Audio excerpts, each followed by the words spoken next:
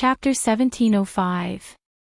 Half an hour ago, when the system transferred Wu Yan, Flandrachan, and Yukari to the Gensokyo world, the world warped and Wu Yan's vision blurred. Wu Yan felt the soft body he was hugging lose its weight and disappear. Before he could react, the system's cold voice echoed in his mind. Beep. Detected that user has entered a dungeon. Beep. User has the right to choose the fourth phase of the Demigod Path mission. System has determined the current dungeon world user has entered. Automatically generating the fourth phase of the Demigod Path mission. Beep. Extracting the current dungeon world information. Ding. Current dungeon world information collection complete. Beep. Automatically generating the fourth phase of the Demigod Path mission. Ding. Demigod Path mission has been generated. Ding. Demigod Path mission has been activated. Special mission, Demigod Path mission phase, fourth phase mission world, Fantasy Village mission details. Obtain, Blood Essence with the power of Fantasy, X1, Blood Essence with the power of State, X1, Blood Essence with the power of Eternity, X1, Blood Essence with the power of Nature, X1, Blood Essence with the power of Time, X1, Beep. This is the Demigod Path special mission. The original mission has been cancelled. User can only choose to leave the dungeon world after completing the fourth phase of the Demigod Path mission. Reminder, the time ratio between the dungeon world and the real world is 100:1. User can train in the dungeon world without any worries. Have a good time. In less than 2 to 3 seconds, the system's voice rang again and again. The system's voice turned into the most basic of memories. The information and system's notifications were engraved into Wu Yan's mind like an implant.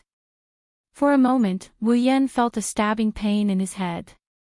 When the stabbing pain subsided, his blurry vision gradually returned to normal. The distorted world slowly returned to normal. However, the world that was imprinted into Wu Yan's vision. It was no longer the same world as before. And the first moment he entered the other world.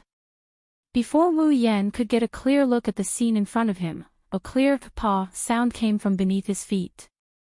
At the same time, a crisp sound rang out. Wu Yan also felt it. One of his own feet. It sank deeply into a groove.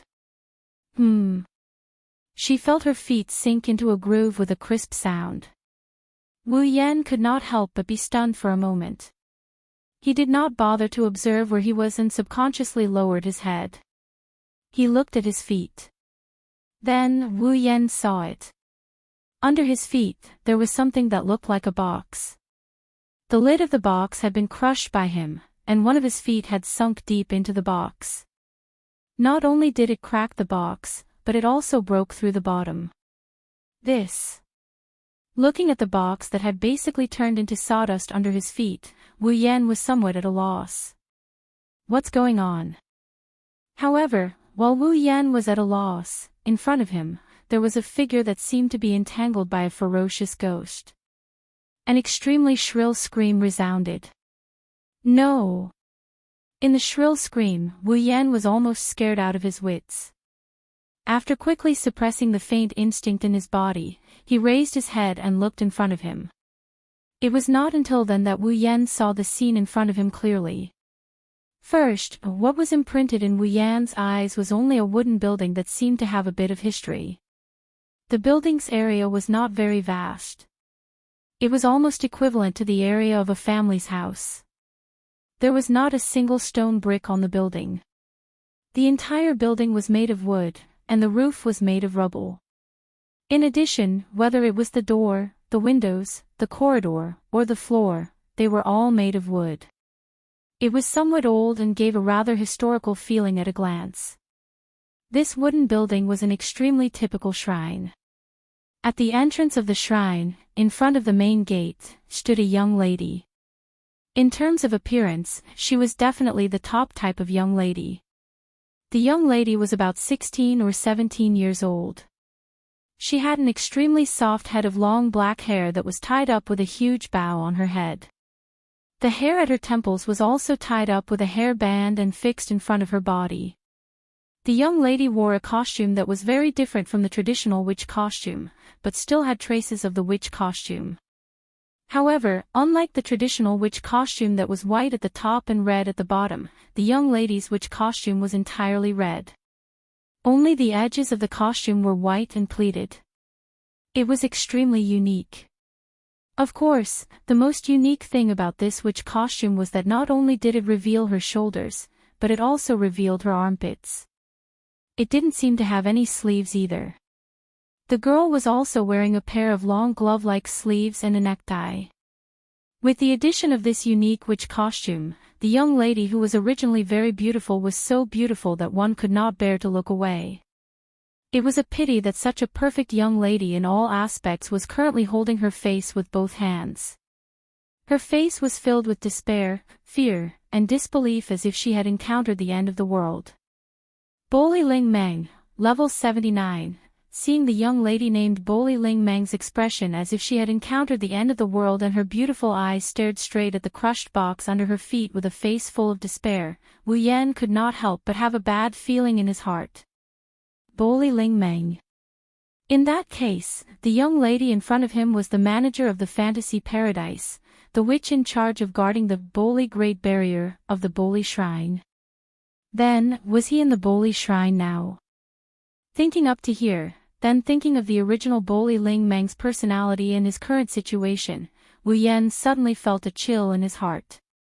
Boli Ling Meng was someone who was not interested in anything and was extremely indifferent to fame and fortune. She was even more pure than monks and nuns. If there was any personal temptation that Boli Ling Meng had, it would be that she was extremely greedy for money. Therefore, to Boli Ling Meng, the most important thing was undoubtedly money. And the most important thing was the money box that could help her collect incense money.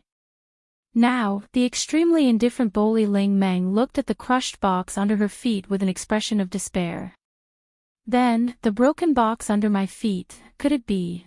Thinking of the possibility in his heart, Wu Yan suddenly became uneasy. On the other hand, Boli Ling Meng maintained the appearance of holding her face. The despair on her face slowly turned into absent-mindedness. Like a body that had lost its soul, she walked over shakily. Instinctively, Wu Yan retreated, trying not to agitate Boli Ling Meng as much as possible. He slowly retreated, allowing Boli Ling Meng to arrive in front of the pile of junk. Once she arrived in front of the pile of junk, Boli Ling Meng knelt on the ground with a paw sound. Her hands trembled as she picked up the junk on the ground, as if she was trying to put them back together, piling them up like building blocks. Of course, using such a method, it was impossible for the pile of junk to return to its original state. However, Boli Ling Meng was like a mental patient. With a dull face, she kept repeating her actions and muttering nervously. Money box, my money box, as expected. To be able to agitate Boli Ling Meng to such an extent, that pile of junk could only be the money box of Boli Shrine. While Wu Yan couldn't help but ridicule her, he also felt a bit guilty when he saw Boli Ling Meng's panicked look. Although he felt that it was better not to agitate the other party, Wu Yan still chose to raise his hand and said weakly. I'm sorry, I didn't mean to, money box. Boli Ling Meng did not pay attention to Wu Yan. She was still trying to piece the junk together, trying to put her money box back together. Seeing this, Wu Yan became even more embarrassed. Although I didn't mean to, it's just a money box, it shouldn't be a big problem, right? There's no money inside anyway, right? Boli Ling Meng's hand that was piecing together the money box shook violently.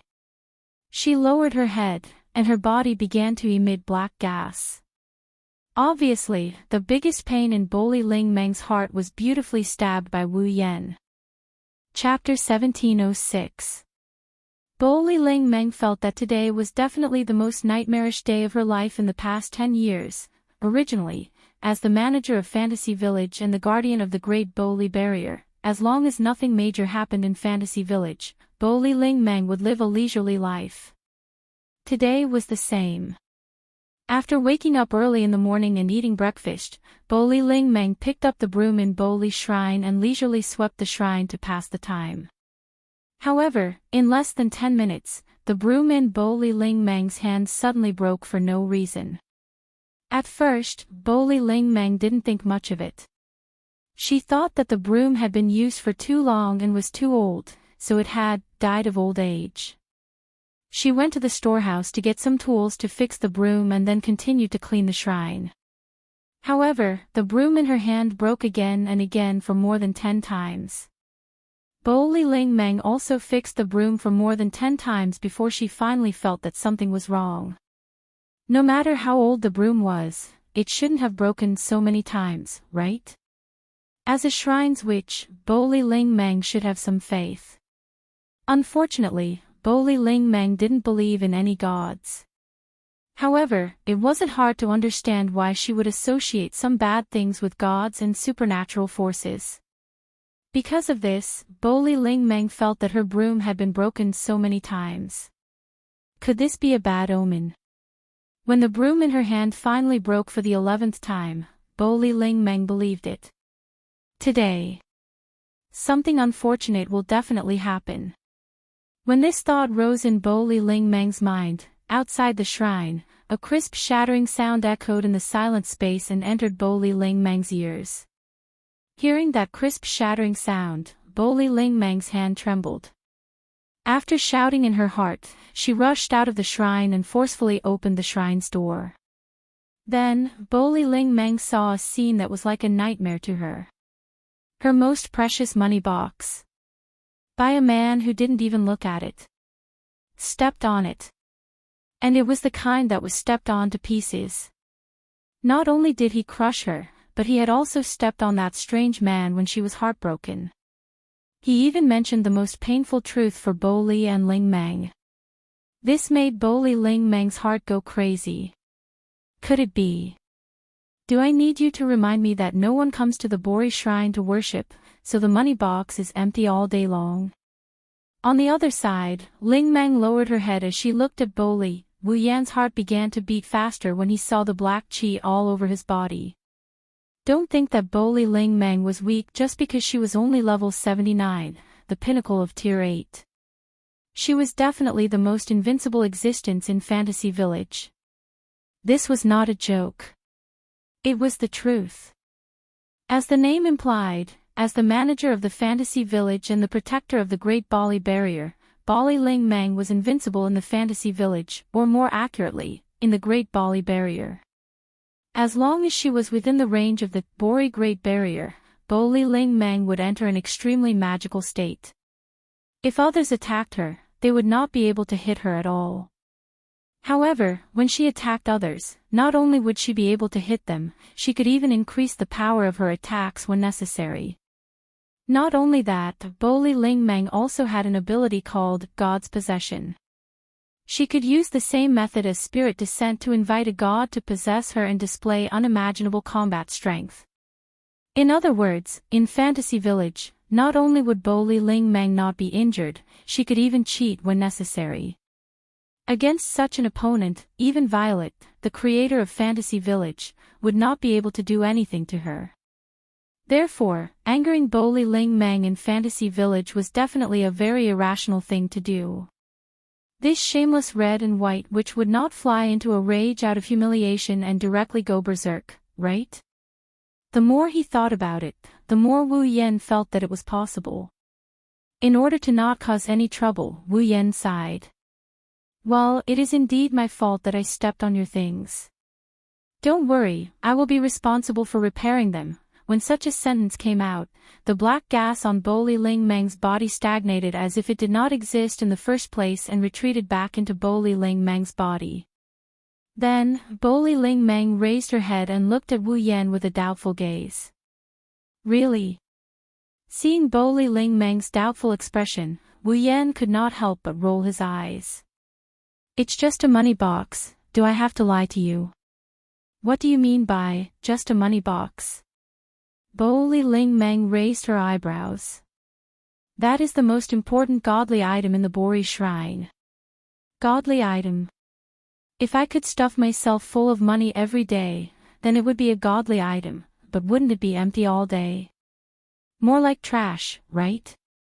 Resisting the urge to complain, Wu Yan was too lazy to bother with Bo Li Ling Meng's correction. He walked in front of Bo Li Ling Meng and half knelt down. He stretched out a hand and pressed it on the pile of broken wood. Wang, the next moment, mana gushed out. Wu Yan opened his mouth slightly and uttered a couple of incantations that turned the mana into a substantial form. That's how it worked. Under Bo Li Ling Meng's gaze, the broken money box trembled, and as if time was flowing backwards, it pieced itself back together bit by bit. Finally, it was restored to its original state. Wow! Seeing her money box restored to its original state, Bo Li Ling Meng's eyes lit up. Without caring about her image, she hugged the box that was half the size of her body. It's really fixed.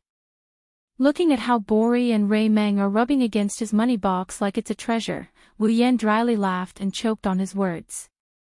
At this moment, Bo Li Ling Meng rubbed her money box while speaking to Wu Yan with a face full of joy. I thought you were a human who was lost from the outside world. I didn't expect you to be a mage.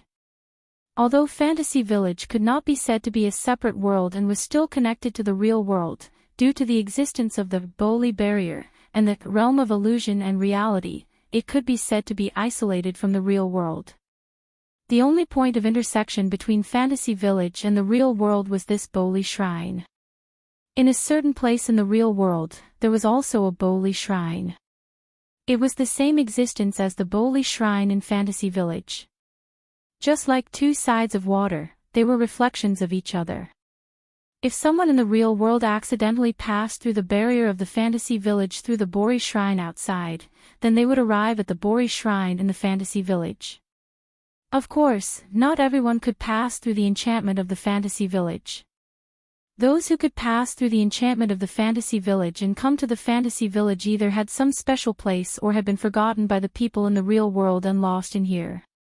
As the manager of Fantasy Village, Bo Li Ling Meng could not say that she knew everyone in Fantasy Village, but she could more or less tell if someone was from Fantasy Village from their aura. That was why she said that Wu Yan was lost in Fantasy Village.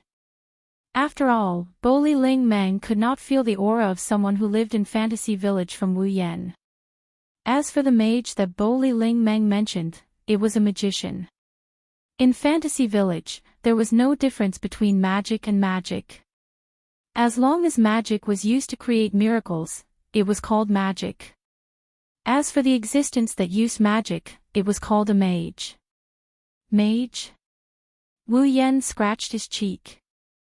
Well, it doesn't matter if you think so. Hearing Wu Yan's perfunctory explanation, Bo Li Ling Meng glanced at him and did not ask further. She looked like she found it troublesome. I don't care if you're a human or a mage, since you're in Fantasy Village. As the manager of Fantasy Village, you should answer a few of my questions. Otherwise, if you get into trouble in the future, I'll be the one in trouble. All right. Wu Yan bitterly smiled. Although I can't guarantee that I can answer all your questions, I'll listen. You're quite arrogant, outsider. Bo Li Ling Meng curled her lips and stood up. She patted the dust off her knees and turned around to face Wu Yan. Then, tell me, what's your name? Name? Wu Yan blinked and rolled his eyes. He seemed to have thought of something and a strange smile appeared on his face. However, it quickly disappeared. Ahem. Wu Yan pretended to be serious and coughed. He looked at Bo Li Ling Meng and smiled. Nice to meet you. I'm Ba Yun Bai, the head of Ba Yun clan from the House of the Lost. Chapter 1707. Nice to meet you. My name is Yakumo Bai, the head of the House of the Lost, Yakumo Bai. When these words came out of the man's mouth, it was no surprise that Bo Li Ling Meng was stunned. It took her a long time to recover and reply in astonishment. Ha! Ma, I said I am the head of the House of the Lost, Yakumo, but you don't have to be so reserved. Wu Yan rubbed his head in embarrassment as if he's a noble trying to soothe a country bumpkin. Just treat me like an ordinary person, just call me Bai. Bori Lingming's eyes twitched, she took a deep breath and looked at Wu Yan with a sinister gaze. Are you kidding me? Kidding? Wu Yan asked innocently. Why do you say that?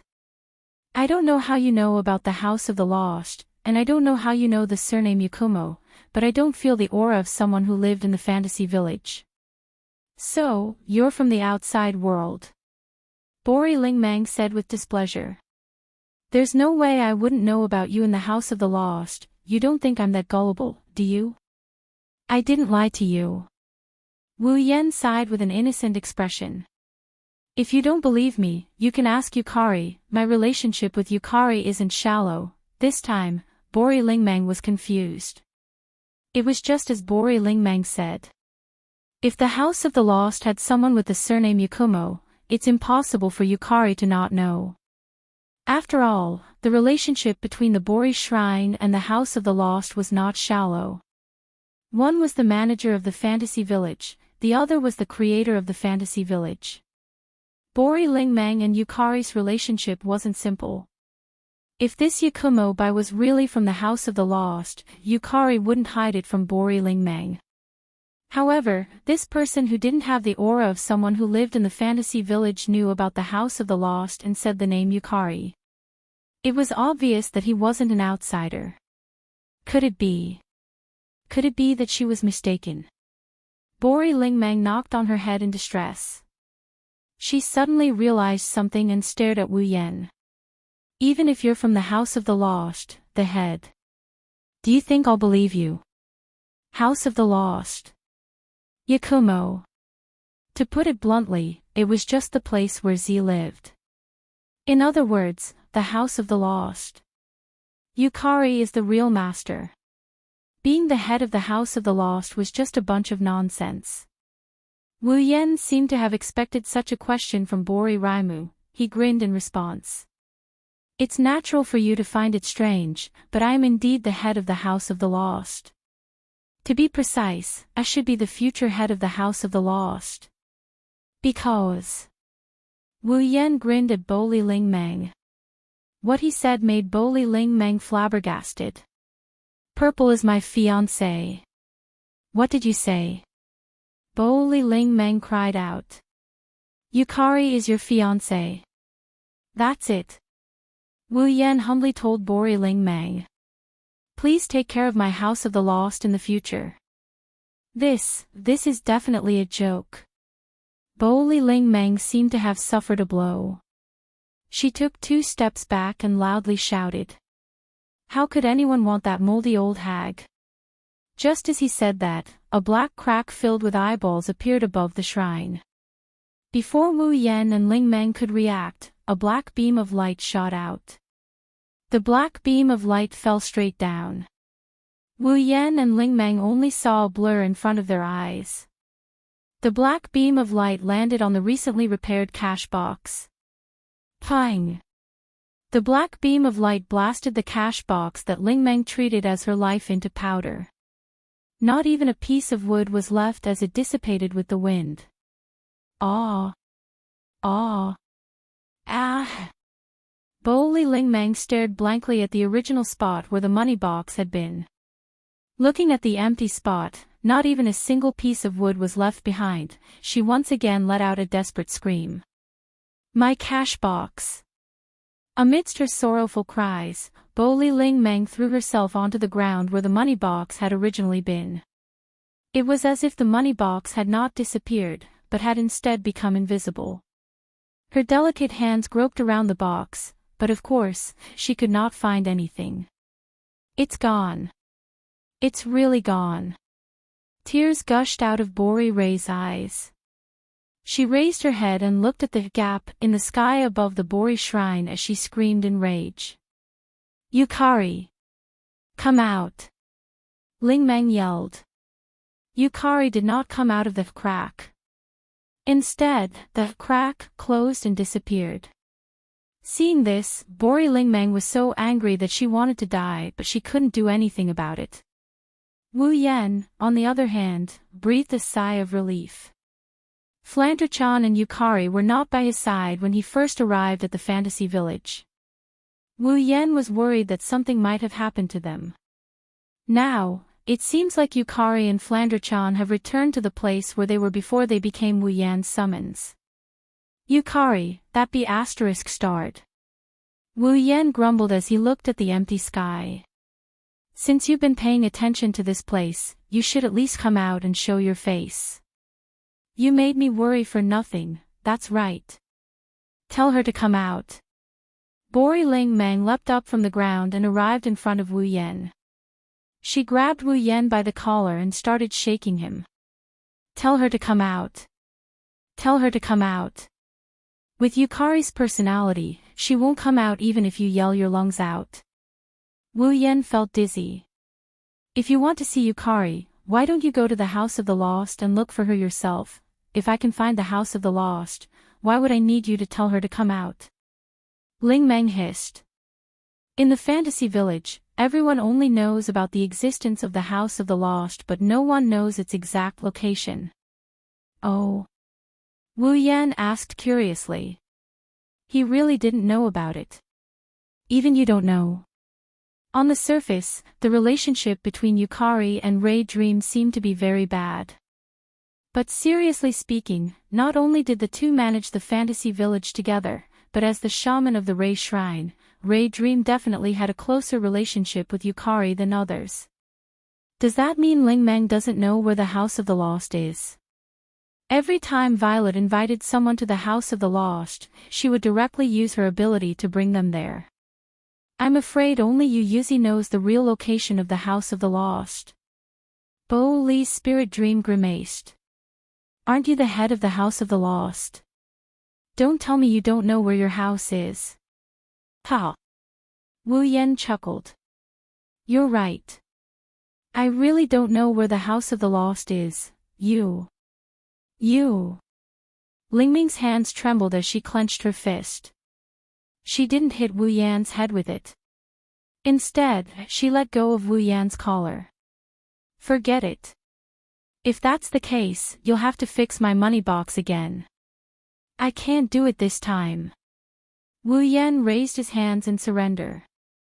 If there's any remains, it won't be hard to fix it. But now, the money box has completely evaporated. There's not even a speck of dust left. I don't care. I don't care. Bo Li Lingmeng clearly intended to be shameless. If you can't fix it, you'll have to make me a new one. Ha! Wu Yan flinched at her words. Why? This time, it wasn't me who broke your money box. Aren't you the head of the House of the Lost? Aren't you Yukari's fiancé? Bo Li Lingmeng waved her hand impatiently. If that's the case, Yukari broke my things. Don't you have to take responsibility? This time, Wu Yan was speechless. Wu Yan was speechless. Hurry up and finish my money box. Bo Li Lingmeng lightly snorted. Otherwise, when people come to pay their respects, what if they don't see the money box and think they don't have to donate anymore? Don't worry. Wu Yan complained. No one will come to pay their respects. What did you say? Nothing, then hurry up and do it. Bo Li Lingmeng turned around and walked into her shrine without looking back. As she walked, she muttered to herself. Yukari, she really has a fiancé. Since that gap appeared, it means that Yukari has been paying attention to the situation here. Since Yukari didn't come out to deny it, it means that she admitted it. Lingmeng could only choose to believe it. Chapter 1708. In one of the areas of the fantasy village, there was an antique village. The human realm.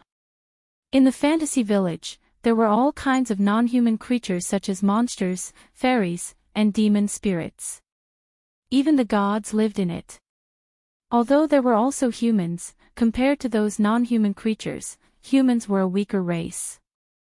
Unlike the non-human creatures who were born with a certain amount of power or even a huge amount of power, humans were born with no advantages. If there was nothing special, they would not have any power at all. However, monsters, fairies, demon spirits, and so on were all races that would attack humans, devour them, and feed on them. This caused the humans living in the fantasy village to not only have a very low status, but it was also accompanied by danger everywhere. The human realm was the main settlement of the humans in the fantasy village. In addition to humans, there were also a few monsters and other races living here. The non-human races living in the human realm generally had no hostility to humans and would not attack them. Therefore, there were not many monsters living in the human realm, but it was very common for monsters to come to the human realm to do things. Because the human realm was the only place in the fantasy village that could be called a normal place. The humans living here would not only open all kinds of shops to make a living, but some obedient monsters would also open shops here. There were also school buildings that specialized in teaching human children to read. It was just like an ordinary village. It was very peaceful. The daily necessities that humans needed could be bought here. The things that monsters and other non-human creatures needed could also be found here.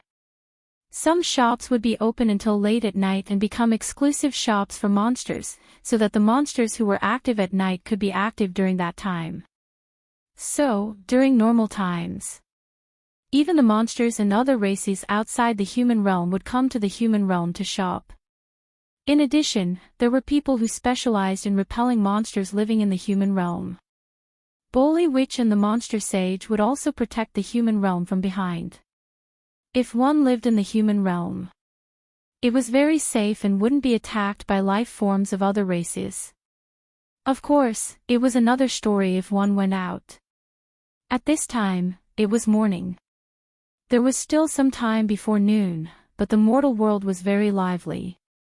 Many people came to buy groceries for lunch, shuttling back and forth on the streets.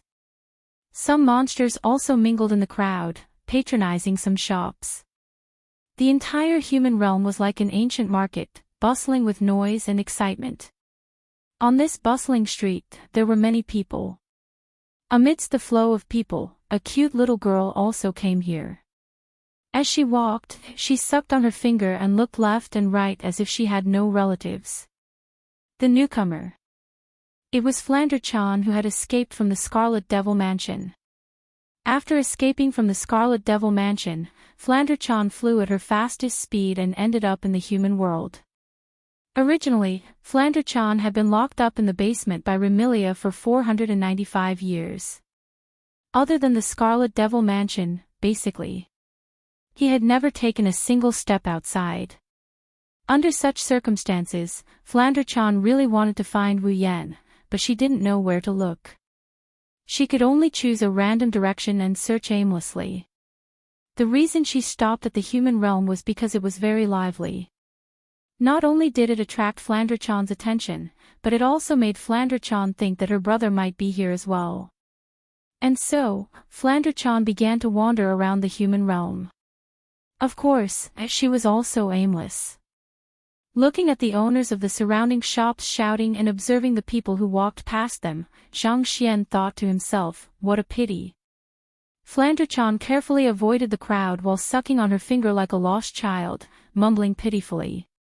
Big brother, where are you? On the street, many people noticed this unusually cute little girl who was dressed differently and had a pair of broken crystal wings on her back. They all felt that she seemed to be lost and hesitated whether they should go up and ask her about it. But in the midst of hesitation, no one chose to approach her. It wasn't that the humans in Fantasy Village were all cold and indifferent. It was just that this little girl with broken wings and a crystal was obviously not a human. Moreover, she had never shown her face in the human realm before. Facing such an unknown existence who might be a monster, no matter how cute she was, no one dared to approach her recklessly. Who knows, maybe she hates humans and doesn't want to interact with them. If she approached, she might be attacked. Under the gazes of many passers-by, Flandre-chan sucked on her finger and looked around.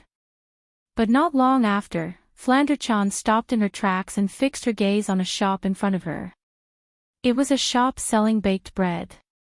Looking at the piping hot baked bread, Flandre-chan couldn't help but cover her stomach, feeling a little hungry. Ugh! Flandre-chan was in a dilemma. Big brother, she wanted to continue looking for her brother, but she also wanted to buy something to eat. For Flandre-chan, this small conflict was enough to make her feel a little troubled. But in the end, Flandre-chan couldn't overcome her desire for the baked bread. She walked to the front of the shop and stared at the baked bread. Little girl. The shop owner seemed to have noticed Flandre-chan standing in front of the shop. He hesitated for a moment before choosing to approach her and ask carefully. Do you want to eat a baked bread? Flandre-chan looked up, her cute big eyes looked at the shop owner who was at least 10 years old and nodded. Flandre-chan is hungry. Seeing that this non-human little girl didn't seem to reject humans, the shop owner heaved a sigh of relief and a smile appeared on his face. Then, do you want to buy a baked bread? Yes. Flandre-chan nodded without hesitation. Her adorable look made the shop owner's face soften despite knowing that she wasn't human. All right. 1 baked bread. The shop owner grabbed a piping hot baked bread and stuffed it into a paper bag that could only hold half of it before passing it to Flandre-chan. Thank you for your patronage. Flandre-chan smiled happily. Just as she was about to reach out for the baked bread, an anxious voice sounded behind her. Flan. Hearing the voice, Flandre-chan's happy smile instantly crumbled. She turned her head around indignantly and looked towards the source of the voice. Not far away, on the other side of the street, 2 figures were standing there. One was a petite girl about the same height as Flandre-chan. The other was a silver-haired maid holding a parasol for the petite girl. The other was a frail girl dressed like pajamas. She was panting slightly. They were Remilia, Lai, and Patrice. Flan. Remilia's anxious expression softened when she saw Flandre-chan standing in front of a shop. She was about to reach out for a biscuit when she saw Flandre-chan. Instead, she was filled with anger. I finally found you. Little sister. Patrice calmed her rapid heartbeat and breathing. She was surprised to see Flandre-chan standing on the street. Not only are you not afraid of water, you're not even afraid of sunlight. Second miss. Lai said worriedly. Why don't you come over and let me hold the parasol for you? I don't need it. Flandre-chan said angrily. Big sister, how did you find this place? A fairy reported that she saw you enter the human realm, so we rushed over. Patrice explained. Little sister, Remy was very worried about you. She didn't even care about the sun outside and insisted on coming out to find you. Hearing this, the anger on Fran's face dissipated. She looked at Remilia who was cowering under the parasol and lowered her head. Big sister is such an idiot. You're the idiot. You almost caused the entire Scarlet Devil Mansion to collapse. Remilia shouted. Hurry up and come home with us. Flan won't compromise on this. Flandre-chan stubbornly said. Big sister is a bad person. Why did you have to lock Flandre-chan in the basement? Isn't that because you're always causing trouble? Remilia said irritably. Do you want to keep causing trouble for big sister? Of course not. Flandre-chan retorted. Then big sister, do you think Flandre-chan is causing trouble for big sister? Remilia, Patrice, and Lai were all speechless. Chapter 1709. At this moment, Remilia, Patrice, and Black Knight finally calmed down after Flandre-chan broke out of the Scarlet Fiend Mansion. Questions arose in their minds one after another. The first question was, of course, the reason why Flandre-chan wasn't afraid of water or sunlight. As a vampire, Flandre-chan's strength was above Remilia's. However, in terms of vampire bloodline, both of them weren't that far apart. Logically speaking, since Remilia was afraid of water and sunlight, Flandre-chan should be the same. That was why whenever Flanderchan caused trouble and tried to break out of the Scarlet Fiend mansion, Patrice would cast a spell to make it rain outside the mansion and force Flanderchan back. This method had clearly worked the last time, but this time, it had suddenly lost its effect. How could Remilia and the others not be puzzled, surprised, or even shocked? The second question was, of course, Flanderchan's current state. Even though it didn't sound nice, Flanderchan had been in a crazy state ever since she was born. She basically didn't stop and wanted to find someone to play with her all day long. However, she didn't know the key point, and the more she played, the crazier she got. In the end, those who played with Flanderchan were all smashed into pieces. Even the items and the surroundings were affected. Flanderchan, who had gone crazy from playing, destroyed everything. It was because of this that Remilia had no choice but to lock Flanderchan up in the basement. But this time, Remilia, Patrice, and Black Knight were shocked to discover that the trace of craziness in Flanderchan's beautiful wine-red eyes was gone. Moreover, in the human world, in a place where there were so many people around, Flanderchan wasn't like before. Every time she met someone, she would crazily ask them to play with her and play with them until they broke. She even blended into the crowd like an ordinary child. There wasn't the slightest feeling of being out of place. Remilia, Patrice, and Black Knight, who thought that Flanderchan would start a massacre upon encountering strangers, looked at each other in dismay. It had been a while since they last saw Flanderchan. Actually, it hadn't been that long. But the last time they met, Flanderchan was still as crazy as ever. She would even throw a tantrum every now and then. Why did she change so much this time? Flanderchan wasn't afraid of water or light. She was as normal as a child now. Could it be that something had happened to Flanderchan during the time she was in the basement that changed her? Could it be that Flanderchan wasn't crazy anymore?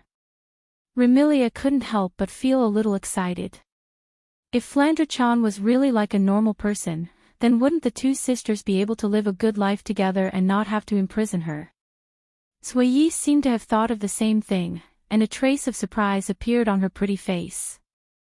Patrice was the only one who remained calm. She looked at Flanderchan and probed. "Sister, don't you want to find someone to play with you?" Remilia and Lei Yi couldn't help but hold their breaths. Play. Flanderchan's eyes lit up, she seemed to be tempted.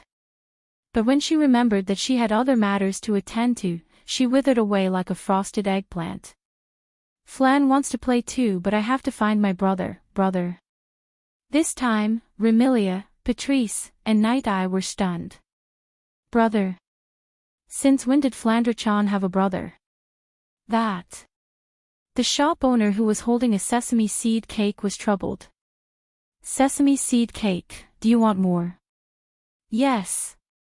Flanderchan replied without hesitation. She took the biscuit from the shopkeeper's hands with a bright smile. Then, as if she had thought of something, she rummaged through her clothes and took out a gold coin. "Here's the money." With that, Flanderchan slammed the gold coin on the counter in front of the shopkeeper, leaving the shopkeeper dumbfounded. Not to mention the shop owner, even Remilia, Patrice, and Midnight were dumbfounded. A gold coin. Why would Flanderchan have a gold coin? No, that's not right. When did Flanderchan learn how to buy things and know that she has to pay for things? That little girl. The shop owner didn't know that the cute little girl in front of him was once a killer fiend. He picked up the gold coin on the counter and handed it to Flanderchan with fear and trepidation. "This amount is too big, I don't have any spare change for you." It wasn't just big. With this one gold coin, even if it wasn't enough to buy the shop, it would definitely be more than enough to buy him a month's worth of sesame seed cakes. With a small business like the sesame seed cake shop, how could they find any extra money? Flanderchan blinked her eyes, she looked at the sesame seed cake in her hand with reluctance. "But Flanderchan only has a gold coin and I'm hungry, this." The shopkeeper's face was filled with embarrassment. After a long time, he sighed. Forget it, this sesame seed cake is a gift for you, little girl. Really? Flandre-chan looked like a blossoming flower with a happy smile on her face. Thank you. Ha ha ha. Seeing how happy Flandre-chan is, the shopkeeper also laughed. Flandre-chan picked up the gold coin and sneaked a glance at Remilia, Patrice, and Dark Knight. Then, she turned around and ran away like a wisp of smoke. Fran! Remilia was shocked. Chase after him. Remilia, Patrice, and Little Knight also ran after Flandre-chan. Fran! Stop right there. It was Remilia's exasperated yell that sounded like she was going crazy. Sister! Go back quickly. Flandre-chan yelled without even turning her head. Second miss. Please stop. While carefully holding an umbrella for Remilia, she ran in small steps to match her young miss footsteps. No way. Flandre-chan started to bite the sesame seed cake in her hand, but she still insisted on running away. Sister. Sister. Sister. Milady, it was Patrice who had a weak body and suffered from asthma. She had been squatting at home all this while and her stamina was starting to weaken. Patrice. You better go back quickly. Flandre-chan turned around and stuck out her tongue at Remilia, Patrice, and Dark Knight while making a face. Just like that, four beautiful girls, big and small, were engaged in a chase on a street in the land of the living. Along the way, Flandre-chan's bell-like laughter, Remilia's exasperated yell, Dark Knight's anxious and worried call, and Patrice's increasingly hurried breathing mixed together and attracted the attention of many. This state lasted for roughly 5 minutes before the sickly Patrice couldn't hold on any longer. Her legs went soft and she fell forward. Smack! MQ! With a crisp sound, Patrice uttered an extremely adorable word and wailed miserably as she smashed onto the ground. Patrice! Lord Patrice! Remilia and Zhuyi immediately cried out in alarm and stopped their footsteps. I. Patrice, who was lying on the ground with her face on the ground, raised her trembling hand.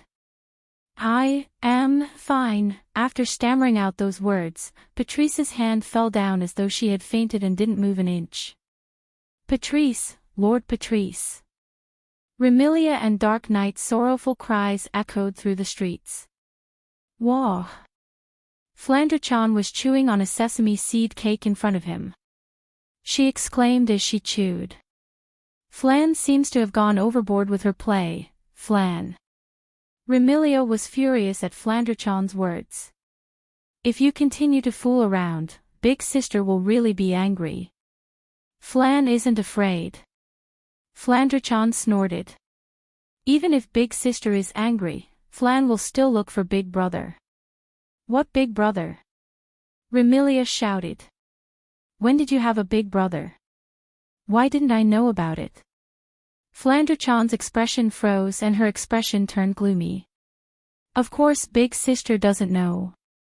Big Sister never cared about Flan, who stayed in the basement. Remilia opened her mouth and looked at Flandre-chan's gloomy expression. Guilt welled up in her heart and she couldn't say anything else. Flandre-chan composed herself and said angrily to Remilia. Anyway, Flan won't go back before finding Big Brother. Remilia, Dark Knight, and Patrice, who was lying on the ground, felt a headache coming on. What should they do? Chapter 17:10. What a scam! In the wooden corridor of a warehouse on the west side of the Bori Shrine, a man with black hair and red eyes held a hammer in his hand. He looked at the sky and sighed, but at the same time, he swiftly nailed a few pieces of wood together with nails to make a money box. I didn't expect that today. I would pick up a hammer and work as a carpenter. If the people in the Spalier world knew that a peak rank 9 powerhouse who was about to ascend to the demigod level was working as a carpenter with a hammer, they would definitely be shocked. However, there was no other way. Bori Dream's money box had been completely destroyed. It was impossible to repair it with magic. If he wanted a money box, he would have to make something out of nothing. It was not that Wu Yan didn't know how to do magic of this level. Just like Blackie in the world of magical girl Ilya, didn't she know how to use class cards and projection magic to create something out of nothing? There were also magic similar to projection magic in the 103,000 magic books. Due to his personal issues, he couldn't create a noble artifact using that kind of magic. However, creating a money box is just a matter of time. However, just like the projection magic, this type of magic that was created out of nothing had the biggest drawback. That was, once the mana used to create an item was exhausted, the created item would also disappear. Wu Yan didn't want to keep replenishing mana just to maintain the existence of a money box. Therefore, he could only do it himself. He had enough food and clothing. As expected, common sense is the most useless thing in Jinjutsu. Holding a hammer, Wu Yan hammered on the money box that was slowly taking shape in front of him. Wu Yan had a conflicted expression on his face. That red-white, even the fiancé of the creator of Fantasy Village could be ordered to do this kind of thing. Who would have thought of this if it was somewhere else? Of course, he kept complaining, but in his heart. Wu Yan never thought that this kind of situation would be degrading just because he had some strength. He was just complaining casually. His consciousness took advantage of this moment to sink into the content of the fourth round of his Demigod Path mission. Special Mission, Demigod Path Mission Chain, 4th Mission World, Fantasy Village Mission Details, Obtain, Blood Essence with Fantasy Power, X1, Blood Essence with State Power, X1, Blood Essence with Eternal Power, X1, Blood Essence with Nature Power, X1, Blood Essence with Time Power, X1. After confirming the content of his fourth mission, Demigod Path, Wu Yan frowned. Blood Essence. This was easy to understand. It was just extracted from the human body. Blood without any impurities, blood essence containing fantasy power, blood essence containing realm power, blood essence containing eternal power, blood essence containing nature power. Blood essence containing time power. There were a total of 5 types of blood essence. If he found all of them, Wu Yan will be able to complete the 4th segment of the Demigod Path quest. But, where should he find these blood essence? Blood essence that contains the power of one's realm. That should be referring to Purple's blood essence that had the ability to control realms, right? Then, the other 4 types should refer to the blood essence of those who had the corresponding abilities. Blood essence containing fantasy power referred to the blood essence of those who had the ability related to fantasy. Blood essence containing eternal power referred to the blood essence of those who had the ability related to eternity. Blood essence containing nature power referred to the blood essence of those who had the ability related to nature. Blood essence containing time power referred to the blood essence of those who had the ability related to time. In other words, all he needed to do was to find existences with abilities related to fantasy, realm, eternity, nature, and time, and obtain their blood to complete the 4th round of the Demigod Path mission. Fantasy, realm, eternity, nature, time. Wu Yan swung the hammer in a daze as he hammered away at the money-stuffing box. If it's realm, it must be Z. In the Fantasy Village, no one else has the ability related to the realm except for Z. I more or less know about eternity and time. If it's nature, it should be that person. But who is this fantasy? While mulling over the background of the person he's looking for, Wu Yan also completed the money box in his hand. Bang! Bang! Bang! That's it. Wu Yan hit the money box a few more times before he put down the hammer in satisfaction. He patted the box that was almost the same as the one he destroyed, but it was much bigger. Hurry up and give this to that shameless red-white. Then, go and get a drop of blood from Violet. If I'm not wrong, Violet should be in the House of the Lost. That's where she was before I summoned her. Wu Yan's face froze at the end of his sentence. The place where Violet was before she was summoned by Meng Qi. Flandre-chan should be in the same place, right? Is there any other place where Flandre-chan was before she was summoned? The basement of Scarlet Fiend Mansion. It was a place that left Flandre-chan with endless trauma and hatred.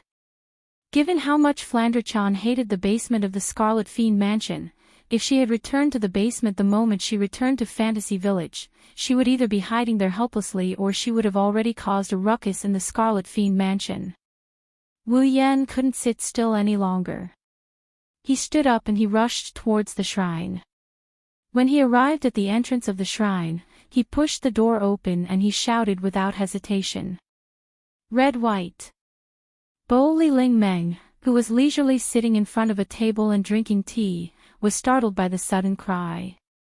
A mouthful of scalding hot tea smoothly slid down her throat, causing her eyes to widen in shock. Wah! Immediately, Bo Li Ling Meng jumped up from the ground and ran around the shrine. Tears flowed down her face as she fanned her tongue with all her might. Water! Water! Water! Seeing the chaotic scene, Wu Yan raised his hand and he channeled his magic power into it. At the next moment, an azure magical ritual appeared above Bo Li Ling Meng's head. It spun and a waterfall of water poured down like rain. Splash!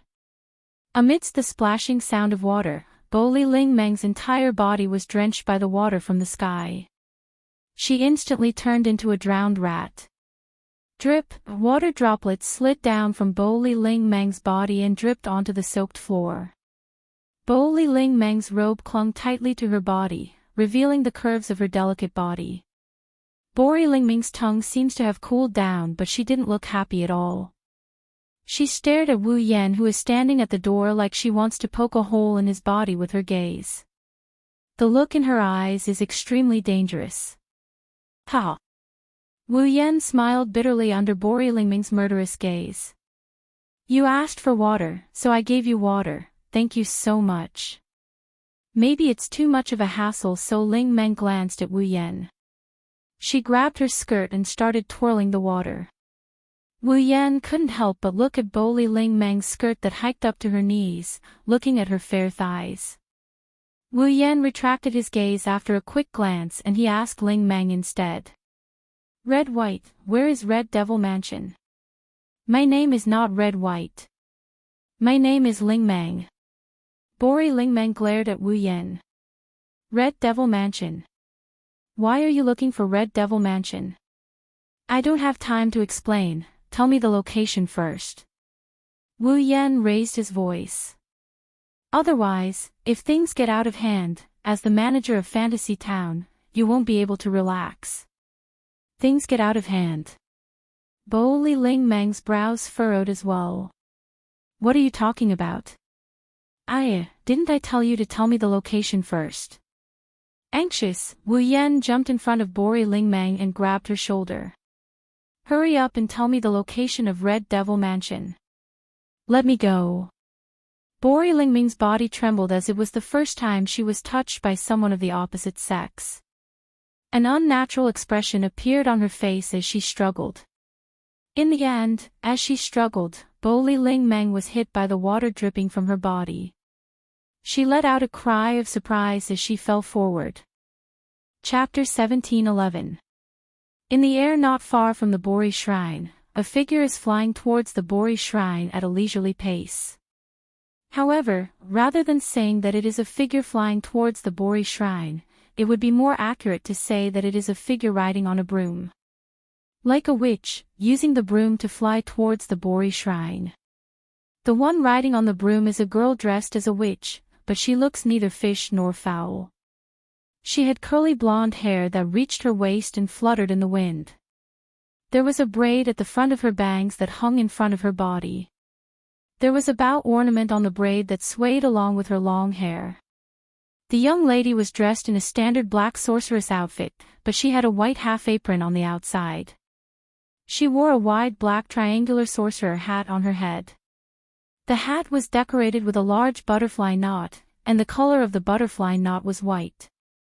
This is a girl that is very similar to Bori Lingmang in all aspects. Bori Lingmang's entire body, aside from her hair, was only red and white. This young girl's entire body, aside from her hair, was only black and white. In fact, this girl is also called this by others.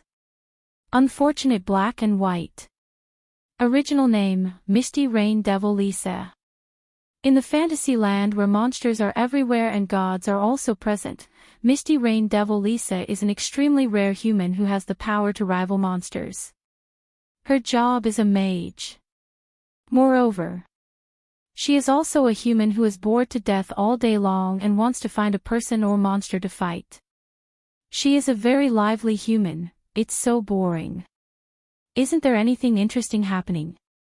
Riding on the broom like a witch, Misty Rain Devil Lisa flies towards the Bori shrine while faintly sighing. For example, mutation or something, mutation.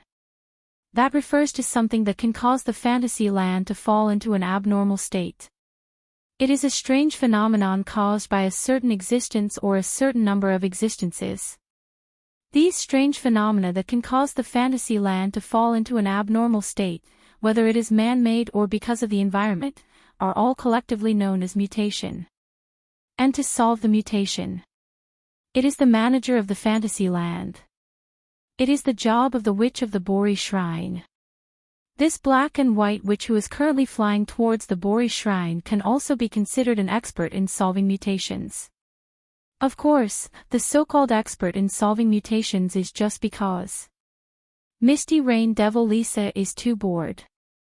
Every time there is a mutation, she will eagerly follow behind Bori Lingmang. She is even more active than Bori Lingmang in solving the mutation, thus obtaining the title. This is a person who really wants to kill time and wants to see the world in chaos. Bori Lingmang who is greedy for small gains and money, but is also abnormally lazy. Apart from their clothes being compatible, they are a completely different person. I wonder if there are any interesting things thrown in from the outside world at the Bori shrine. Misty Rain Devil Lisa's face is full of expectations as she giggles. If there is, I will borrow it to play with Lingmang. The borrow is the witch's, the witch. It means that although it is of borrow, in the hands of Misty Rain Devil Lisa, the thing she borrows will never be returned. Not only that, Misty Rain Devil Lisa's borrow is completely different from other people's.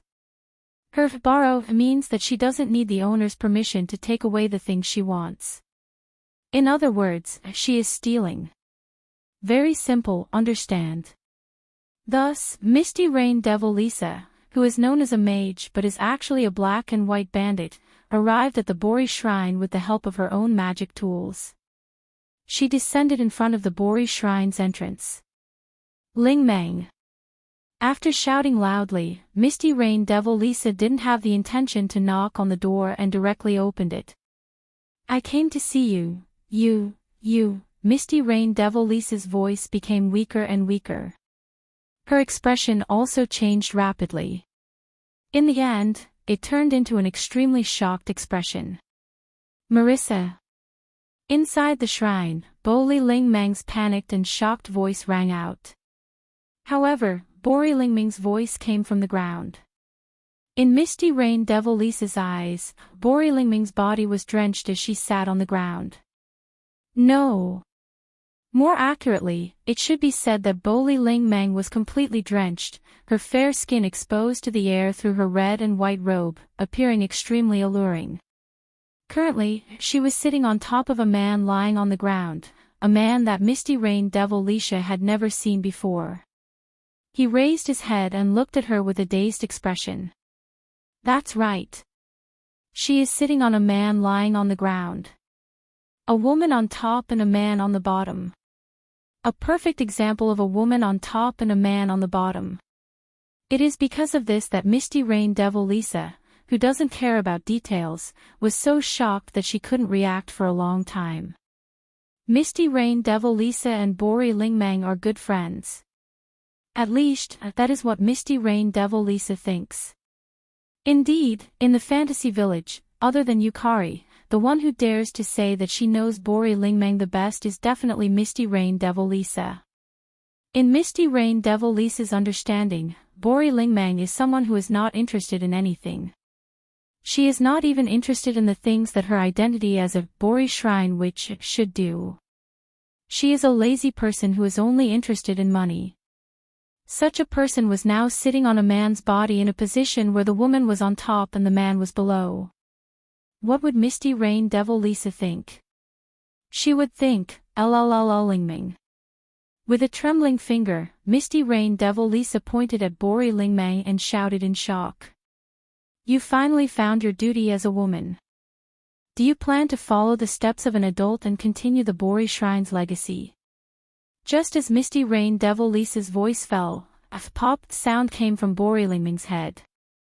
It seems like something broke. Veins popped out on her forehead. Bori Lingmeng didn't even think and directly shouted at Misty Rain Devil Lisa. Who would want to do something as troublesome as giving birth to a child? Hearing this, Wu Yan, who was being pressed down by Bori Lingmeng, couldn't help but ridicule. So you already know that you are someone who can't do something as important as giving birth to a child. What did you say? Bori Lingmeng was furious. She raised her fist and punched towards Wu Yan's chest. You are the one who can't do something as important as giving birth to a child. I really can't do that. Wu Yan quickly got up and shouted as if he couldn't take it anymore. Say! Can you hit me with less force? Can you get up first? Hearing this, Bori Lingmeng remembered that not only was she in close contact with the man under her, she was also twisting around on top of him. She was being taken advantage of. Bori Lingmeng jumped up as if she was electrocuted. She pulled away from Wu Yan and shouted at Wu Yan. I am sure now. You are the one who caused my broom to break 11 times this morning. You are the one who will bring me misfortune. Don't talk nonsense. Wu Yan got up from the ground and patted the dust off his body. He curled his lips and pointed at Misty Rain Devil Lisa. The only one who will bring misfortune is that black and white. You are that black and white. Your whole family is that black and white. Misty Rain Devil Lisa was furious. However, she quickly asked with a face full of curiosity. Say, you actually have the ability to make Lingmeng push you down. Who exactly are you? Devil. Li. Shaw. Boli Lingmeng couldn't help but take out her own imperial coin. It was a wooden stick with 2 long strips of paper wrapped around its tip. She angrily pointed it at Misty Rain Devil Lisa. Do you want me to treat you? I am not a devil nor a spirit. Why would you treat me? Misty Rain Devil Lisa was dissatisfied. However, she licked her lips in the next second. However, if you want to fight with me, I am more than happy to. You stop. Yes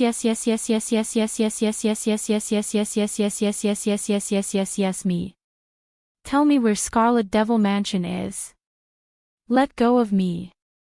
Bori Lingmeng struggled. Scarlet Devil Mansion. Misty Rain Devil Lisa looked at Wu Yan in confusion. You want to go to Scarlet Devil Mansion? I don't have time to talk to you. Wu Yan looked at Misty Rain Devil Lisa impatiently. Just tell me where Scarlet Devil Mansion is. Misty Rain Devil Lisa was startled. She stretched out her hand and pointed in a direction. Okay. Following this voice, the 3 figures in the shrine disappeared without a trace. Chapter 17:12.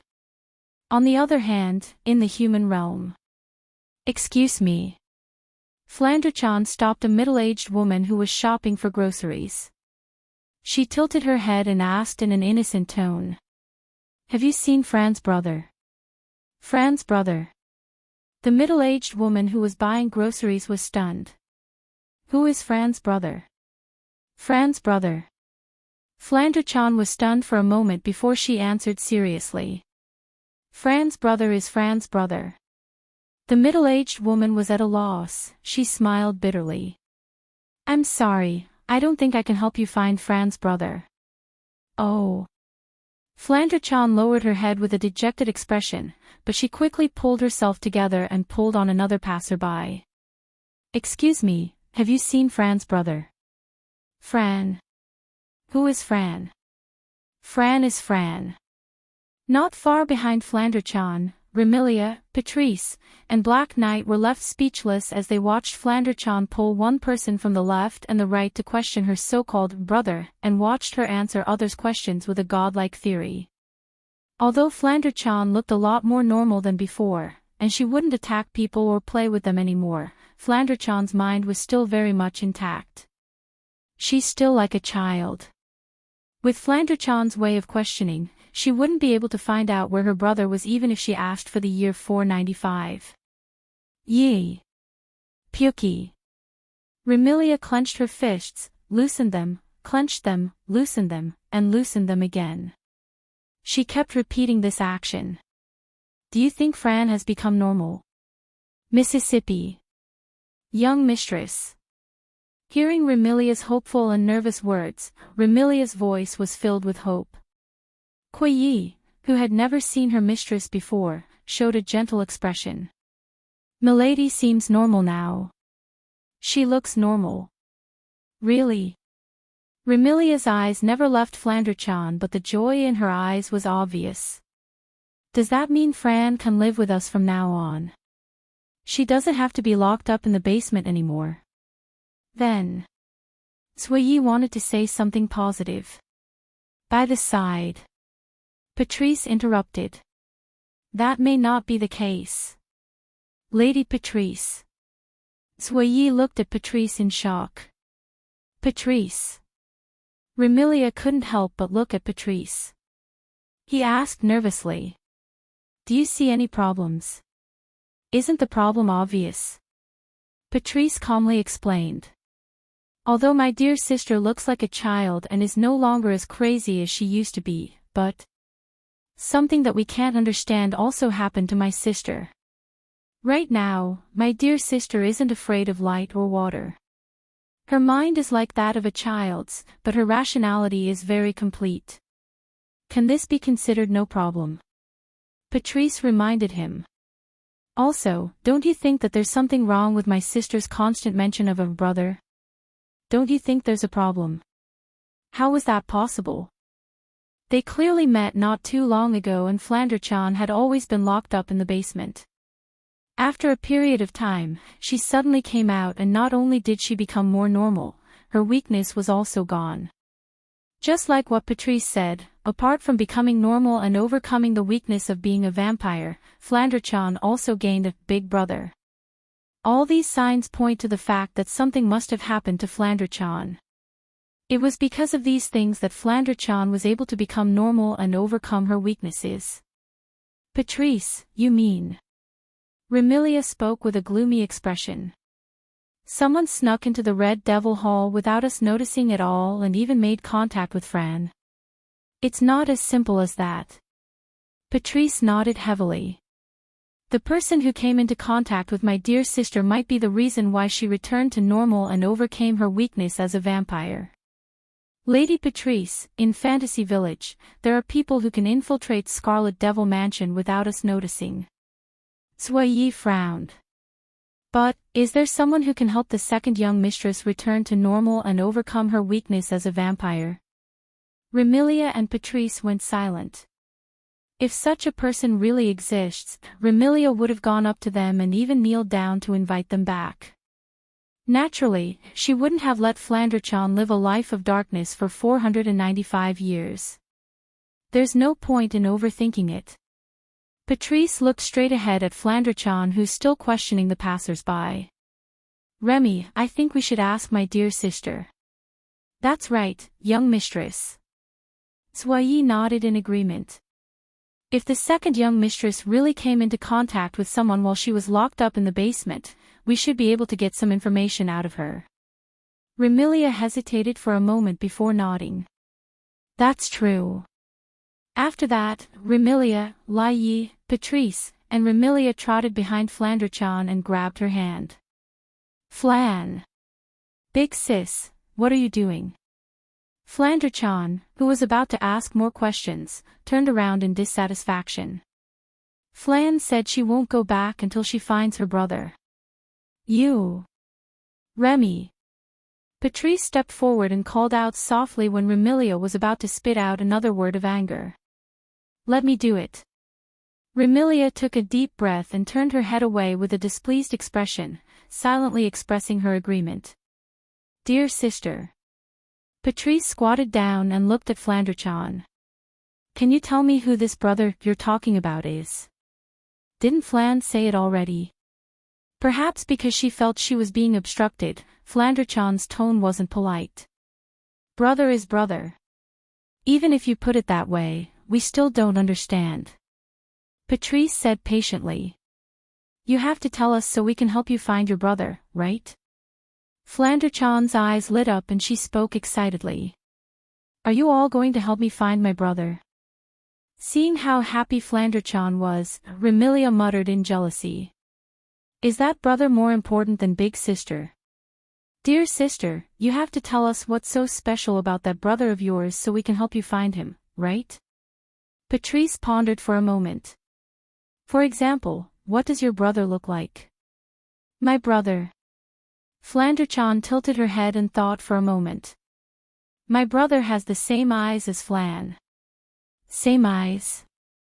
Remilia and Zai started to recall the existences with wine-red pupils in Fantasy Village. Patrice continued to ask. What else? And.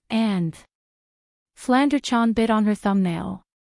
My brother has the same smell as Flan. Same smell. Remilia and Zui were startled. Patrice was also startled and asked doubtfully. What does that mean? Flandre-chan doesn't understand. Flandre-chan said with a troubled expression. But my brother said he's the same as Flan. The same. Remilia, Bae, and Patrice looked at each other in dismay. Oh, that's right. Flandre-chan exclaimed as if she suddenly remembered something important. My brother said he's the true ancestor of vampires. What did you say? Patrice lost her voice. Zai's expression froze and Remilia cried out in agitation. Impossible. The true ancestor of vampires shouldn't be around anymore. What? Flandre-chan got angry. Big sister, do you think I'm lying? That's not it, but... That's enough, Remy. Patrice comforted the agitated Remilia and turned to Flandre-chan. Dear sister, why don't you follow us back to Scarlet Devil Mansion? No way. Flandre-chan said stubbornly. Flan wants to find my brother. That's why you need to follow us back to Scarlet Devil Mansion. Patrice said. Dear sister, you should know that I have a lot of books with information about the true ancestor of vampires. Let's go back and do some research to find your brother, right? Flandre-chan hesitated, unsure of what to say. Will you really help me find my brother? Patrice and Dark Knight hurriedly nodded. Only Remilia turned her head away with a gloomy expression. After a while, Flandre-chan nodded unwillingly. All right then. Remilia, Patrice, and Zai let out a sigh of relief. Chapter 1713. In the center of the fantasy village, there was a mountain. The Mountain of Monsters. This was a mountain where many ancient monsters and deities lived. On this mountain, the monsters and gods had jointly established a cultural society that was different from other humans and monsters. Their unity was very strong. When they encountered outsiders, they would reject and drive them away. And near the foot of the Mountain of Monsters, there was a lake surrounded by thick fog all day long. The Lake of Fog. This was a mysterious lake that could easily attract fairies and monsters, especially in summer. For some reason, fog would only appear during the day. Because the Lake of Fog was surrounded by fog all year round, the vision was not very good. It was easy for people to think that the Lake of Fog was very large. In fact, Although the fog made the visibility of the Lake of Fog very low, in terms of area, it would take less than an hour to circle the Lake of Fog. And the Red Devil Mansion was located at the edge of the Lake of Fog. When they arrived near the Lake of Fog, people could easily see that there was a vast manor house here. The Red Devil Mansion. A manor house that was comparable in size to a castle. As the Red Devil Hall was directly transferred from the outside world, the Red Devil Hall was located at the edge of the Lake of Fog. It was abnormally out of place with the nearby scenery. However, the Red Devil Mansion was indeed a very luxurious manor house. From the outside, people could first see a wall that was covered with green vines and branches. In the middle of the wall was an iron gate, and inside the gate was a vast courtyard. At the end of the courtyard was the mansion used for living. The manor house that was comparable to a castle was made of red stone bricks. There were not many windows on it. Perhaps it was because the owner of the Red Devil Mansion was a vampire and did not like the sunlight. There were many windowless rooms inside. On the roof of the manor house, there was also a huge clock tower. There was a huge dial on it. It looked luxurious and intimidating. It was a pity that the manor house was so big. At this moment, not only was the door not closed, the door of the manor in the courtyard also exploded with sawdust all over the ground. And there seemed to be no one in the manor. The silence was terrifying. At a certain moment, ripples suddenly appeared in the space right in front of the door of this terrifyingly silent manor house. Then, 3 figures emerged from it and landed on the ground. Wow! Ling Mang and Marissa only felt a blur before their eyes. Not only did their field of vision completely change, even the texture of the ground beneath their feet felt different from the wooden planks of the shrine. This caused the 2 of them to stumble and nearly fall to the ground. This place is... Marissa cried out in astonishment when she saw the scene before her. Red Devil Hall. You. Princess Ling Meng reacted and looked at Wu Yan in surprise. You actually have the same ability as Violet. You have a big misunderstanding. Wu Yan rolled his eyes. Although Amethyst's gap can achieve the same effect, it's an ability, while mine is pure magic. Magic? It's magic. Wu Yan casually replied. Space magic, the magic that can directly transfer from one space to another. That's it. That's really convenient. Princess Ling Meng exclaimed. It takes at least 10 to 20 minutes to fly from Boli Shrine to Red Devil Hall. You arrived in the blink of an eye. If I could do it too, it wouldn't be so troublesome to go out, using space magic just to make it convenient to go out. Can you be any lazier? That's true. On the other side, Marissa agreed. If I could do it, I wouldn't have been caught borrowing books from Patrice, using a space manipulation magic just to avoid being caught while borrowing books. Can you be any more talented? Also, that's called stealing, not borrowing. Resisting the urge to ridicule, Wu Yan turned his gaze to the front. Looking at the entrance of Red Devil Hall and the manor house in the courtyard, his face sank. Am I too late? How did Red Devil Hall become like this? Marissa seemed to have noticed something amiss as well. Where's that sleepy door? Where are the people inside? Why do they seem to have disappeared? Ling Meng also saw the wide-open iron gate and the wooden splinters scattered all over the courtyard. The lazy look on her face disappeared in an instant. She turned around and looked at Wu Yan with a serious expression. You know something, right? This was a reasonable guess. After all, not long ago, Wu Yan anxiously ran to the shrine to ask Princess Ling Meng about Red Devil Hall's location and even said things like, the situation is getting out of hand.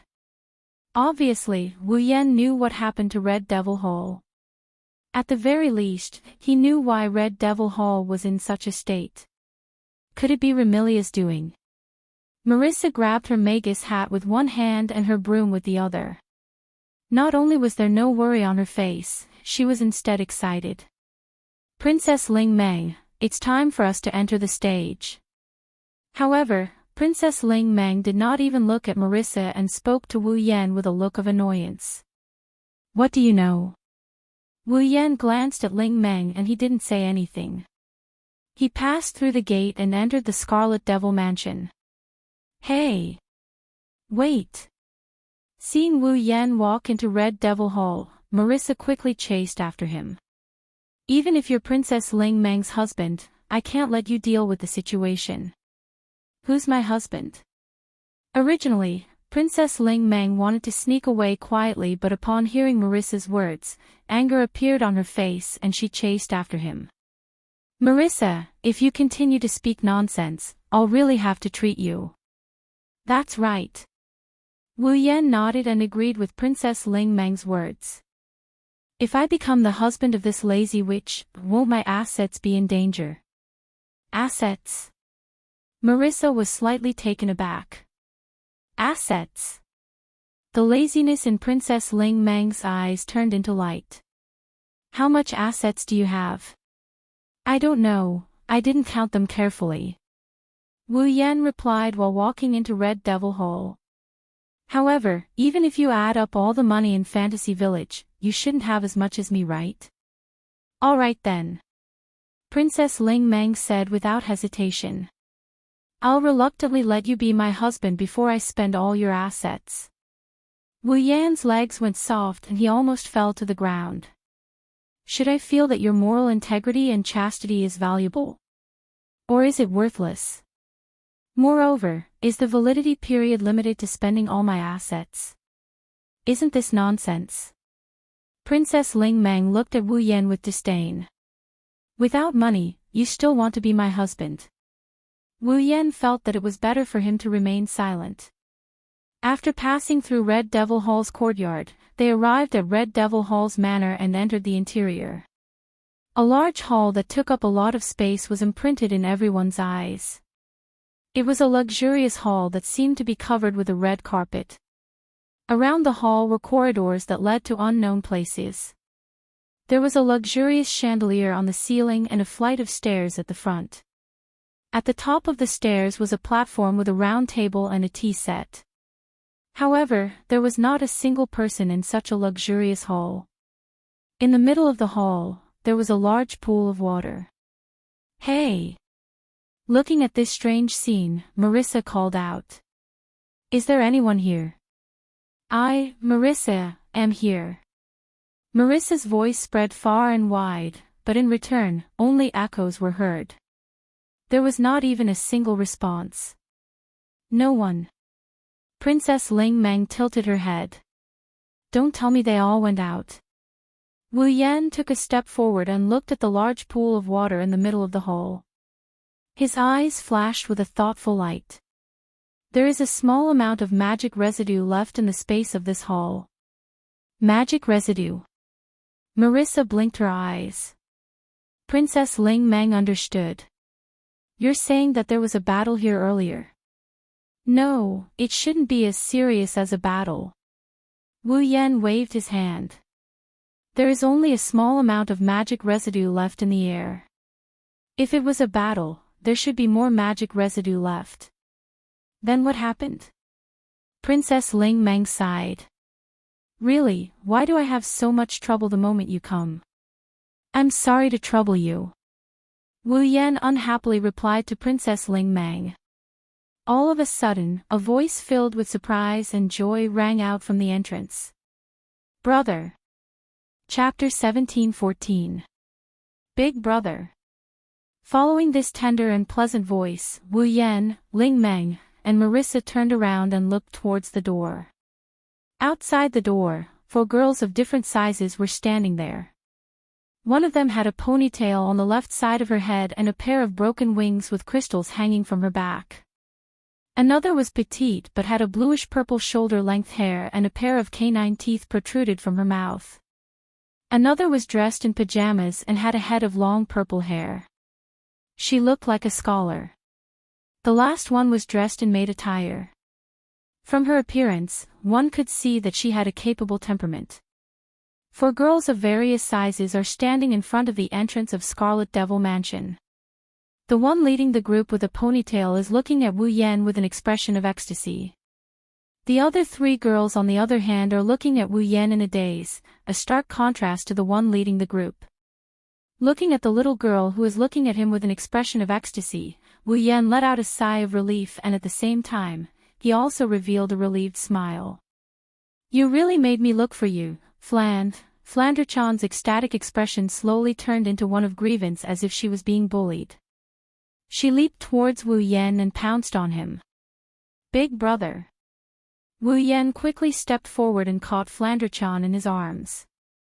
"Onie-chan." Flandre-chan buried her head into Wu Yan's chest and she started sucking in his scent. She said in an aggrieved manner. "Flan, I finally found you." Wu Yan felt a slight pain in his heart. The two of them were separated for less than 3 hours but Flandre-chan was already so attached to him. It seems like it was as Wu Yan guessed. She returned to the basement when she entered the fantasy village. Wu Yan could clearly feel Flandre-chan hugging him with an unprecedented strength, as if she was afraid that he would disappear again. With this kind of performance, if it was not unexpected, then she was definitely influenced by the basement. This made Wu Yan feel a little guilty. "I'm sorry, Flan." "Flan." Wu Yan rubbed Flandre-chan's head and he whispered into her ears. "Big brother is late, big brother is a bad guy." Flandre-chan buried her head in Wu Yan's arms. Her voice was full of grievance. "You said you would return to the Scarlet Devil Mansion with Flan. But he ran away alone." "How is it Wu Yan who ran away alone?" The system must have misplaced Wu Yan, Flandre-chan, and Yukari when they entered the fantasy village. However, Wu Yan didn't explain. It was true that he didn't expect Flandre-chan to return to the basement in the first place. Similarly, he didn't rush over in time and could only pat Flandre-chan's head apologetically. "It's all Big Brother's fault, you can punish Big Brother however you want, really." Flandre-chan's pound of course. "Then I'll punish Big Brother by not leaving Flan again, oh, you." Wu Yan pinched Flandre-chan's nose. Flandre-chan didn't want to let him off so easily, but she still smiled through her tears. It was only at this moment that the people around reacted. "You." Before Lingmeng, Marissa, Patrice, and Zhuyi could say anything, Remilia stood up and glared at Wu Yan with her scarlet eyes. "Put Flan down. Put Flan down." Wu Yan frowned. "Why?" "No reason." "There's no why." Remilia glared at Wu Yan with a murderous glare. "If I tell you to put her down, then put her down." "Oh." Wu Yan sneered when he saw that Remilia wasn't going to be polite. "What if I refuse?" "Ha!" Swish swish swish swish swish.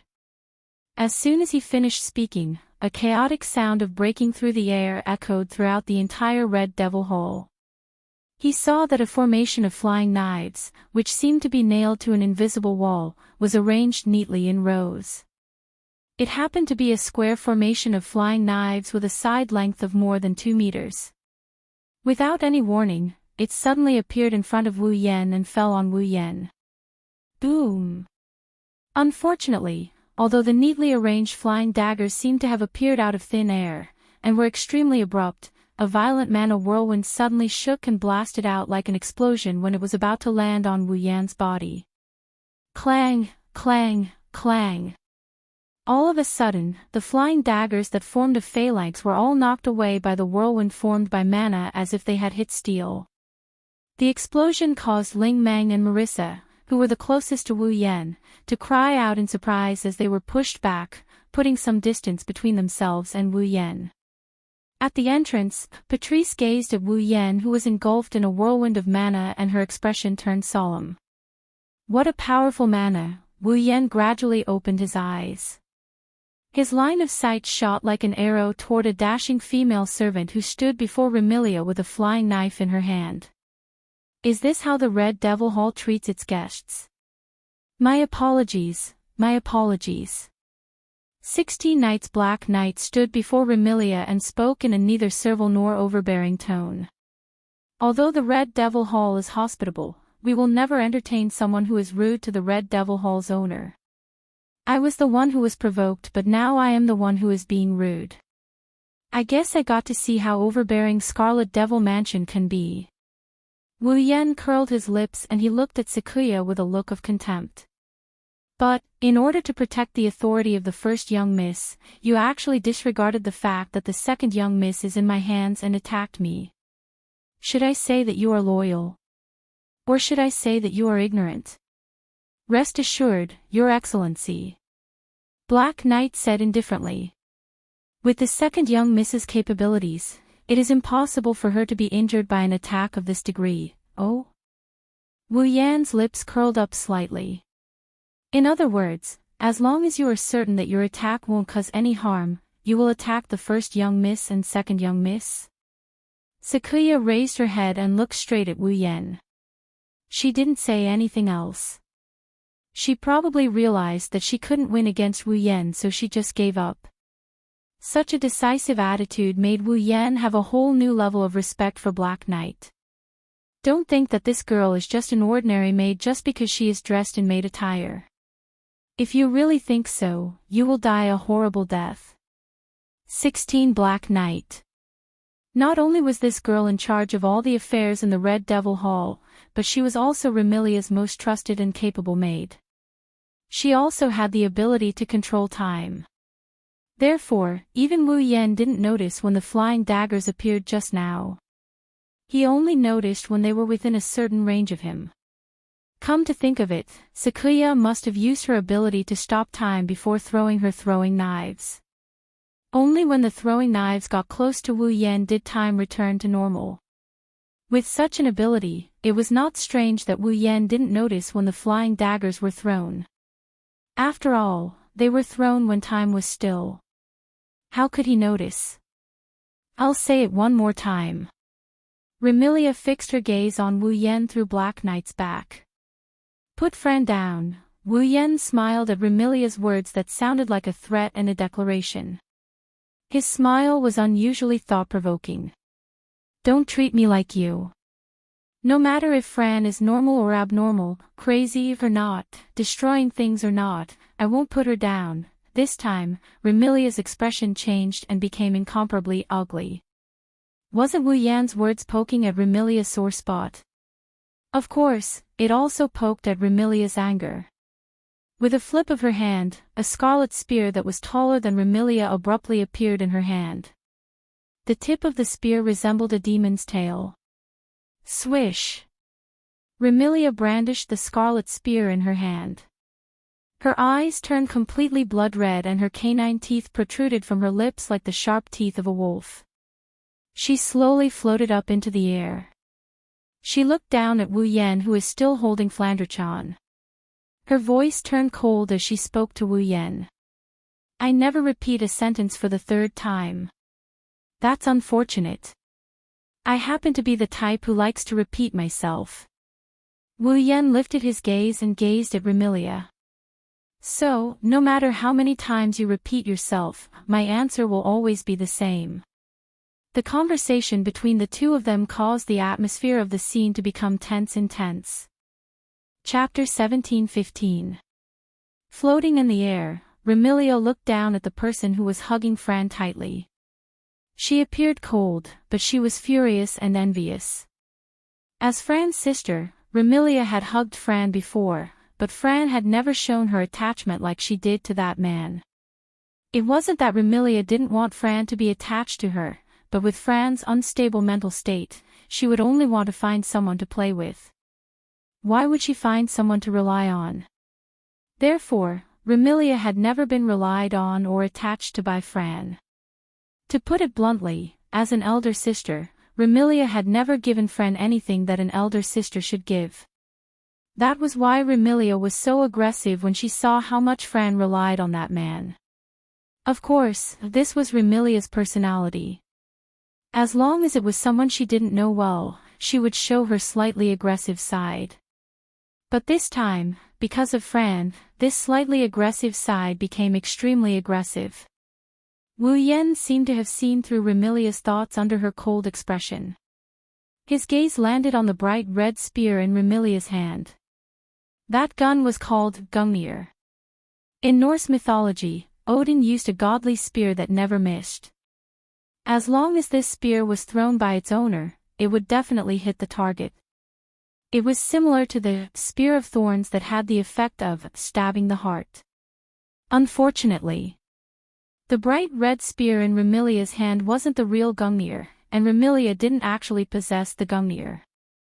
The Gungnir in Remilia's hand was just a skill derived from her ability. At this point, it was necessary to talk about Remilia's ability. As a member of Fantasy Village that was blessed by the gods, and as a member of Fantasy Village where basically everyone was equipped with a special ability, since Fran had such a terrifying ability, as Fran's elder sister, even if Remilia couldn't compare to Fran, she wasn't too far off. Remilia's ability was the ability to control fate. As for the ability of Gungnir, it was an ability of Gungnir. It was 100% accurate. Remilia, who had the ability to control fate. She could use her own strength to use the 100% accurate fate. Through controlling fate, Remilia was able to recreate the legendary Gungnir in the form of a skill. Therefore, the Gungnir in Remilia's hands wasn't a real Gungnir, but Remilia's Gungnir wasn't a real one.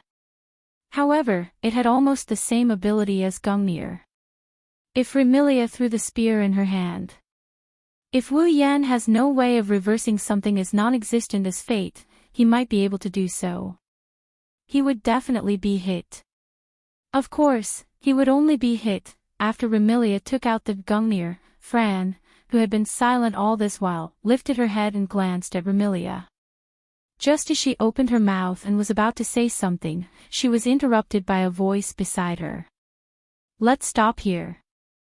Holding the coin, Soul Dream closed her eyes and moved to the middle of the floating Remilia and Wu Yan on the ground. She opened her eyes. "Do you really think I don't exist?" Soul Dream. Remilia's cold voice carried a hint of anger. "Are you going to help him?" "I don't have the time to help anyone fight." Soul Dream glanced at Remilia. "But since you don't follow the rules of Fantasy Village, I have no choice but to stand up." Wu Yan, Remilia, and the rest of the people recalled something when they heard Ling Meng's words. Personal fights are not allowed in Fantasy Village. This was a rule set by Bunny Shrine's Bunny Spirit Dream as the manager of Fantasy Village. In the Fantasy Village, when humans, monsters, and other races fought against each other, Ling Meng had set up a rule to prevent them from using too much strength and causing damage to the Fantasy Village or causing other troubles. The Rule of Rune Cards. The so-called Rule of Rune Cards refers to when two parties are required to duel, they must use their abilities and skills as forms and give their abilities and skills a name. When used during the duel, they are known as rune cards. Before the battle began, both parties had to indicate the number of rune cards they used in the battle. If the opponent deciphered all the rune cards, or if one of the parties was the first to exhaust their strength, it would be considered as the loser. Even if both parties still have stamina left, if one party indicates that they have used up all their rune cards before the duel begins, then the party that uses up all their rune cards will lose. This kind of duel, other than comparing the power of the skills used by both parties, also relied on the magnificence of the moves to compete on the spiritual level. Rather than calling it a duel, it would be better to call it a game. However, this kind of game was recognized by all existences in Fantasy Village. This was because in Fantasy Village, the Bunny Shrine's Bunny Shrine's Bunny Shrine's Bunny Shrine's Bunny Shrine was absolutely invincible. If they were to fight head-on, even if Soul Dream couldn't win against Violet, Violet's Bunny Shrine's Bunny Shrine wouldn't be able to do anything to Soul Dream. However, if the rules of rune cards were used to determine victory and defeat, the invincible Bunny Shrine's Bunny Shrine would be defeated. Because of this, the rules of rune cards were recognized by all existences in Fantasy Village and no one could go against them. However, from just now, whether it was Black Knight's surprise attack, Wu Yan's counterattack, or Remilia's plan to use the Gungnir, none of them followed the rules of rune cards to duel. Thus, as the one who made the rules of rune cards, it was natural for Soul Dream to stand out at this time. It was so natural that the aggressive Remilia withered. Soul Dream. Remilia looked at Soul Dream unwillingly. Can't you make an exception for once? If you're just messing around, I don't have the time to care about you. However, looking at you, it's impossible for you to not get serious. Soul Dream pouted impatiently. Unless you can guarantee that your messing around won't affect the surroundings and won't cause any destruction. In that case, I can't be bothered. Instantly, Remilia's aura dissipated as if it had been dealt a blow. Won't affect the surroundings. Won't cause any destruction. It wasn't that Remilia couldn't do it. However, would an attack that wouldn't cause any destruction be able to achieve the goal of teaching that man a lesson? Obviously, that was impossible. It would be better for them to duel using rune cards. I'll say this first. From start to finish, I didn't intend to cause any destruction to the surroundings. Wu Yan spoke indifferently. You're the one who provoked him. Remilia looked at Wu Yan with a murderous look. You despicable bastard. Ling Meng grabbed Wu Yan's collar and for the first time, she screamed at the top of her lungs. You've already caused me a lot of trouble today. Don't cause me any more trouble, alright? I know. Wu Yan hurriedly spoke. I just want to say a few words to that lowly vampire. Is that alright? Lowly vampire. Remilia's eyebrows twitched. Her murderous aura filled the air once more. Kill. I'll definitely kill you. You want to fight? I won't accompany you today. Wu Yan sneered. His words caused Remilia to lose her composure. Today, Fran will be by my side. What did you say? Remilia cried out. I said, I'll take care of Fran today. Wu Yan snapped. If you want to see Fran, then come to the shrine. Hey! Why is it a shrine? Wu Yan grabbed Ling Meng before she could finish her sentence. Well then, goodbye. Leaving those words behind, Wu Yan and Ling Meng melted into the space and disappeared. Hey! Black White, who had been gloating on the sides, suddenly flipped out. Don't forget about me. Black White picked up her broom and flew out of the Scarlet Devil Mansion's window without looking back. Phoo! Fran was taken away. Remilia stared blankly at the direction Wu Yan, Fran, and Soul Dream disappeared. She lowered her head and her delicate body trembled violently.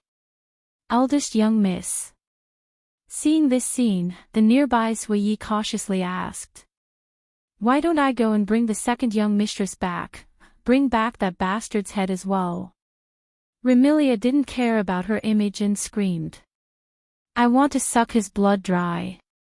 Calm down, Remy. Patrice shook her head. Little sister said that person is a primogenitor.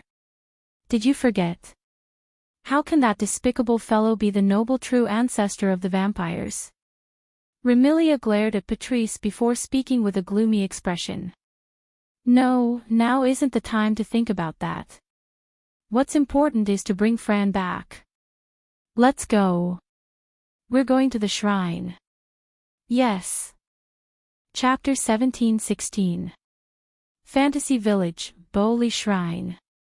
Because they had left in a hurry, and because they had used space teleportation, the gate of the shrine that Marissa had pushed open was still open, as if someone had come in to steal something.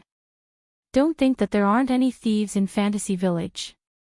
A certain rat who is black and white but isn't perverted, and whether or not he has lesbian tendencies is still unknown, is this so-called thief. It was a pity that the Bori shrine didn't even have incense money. The owner of the shrine was still a living treasure who was on the verge of despair because of an empty money box. Even if there were thieves in the Fantasy Village, no thief would choose to come here. Except for Marissa. Whoosh! Gusts of cold wind blew from the bottom of the stairs at the front of Boli Shrine. It whistled across the empty space in front of the shrine and rolled into the shrine. Buzz! Not long after, there was a violent tremor in the air within the shrine. A spatial ripple appeared like a mirage, and then a man and two women emerged from the spatial ripple. Among them, the slightly older girl fell on her buttocks, causing her to cry out in pain. You are a family friend. Sitting on the ground, Soul Dream rubbed her small buttocks and glared at Wu Yan. Her lungs were about to explode from anger. You broke my money box and caused me to burn my tongue. You drenched me all over and even caused me to be misunderstood by Marissa. You brought me to the Red Devil Mansion without my consent and made me clean up your mess. Now, you casually brought me back and threw me on the ground. You're deliberately looking for trouble, aren't you? You. This is a big misunderstanding. Wu Yan raised his eyebrows at Soul Dream while hugging Fran. Breaking your cash box was purely an accident. I only drenched you because you scalded your tongue, but you were misunderstood by Marissa to have fallen down on your own. I brought you to Scarlet Devil Mansion because I expected Remilia to flip out. Now that I brought you back, I didn't mean to throw you on the ground. You're still denying it. Princess Ling Meng really wanted to use her imperial coins to beat this jinx to death. But after a while, she was stunned. You said that you knew Remilia would flip out. Is that why you brought me there? Well, I guess you can say that. He hugged Fran tightly. Wu Yan sat down and sighed helplessly as he helped Fran tidy up her messy hair. That Remilia is a complete siscon. With that lowly vampire's temper, it's only a matter of time before she explodes because of me visiting her and acting so intimately with Fran. Siscon. Fran, who was in Wu Yan's embrace, asked innocently. What's a siscon? Siscon is a creature that commands respect and fear at the same time. Wu Yan pinched Flan's nose. Those who really like their younger sisters are siscons. He likes his sister very, very much. Elder sister. Does my sister like Fran a lot? Fran bit her thumb and said angrily. Then she's definitely not a siscon. Oh. Wu Yan asked in amusement. Why? Because my sister doesn't really like Fran a lot. Fran said unhappily. That's why she's not a siscon. Silly girl. Wu Yan didn't know whether to laugh or cry. Your sister didn't say she didn't really like you. How do you know she doesn't? If she really likes Fran a lot, she wouldn't have locked Fran in the basement. Fran threw a tantrum. That's why my sister must hate Fran a lot. You can't put it that way. Wu Yan stroked Fran's cheek and sighed. There's a saying that goes concern leads to confusion. Perhaps, back then, your elder sister was too concerned about you, so she lost her sense of propriety and locked you in the basement. That's not for sure. Is that so? Fran looked at Wu Yan uneasily. Then will my brother lock Fran in the basement because he really likes Fran a lot? If my brother really did lock Fran in the basement one day, I'm sure he'll stay in the basement with Fran. Wu Yan smiled gently. Will Fran still be afraid if that happens? With my brother. Fran was stunned for a moment before she smiled. Fran won't be afraid if I'm with my brother. Looking at Flan's cute smile, Wu Yan's mood lightened up. Ling Meng, on the other hand, was a bit surprised. I didn't expect you to speak up for Remilia after she provoked you. It's not a good thing. Wu Yan shrugged. I'm just telling the truth. It doesn't matter if it's the truth or nonsense. Anyway, don't give me any more trouble. Princess Lingmang looked at Wu Yan with disgust. What was supposed to be a leisurely day has turned into a mess because of you. Today, I've used up all my activities for the next 2 to 3 years.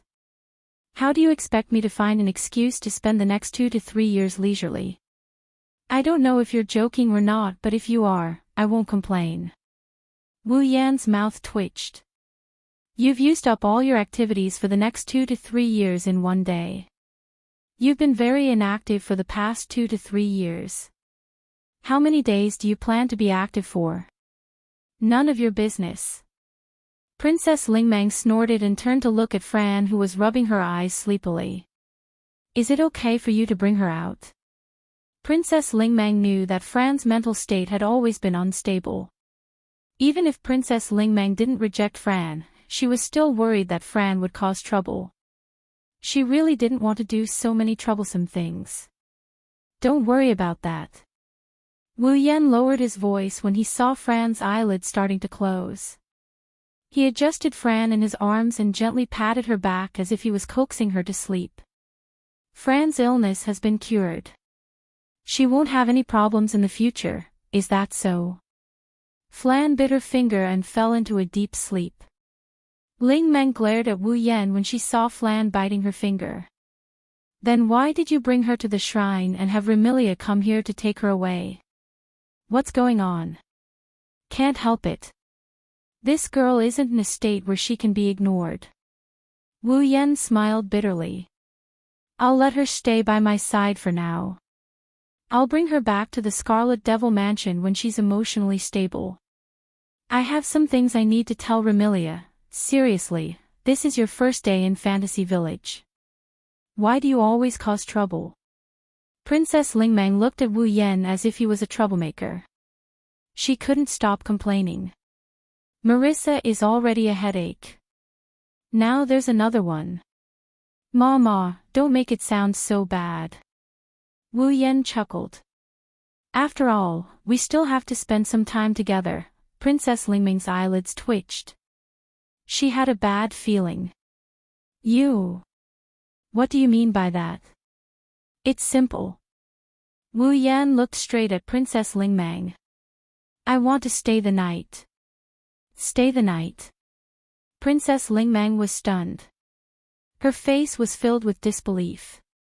You can't be thinking of, that's right. Wu Yan nodded. I want to stay in the shrine for the time being. No way. Ling Mang did not even want to think about it and firmly rejected. Don't even think about it. Hey, aren't you a witch? Wu Yan was speechless. It's fine if you don't care about an outsider who doesn't have a place to stay. But it shouldn't be hard for you to give her a place to sleep, right? I don't want to let a super troublemaker stay in the shrine. I won't be able to live a peaceful life if that happens. Princess Lingmang made a decision. No matter what, there's no room for discussion. Oh. Wu Yan chuckled, it's an eerie laugh. Don't speak so soon. Wu Yan took out a pouch and threw it on the table. Clang. Following this sound, the bag slammed heavily onto the table in front of Ling Mang. The opening of the bag opened up, exposing the contents of the bag to the air. In the next moment, Ling Mang's vision was filled with golden light, causing her incorruptible expression to freeze on her face. There was no other reason. This was because the bag was filled to the brim with gold coins. Chapter 17:17. There were at least 30 gold coins in the old pouch. They were emitting a rich and dazzling light that seemed to illuminate the entire shrine. Princess Ling Meng's eyes were glued to them, unable to move away. If Princess Ling Meng's eyes turned into two yen signs, it would be an interesting scene. Gold. Gold coins. Princess Ling Meng struggled to speak as she looked at the bag of gold coins on the table. These gold coins should be enough to sustain the shrine for half a year, right? And these gold coins are enough to sustain the shrine for half a year. Now, you just need to say the word and they'll all be yours. Wu Yan reminded Princess Ling Meng. How about it? Can you promise me to live in the shrine? Ugh. Princess Ling Meng stared at the bag of gold coins on the table. Her eyes were filled with hesitation. She was struggling to make a choice between gold coins and leisure. As a greedy person, Princess Ling Meng was also an extremely lazy person.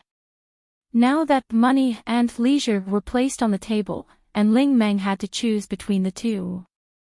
Wouldn't that be a very difficult choice? Of course, since ancient times. From the perspective of the Bori Shrine, which in the land of fantasy, Soul Dream was probably the only one who would have to make such a difficult choice between the two. But... Princess Ling Meng, who couldn't make a choice, could only say that sentence with a dry mouth.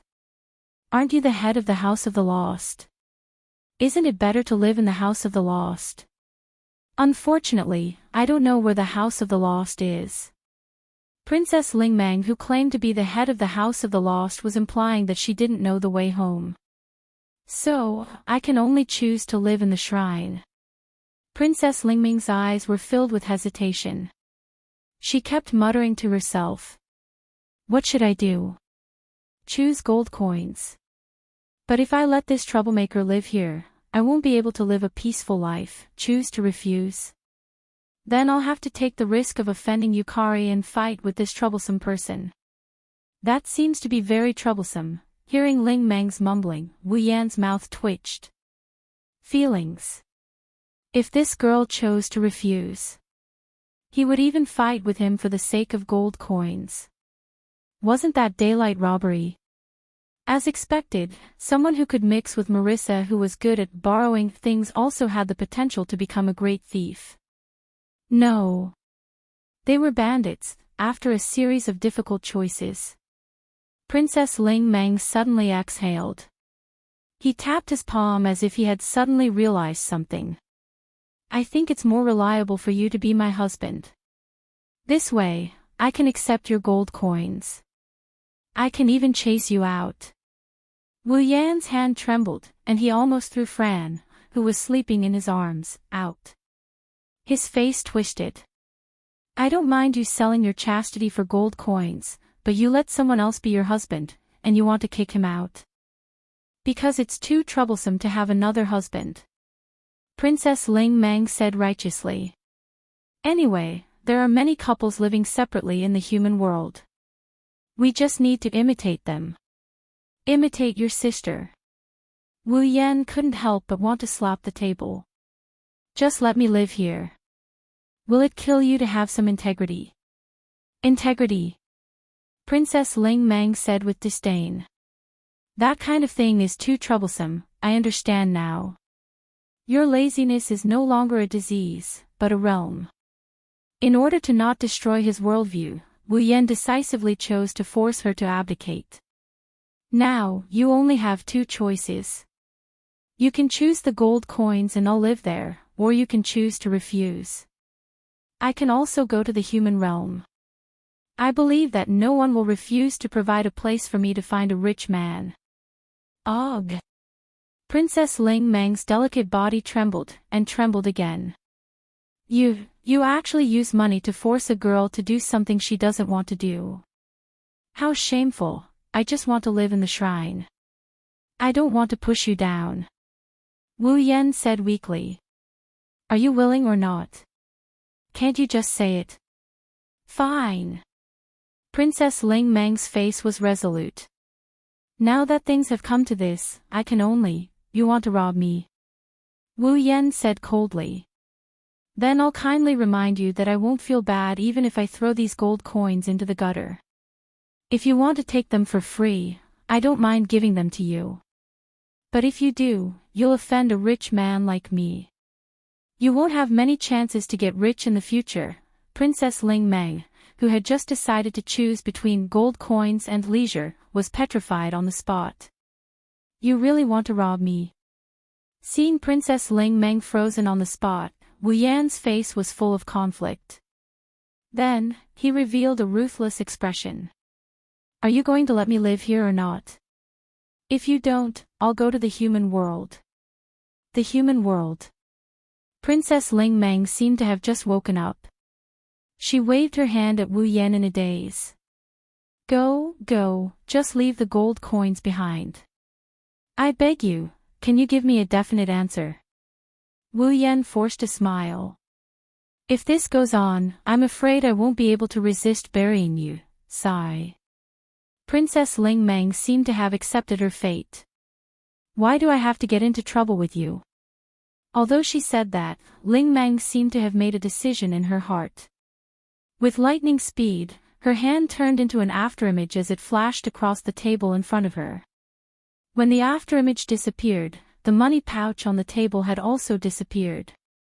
There's no place for you in the shrine. Princess Ling Meng gave a ruthless answer after taking the money. If you want to stay here, then go to the warehouse and move your old stuff. You can sleep on the floor. Listen carefully. Princess Ling Meng stood up and leaned forward. She put her face in front of Wu Yan with a serious expression. Don't cause any more trouble for me. If you do, I'll treat you like a monster and treat you. Well, don't worry. Wu Yan said straightforwardly. I won't cause any trouble. At least, I won't take the initiative to cause trouble. It's just that. Wu Yan turned to look at the entrance of the shrine and shrugged. If trouble comes knocking on my door, then I can't do anything about it. Princess Ling Meng couldn't help but be startled. She followed Wu Yan's gaze and looked at the entrance. Then, the corners of her eyes began to twitch. There were two figures standing at the entrance of the shrine. One was a silver-haired girl holding a parasol and wearing a maid's outfit. The other was a petite girl wearing a gothic loli outfit and standing under the parasol. Her face was filled with anger. Of course, they were Remilia and Ziyi. As for Patrice, because of Fran, she didn't get to exercise for a long time. Now, she's lying in the Scarlet Devil Mansion, unable to walk anymore. Finally, I found you. Remilia's anger was reflected in her eyes, her voice, and her expression. When she saw Flan sucking on her finger and sleeping soundly in Wu Yan's arms, her anger only got stronger.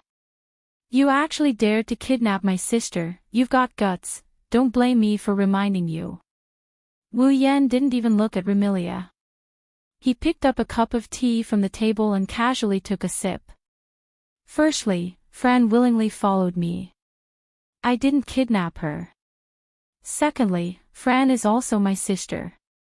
Even if I took her away, you have no right to say anything. Remilia widened her eyes. Then, a strong killing intent burst out from her eyes. You said I have no right to say anything. What? Do you have a problem with that? Wu Yan calmly looked at Remilia with a cold smile. To me, you who didn't give Fran a good life indeed have no right to say anything to me. Remilia's delicate body trembled violently, and the killing intent in her eyes dissipated. Her pretty face seemed to have lost all color, becoming a little pale. Let me give you a piece of advice, don't go overboard with your words. Seeing Remilia's pale face, Sakuya showed a trace of worry. She looked at Wu Yan with a cold tone. To us, you who popped out of nowhere also have no right to say anything to the Scarlet Devil Mansion's master. To me, the Scarlet Devil Mansion's master is nothing. Wu Yan looked at Remilia with a forceful gaze. The only reason I can interact with you is because you're Fran's sister in name. Chapter 17-18. The only reason I can interact with you is because you're still Fran's sister in name. Following the spread of these words, the atmosphere of the entire place changed from the initial aggressive to heavy. That in-name statement was like a sharp arrow that pierced deeply into Remilia's heart, causing her pretty face to turn pale once again. It also stabbed Zhan Ye's weak spot, causing him to be furious and speechless. Wu Yan.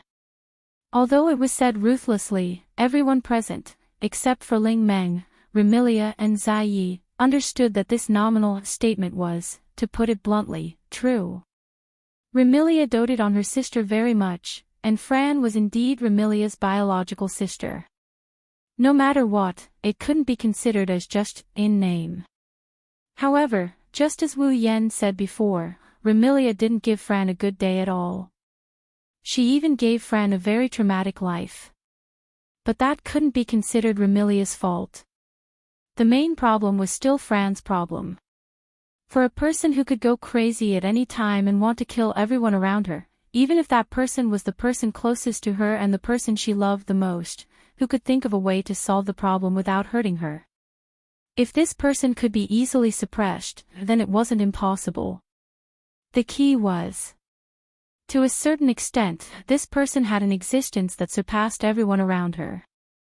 And Fran was such an existence. Her mental state was abnormal and she was extremely dangerous. She also had enormous power that no one could suppress. Other than locking Fran in the basement, was there any other way? Of course there was a way. After all, the thing that Fantasy Village didn't lack the most was those strange things. This was something that could be called a miracle. Unfortunately, Remilia couldn't be considered a native of Fantasy Village. In fact, when she first came to Fantasy Village, Remilia had the idea of ruling the entire Fantasy Village, becoming enemies with all the monsters in Fantasy Village. And at that time, Fran was already in a mentally unstable state. Remilia. She could only choose the stupidest but most efficient way to isolate Fran, who was like a bomb. As a result, when facing Fran, Remilia was definitely not on the side of reason.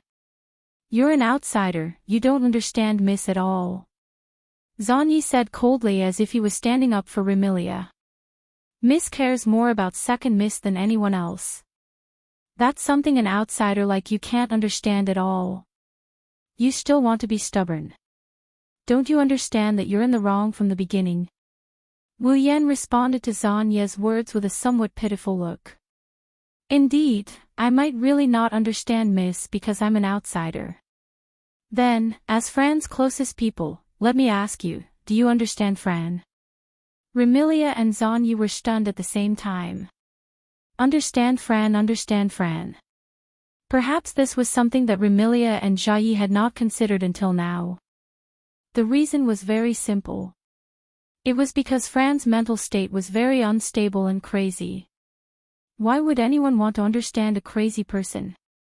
Perhaps Remilia and Zuyi were more concerned about how to solve Fran's problem than how to understand Fran, right? That was why Remilia and Zanyi were stunned and didn't react for a long time. You only know that Fran's mental state is unstable and she often causes trouble, and it's very serious. But please use your noble brain to think, why would Fran cause trouble? Why would she want someone to play with her? Wu Yan looked straight at Remilia. Isn't it because Fran doesn't want to be alone at all? But what can we do? Remilia opened her mouth, unwilling to give up. Given Fran's mental state, even if someone plays with her, she doesn't know how to control herself. In the end, Fran will destroy everything by her side, whether it's a person or an object. Then let me ask you.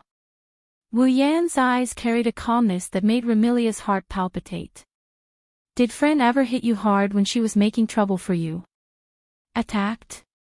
Remilia was slightly taken aback. It was only at this moment that Remilia realized that no matter how crazy Fran was in the past, no matter how unstable her mental state was, she would ignore her elder sister's words once she got into a fight. However, she had never been so crazy as to attack her. Great Master of the Scarlet Fiend Dojo, you should have taken it for granted that Fran never attacked you, right? Wu Yan's voice turned into a sharp needle that pierced Remilia's heart. It is indeed a matter of course because no matter how crazy Fran is, she still remembers that you are her sister and that she can't attack you. This. Remilia was at a loss. You think that you had no choice but to lock Fran in the basement and that it was for her own good, but you never tried to understand Fran. Wu Yan seemed to have lost interest in Remilia and looked away. Of course, it never occurred to you that Furan, who had been shouting, "Come and play," was doing so because she was too lonely. You never considered the ways that could make Furan happy, either. If you tried to understand Fran and figure out her thoughts, you would have thought of this. Wu Yan sighed. Since Fran has been causing trouble because no one is playing with her and Fran likes you from the bottom of her heart, she won't attack you no matter how crazy she is.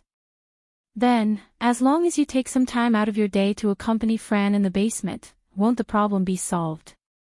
This sentence was like a thunderbolt that hit Remilia hard. Remilia's expression changed drastically and she was stunned. As long as you take some time out of your day to accompany Fran, Fran won't feel lonely. If she doesn't feel lonely, she won't look for someone to play with her. If she doesn't need someone to play with her, Fran won't cause trouble. Wu Yan glanced at Remilia. However, you kept saying that you were doing it for Fran's own good, but you locked her in the basement and left her sister, who was not even as smart as a 10-year-old child, all alone in the basement. She was getting crazier and crazier. Isn't it because you've never considered things from Fran's point of view and never tried to understand Fran's proof? I. Remilia's mouth opened and closed as if she wanted to defend herself, but she couldn't find the words to say. She could only stare blankly at Fran, who was sleeping peacefully in Wu Yan's arms. She couldn't say a complete sentence. Miss. Looking at Remilia's expression, Ruiyi worriedly called out, but Remilia didn't respond. Hey! Beside them, Princess Lingmang couldn't stand it anymore and frowned. Don't you think you're going overboard? I'm just stating the facts. Wu Yan shifted his gaze from Remilia to Princess Lingmang. I'm not denying that Remilia really cares about Fran, but it's a fact that she didn't try to help Fran. It's also a fact that Fran has been causing trouble and has a dark life. Wu Yan ignored Lingmang. He closed his eyes and softly muttered this sentence. Fran's past is dark and painful. That's why Fran has the right to be happy in the future. If you can't give Fran happiness, then I advise you to give up on her. Give up on Fran. These simple words caused Remilia to raise her head abruptly. I will never give up on Fran. When she said that, all the emotions in her heart turned into determination. Because this was the only thing Remilia would never give in to. Even if Remilia gave Fran a painful life, she was still Fran's elder sister. That's not something you can decide. Wu Yan snorted and stood up to look at Remilia. Tomorrow, I will bring Fran to the Scarlet Devil Mansion. At that time, let me see if you have the right to keep Fran by your side. After saying that, Wu Yan walked past Remilia and walked out of the shrine. Remilia didn't move from the start to the end, but her back revealed a sense of desolation. Princess Lingmang and Ruiyi could only watch this scene silently for a long time. Chapter 17-19. Fantasy Village, Scarlet Devil Mansion. Sitting by the round table at the end of the staircase, Patrice wore a pair of spectacles and held a book in her hand. She looked like a scholar who was improving her knowledge and possessed a tranquil feeling that made others unable to speak their mind. Beside Patrice, an imp held a tray and observed her master with a trace of helplessness on her face. Even though the imp was a demon, she wasn't considered powerful among demons. Therefore, the imp became Patrice's familiar. It wasn't impossible for ordinary demons to become the familiar of witches and magicians. However, if witches and magicians wanted powerful demons to become their familiar, they would have to pay a price. After all, wasn't it the demons who became their familiar? However, the imp's strength was considered weak among demons. Therefore, even if she became someone else's familiar, she didn't have the qualifications to ask her master to pay a price. Therefore, the imp became Patrice's familiar out of her own free will. It was also because the imp was willing to become Patrice's familiar and respected her master from the bottom of her heart. Therefore, the imp noticed a detail that others couldn't. Even though Patrice seemed to be engrossed in her studies, Kiran could not help but sigh. But now, Patrice definitely didn't read a single word in the book. Speaking of which, Patrice, who had always stayed in the Scarlet Devil Mansion's underground library, was reading in the main hall. This proved that her true purpose wasn't to read. Moreover, ever since Remilia and Sanya left the Scarlet Devil Mansion and went to the Boli Shrine, Patrice hadn't even flipped a single page of the book. Clearly, Patrice wasn't seriously reading the book. Come to think of it, he must be very worried about Second Miss, right? Thinking until here, the imp couldn't help but turn her gaze towards the entrance of the Scarlet Devil Mansion. When she looked, the imp was taken aback. Then, she hurriedly called out, "Madame Patrice." Patrice seemed to have heard the commotion at the entrance before the imp called out. She lifted her head and looked towards the entrance. When Remilia and Night Eye walked through the door, Patrice saw the images of Remilia and Night Eye. Patrice's heart sank slightly. He saw, walking into the Red Devil Hall, Zui, who followed behind Remilia step by step, had a look on his face. Not only was there a trace of worry, but there was also a heavy feeling. As for Remilia, her head was completely lowered, making it impossible to see her expression. However, this only showed that something had happened. At least, ever since Patrice met Remilia, she had seen Remilia's dignified side, childish side, willful side, and even angry side. However, she had never seen Remilia in such a preoccupied state. Patrice's expression turned heavy. She stood up and gazed at Zui, who was slowly ascending the stairs behind Remilia, and questioned him silently. Noticing Patrice's gaze, Zui looked at Patrice and the worry on his face seemed to have deepened. He shook his head at Patrice. What Zui wanted to express was not that he did not know, but that it was not easy to say. This made Patrice feel the importance of this matter. Not only did Zui return with a heavy heart, he didn't even bring back Fran who he wanted to bring back. This was enough to show the severity of the matter. What's wrong?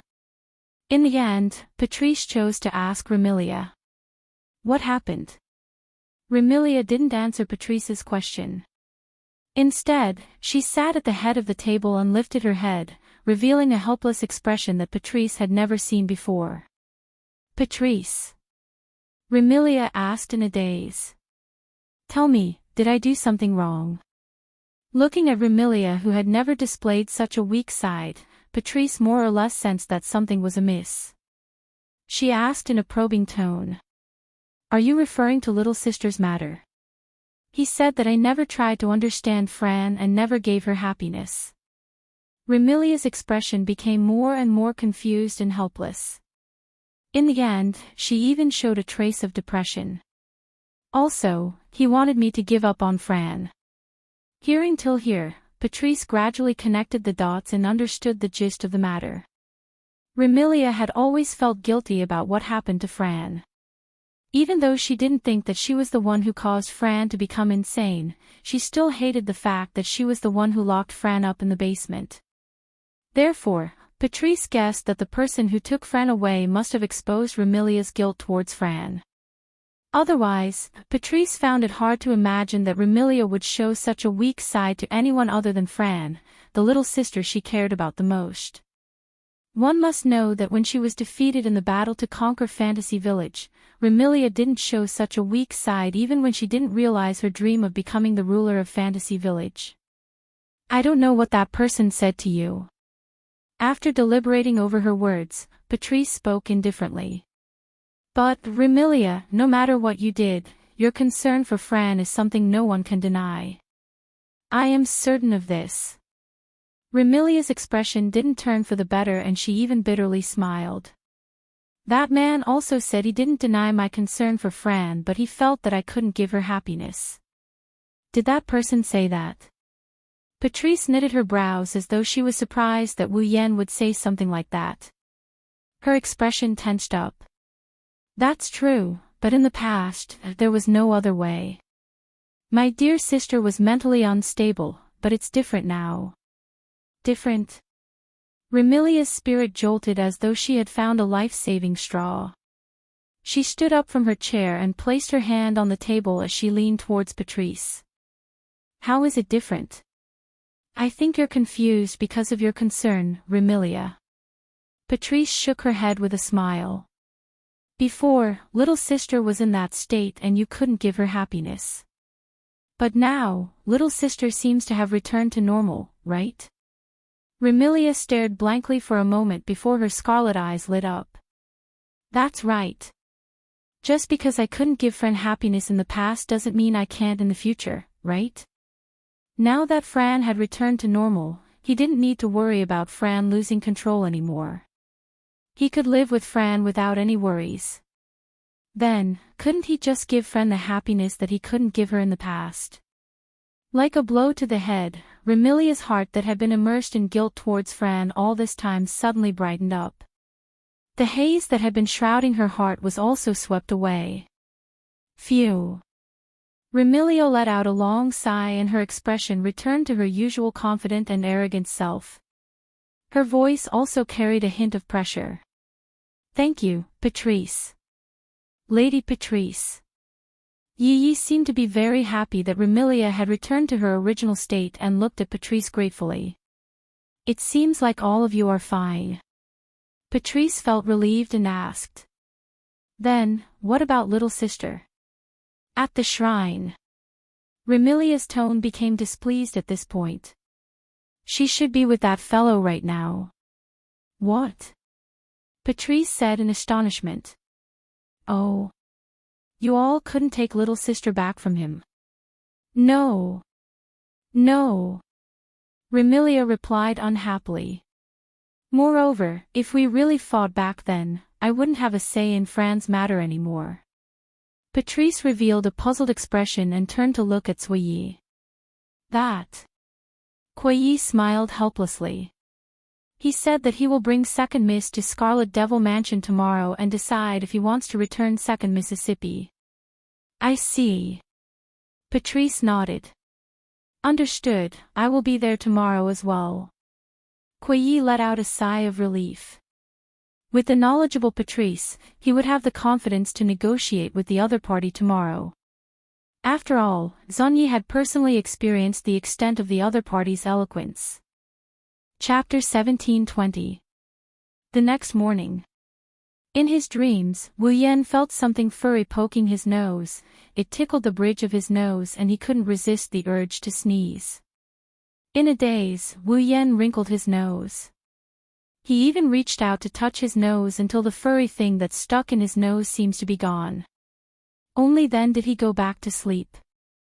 However, when Wu Yan was about to fall asleep again, the furry object poked his nose again, making Wu Yan frown. Sensing that something isn't right, he slowly regained consciousness and opened his sleepy eyes. Big brother is awake. Hearing this tender voice, the last bit of his drowsiness dissipated and his mind cleared up completely. He lowered his head and looked at his chest. Over there, a young girl wearing a gothic lowly outfit with a pair of broken wings full of crystals on her back is looking at Wu Yan with a pair of bright red eyes. She has a mischievous expression on her face as if her prank was discovered. In the little girl's hand was a ponytail tied to the left side of her head. She was sweeping it in front of Wu Yan's nose. Needless to say, the furry object that woke Wu Yan up was the end of this ponytail. The one who pranked Wu Yan with her own hair. It was Fran. Girl. Wu Yan sat up and hugged Flan. He acted like he wanted to eat her alive as he yelled at her. Do you know the punishment for disturbing Big Brother's sleep? Wow. Big Brother is angry. Fran immediately cooperated with him and pretended to be pitiful and trembling. Fran knows she was wrong. Big Brother, please forgive Fran. It's not sincere to apologize verbally. Wu Yan said calmly. What do you have to do if you want to be forgiven when you prank someone? What do I have to do? The pitiful and scared expression on Fran's face disappeared. This time, she was really curious. What do you have to do? Do you even need to ask? Wu Yan smiled maliciously. Of course, you have to hand over the tool for pranking. Hand over the tool for pranking. Fran blinked. She immediately understood Wu Yan's meaning. She held her ponytail tightly with both hands and asked weakly. Could it be? Ahaha. Wu Yan groped around his back and when he raised his hand again, there's a pair of scissors shining with cold light in his hand. Let me cut off Fran's hair for pranking. Wah. No. Fran jumped up from Wu Yan's body. Wu Yan screamed. He also jumped up. He chased after her. Immediately, messy footsteps could be heard on the wooden floor. Fran's panicked screams and bell-like laughter could be heard as well. This morning was filled with warmth. In the early morning, every corner of the Boli shrine was filled with cold air. Even if the warm sunlight shone down from the sky and filled every corner of the Boli shrine, it couldn't completely drive away the cold wind. Fran was holding her ponytail with one hand and Wu Yan's clothes tightly with the other hand. Wu Yan yawned as he walked to the shrine and opened the door. "Kobai, are you there?" Wu Yan was met with an indescribable silence. Within the not-so-spacious shrine, Ling Meng, who hadn't even changed her clothes, was lying on a quilt. Half of her head, which was tied up in a bow, was exposed, while the rest of her delicate body was hidden under the quilt. She looked just like a large butterfly stuck to the quilt, an exceptionally comical sight. When the door to the shrine was pushed open, Ling Meng's face was exposed. When the light from the outside shone on her face, she immediately retracted her head into the quilt like a tortoise. She looked just like a vampire that had been exposed to the light. "Aren't we the vampires?" Wu Yan ridiculed her. Flan looked at him with curiosity and amusement as he walked into the shrine. He slammed the table in front of him. "Kobai. The sun is shining on your butt. So noisy." A half-dead voice came out from the quilt. "Call me when the sun is shining on your feet." Wu Yan was silent for a moment. He slammed the table again. "The sun is shining on your feet." "What?" "The sun is only shining on your feet." The half-dead voice came from the quilt again. "Call me when the sun is shining on your butt." "I thought I was the laziest in the morning. I didn't expect you to be even lazier than me." Wu Yan almost choked to death. "Get up. What about breakfast?" "Breakfast?" The bow knot under the quilt shook like a pair of ears. Ling Meng poked her head out of the quilt and asked in confusion. "What's breakfast? Don't we eat lunch directly after waking up?" Wu Yan was embarrassed. Even Fran looked at Ling Meng as if she was an alien. "What does this mean? Isn't this saying that Ling Meng usually wakes up in the afternoon?" Wu Yan likes to sleep in, but he's never slept until noon. In a way, Akagaku's laziness is a realm of its own. Forget it. Wu Yan gave up. "Tell me where the kitchen is. I'll go make something to eat first." Hoo, so delicious. Ling Meng, who had been lying on the bed, sat up from her original position. Her half-dead appearance had completely disappeared and was replaced by a look of vigor and vitality. Of course, vigor refers to Ling Meng waving her chopsticks energetically. The dishes on the table in front of her were reduced at a speed visible to the naked eye. Why didn't I realize that breakfast is so delicious before? Wu Yan and friends sat opposite Ling Meng with bowls in their hands. They looked at each other as Ling Meng looked like a hungry ghost who had just been reincarnated. Does Ling Meng not have any food to eat? Fran bit the tip of her chopsticks as she looked at Ling Meng, who kept eating. Her eyes were filled with sympathy. So pitiful. Well, she used to eat lunch the moment she woke up. She has never tasted breakfast before. It's inevitable that she would be like this.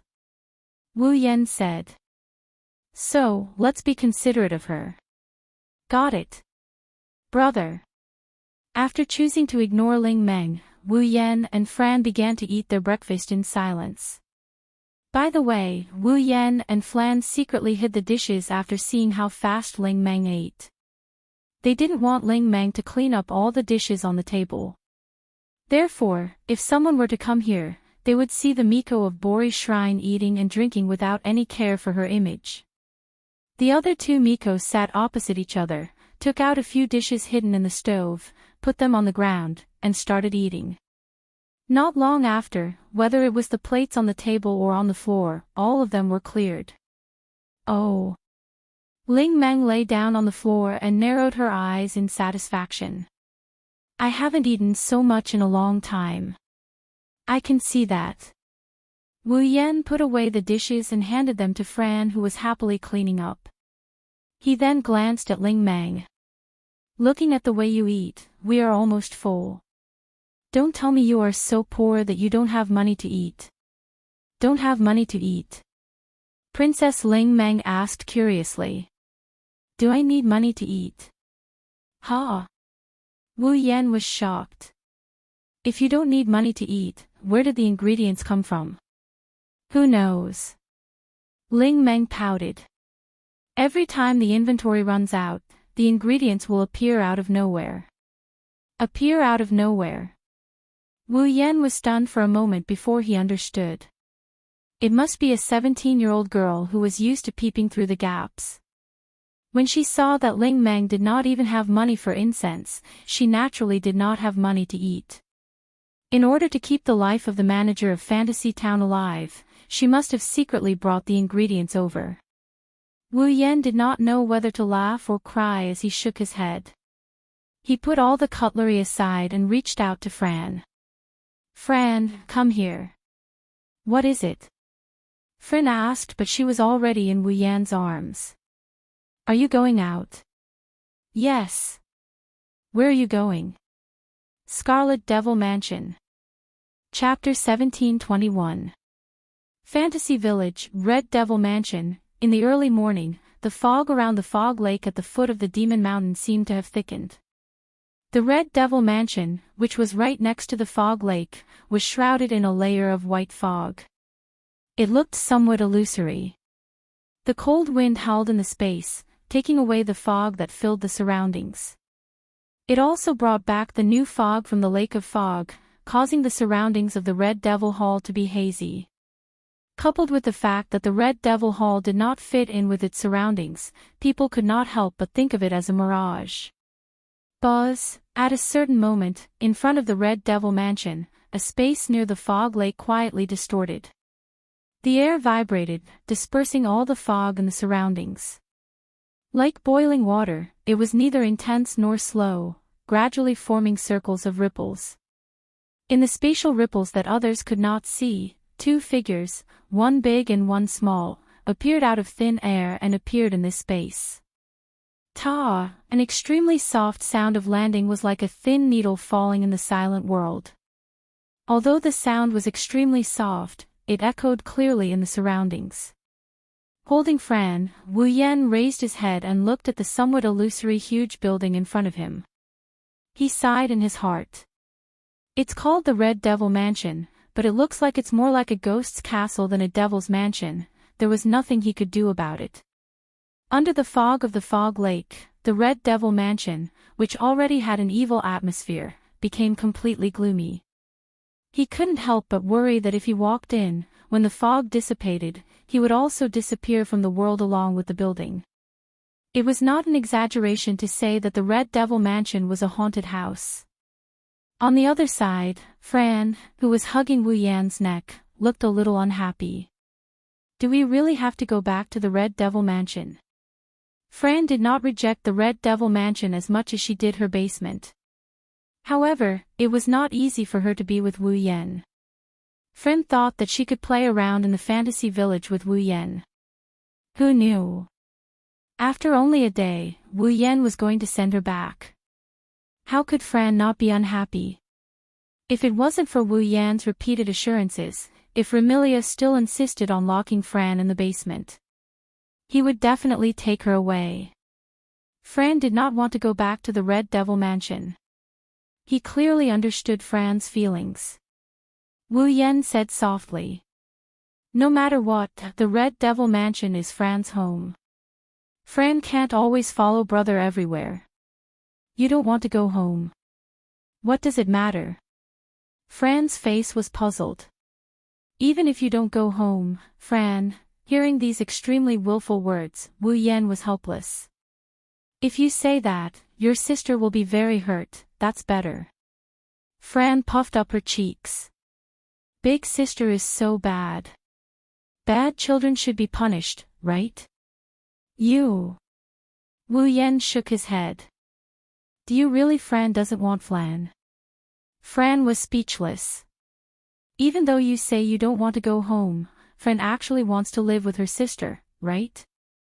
Wu Yan rubbed Fran's head. So, don't say such willful words, oh. Flan's expression turned gloomy again. Wu Yan couldn't help but laugh at her antics. Hugging the petite figure in his arms, he started walking towards the entrance of Scarlet Devil Mansion. As they got farther and farther away from the fog lake, the Red Devil Mansion in the fog became clearer. After the visibility increased slightly, the Red Devil Mansion's entrance appeared in front of Wu Yan and Fran's eyes. Passing through the thinning fog, Wu Yan carried Fran to the entrance of the Red Devil Mansion and looked ahead. When they arrived, everything in Wu Yan's field of vision was filled with the Red Devil Mansion's buildings. Red buildings, walls covered with vines, a tall bell tower, very few windows, and an iron gate that stood in front of him, its surface flashing with a cold luster. Yesterday, the Red Devil Hall was in a mess. Today, it finally had its original appearance. Mysterious, strange, heavy, the castle-like building was exuding such an atmosphere at this moment. Without lamenting for too long, Wu Yan reached out to push the door in front of him. Stop! However, just as Wu Yan was about to touch the door of the Red Devil Mansion, a delicate shout rang out from inside the Red Devil Mansion. Immediately after, a figure jumped out from the wall of the Red Devil Mansion and exposed itself to the pouring sunlight. It somersaulted in the air and fell heavily. And below the place where the figure fell, Wu Yan was standing there with Fran in his arms. If he didn't dodge, then, without a doubt, he would have an intimate contact with the figure falling from above. Immediately, Wu Yan took a few steps back. Bang! Wu Yan, who was retreating, fell heavily on the ground with a muffled sound and arrived in front of Wu Yan. It was a tall girl with waist-length red hair with 2 braids on each side. She wore a dark green Chinese suit and a hat of the same color as her clothes. On the hat was a golden star with the word "dragon" engraved on it. She was dressed like a warrior. Hong Meiling, level 75, this is the Red Devil Mansion. The girl named Hong Meiling took a stance and looked in front of her with a serious expression. Outsiders are not allowed to enter. As soon as she finished speaking, Hong Meiling was stunned. Looking at Fran and Wu Yan's arms, a look of surprise appeared on her face. Second miss. Meiling. Fran happily raised her little hand. Meiling. I'm back. Second miss. Hong Meiling immediately jumped in front of Wu Yan with tears streaming down her face. She grabbed Fran's hand and shook it up and down. You're finally back. Seeing Hong Meiling and Fran holding hands, one with tears streaming down her face and the other with smiles on her face, Wu Yan smiled faintly. This young girl named Hong Meiling, who was dressed like a Chinese female martial artist, was in charge of guarding the door of the Red Devil Mansion. It could be said that she was the person with the lowest status in the Red Devil Mansion. She might not even be comparable to an ordinary fairy maid. Although her status was lower, Hong Meiling was still a rather important existence in the Red Devil Mansion. After all, excluding Remilia, Patrice, and Black Knight, Hong Meiling was the strongest existence in the Red Devil Mansion. Her level was also only below the 3 people in front of her. It was because of this existence that Remilia made her the gatekeeper of the Red Devil Mansion and put her in charge of the mansion's first line of defense. However, this line of defense was usually a little lazy, causing a certain black and white bandit to frequently sneak into the mansion and steal books from Patrice's library. It was this gatekeeper who had the best relationship with Fran in the entire Red Devil Mansion. Hong Meiling was the only one in the entire mansion who didn't fear Fran's strength and dared to secretly play with her. Therefore, no matter how depressed Fran was, she couldn't help but say, "I'm back," when she saw Hong Meiling. The moment Hong Meiling saw Fran, she wasn't worried that Fran would lose control of herself at all. Instead, she excitedly walked up to her. "Whoa! Hong Meiling suddenly burst into tears, scaring Wu Yan and Fran. Meiling. Fran quickly reached out and touched Hong Meiling's head. What's wrong? Second miss, why did you suddenly run away yesterday? Hong Meiling complained with tears in her eyes. Miss Kuei has been blaming me for not keeping an eye on you and docking my salary for the next 10 years. Whoosh. Just as Hong Meiling's complaining voice fell, a cold light flashed out from inside the door and fiercely stabbed into the center of Hong Meiling's hat, giving everyone a fright once again. That's because you didn't do your job. Along with such a voice, a tall figure suddenly appeared at the door without the slightest warning. China, you dare to snitch to second miss. Miss Liu Yi. Looking at the figure that appeared at the door, Hong Meiling revealed a timid expression, but she still weakly spoke. My name is Hong Meiling, not China. It was a pity that Hong Meiling's weak objection was beautifully ignored by Kuei. Welcome to the Red Devil Mansion.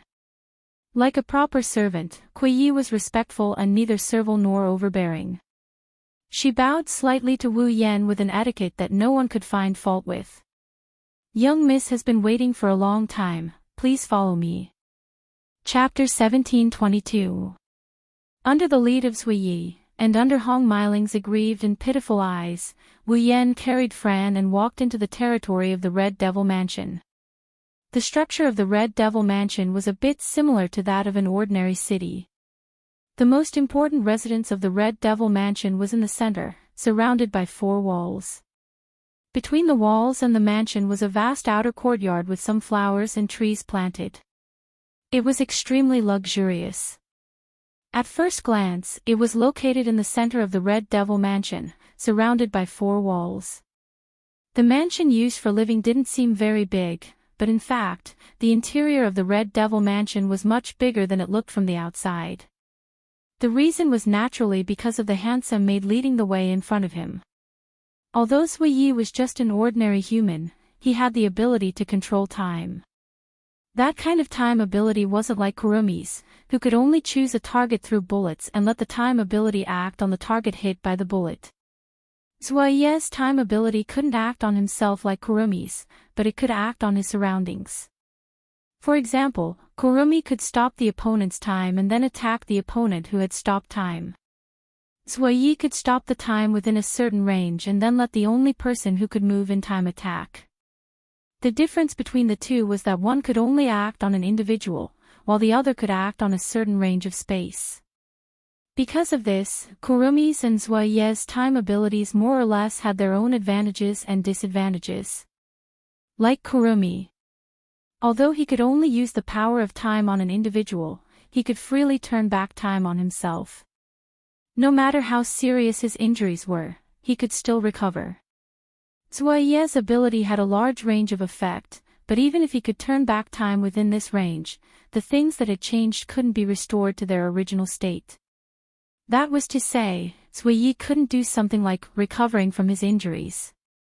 Compared to Kurumi, Zui Yi's ability could work within a certain range, which meant that while controlling time, she could also control space to a certain extent. However, the ability to control space was only a subsidiary of Zui Yi's ability to control time. It couldn't be considered Zui Yi's true ability, so Zui Yi couldn't control space with high difficulty. However, to expand a space, Zui Yi could still do it.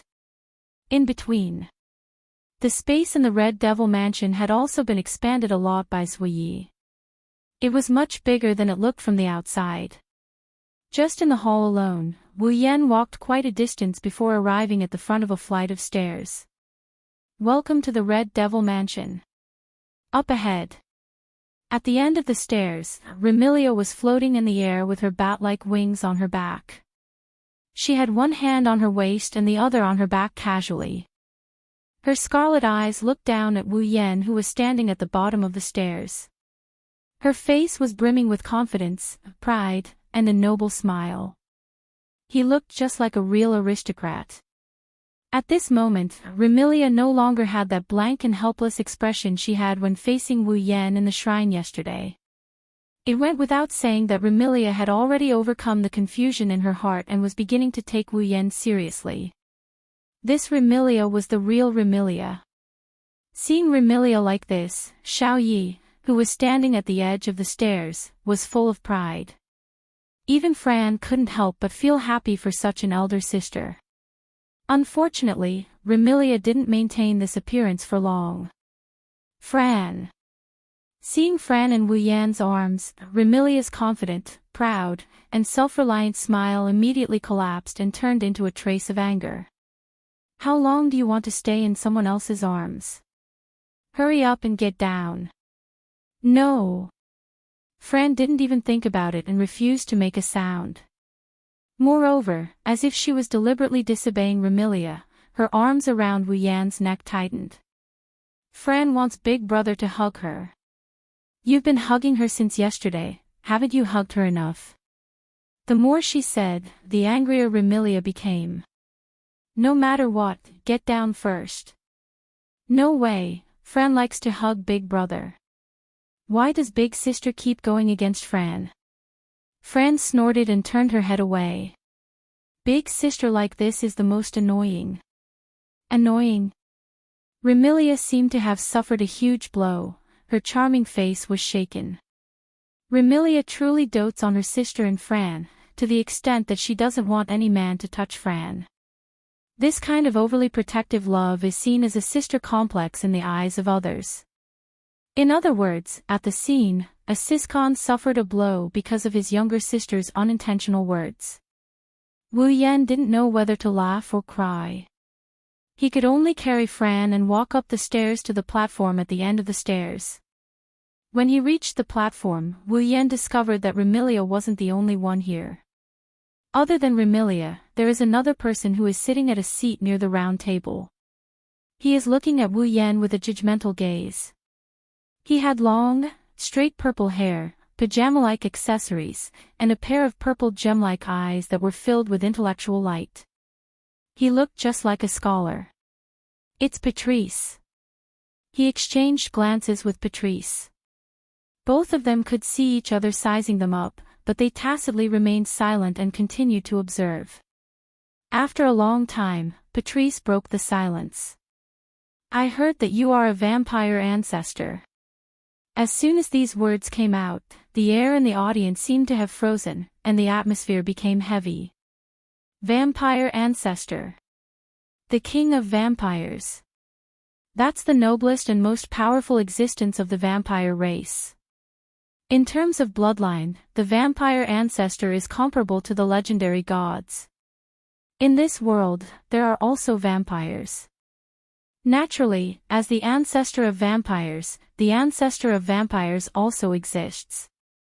However, that is a thing of the past. Now, even in Fantasy Village, the only vampires whose identities could be confirmed were Remilia and Fran. Apart from Remilia and Fran, the rest of the vampires had disappeared. No one knew if they had disappeared or if they had gone into hiding. As for the true ancestor, he had disappeared long before the establishment of the Fantasy Village and had never appeared again. This was also the reason why Patrice asked so directly. As a bookish witch, Patrice looked gentle and weak, but she was curious. In addition to her calm personality, she inquired about Wu Yan's identity the first time they met. Without a doubt, this wasn't a wise and abrupt action. However, Patrice didn't intend to hide it. Remilia and Ziyi also wanted to know Wu Yan's identity. Thus, they didn't say anything and looked at Wu Yan, waiting for his answer. Wu Yan only smiled and didn't reply. He looked at Remilia. It seems like you have your answer. Tell me your answer. You give up on Fran. For the second time, the air in the Scarlet Fiend mansion froze because of this short sentence. Like Patrice, Wu Yan went straight to the point. But this time, Remilia couldn't choose to learn from Wu Yan. She clenched her fists and stared straight ahead. I already gave you my answer yesterday. I will never give up on Fran. Big sister. Fran stared blankly at Remilia and didn't react. Is that so? Wu Yan nodded and he asked in a cold tone. In other words, you dare to say that you can make Fran happy? Of course. Of course. Remilia confidently puffed up her flat chest. Since Fran is back to normal, I won't let her suffer anymore. Oh. Wu Yan sneered. In other words, if Fran falls into a state of mental instability again, you will imprison her again. The confidence on Remilia's face froze. Patrice hurriedly stood up. She wanted to say something but Wu Yan didn't give her the chance to speak. He turned around and walked down the stairs. Seeing this, Remilia, Patchouli, and Zankita tensed up at the same time. Is he really going to take Fran away? While Remilia and the other two were having wild thoughts, Wu Yan said as he walked down the stairs. Follow me. Remilia, Patrice, and Ziyi were startled. They looked at each other and followed. To be continued. Chapter 1723. Lake of Mist. Beside the lake where the fairies and monsters loved to reside, several figures were standing in a standoff. Remilia looked around and saw Wu Yan carrying Fran. She frowned. What are we doing here? Wu Yan didn't answer. Instead, he squatted down and placed Fran on the ground. He rubbed her head that's wearing a beret. Fran, stand to the side. Oh. Fran's face was filled with confusion. She didn't know what Wu Yan was planning to do but she obediently nodded and walked to the side. Remilia grumbled when she saw Fran defying her in every possible way but obeying Wu Yan's every word. All right, tell me quickly. What are you planning to do by bringing me here? Wu Yan glanced at Patchouli, Tsusuya, and Hong Meiling who followed behind Remilia. Tell them to back off first. Remilia's frown deepened. Her displeasure grew but she still did as she was told. Patrice. Ziyi. China. All of you, leave first. Yes. Ziyi respectfully replied. Patrice also nodded. Only Hong Meiling muttered, I'm not China, I'm Hong Meiling. However, no one paid attention to her. Only after Ziyi, Patrice and Hong Meiling left did Remilia look at Wu Yan impatiently. She clearly didn't have the patience to wait any longer.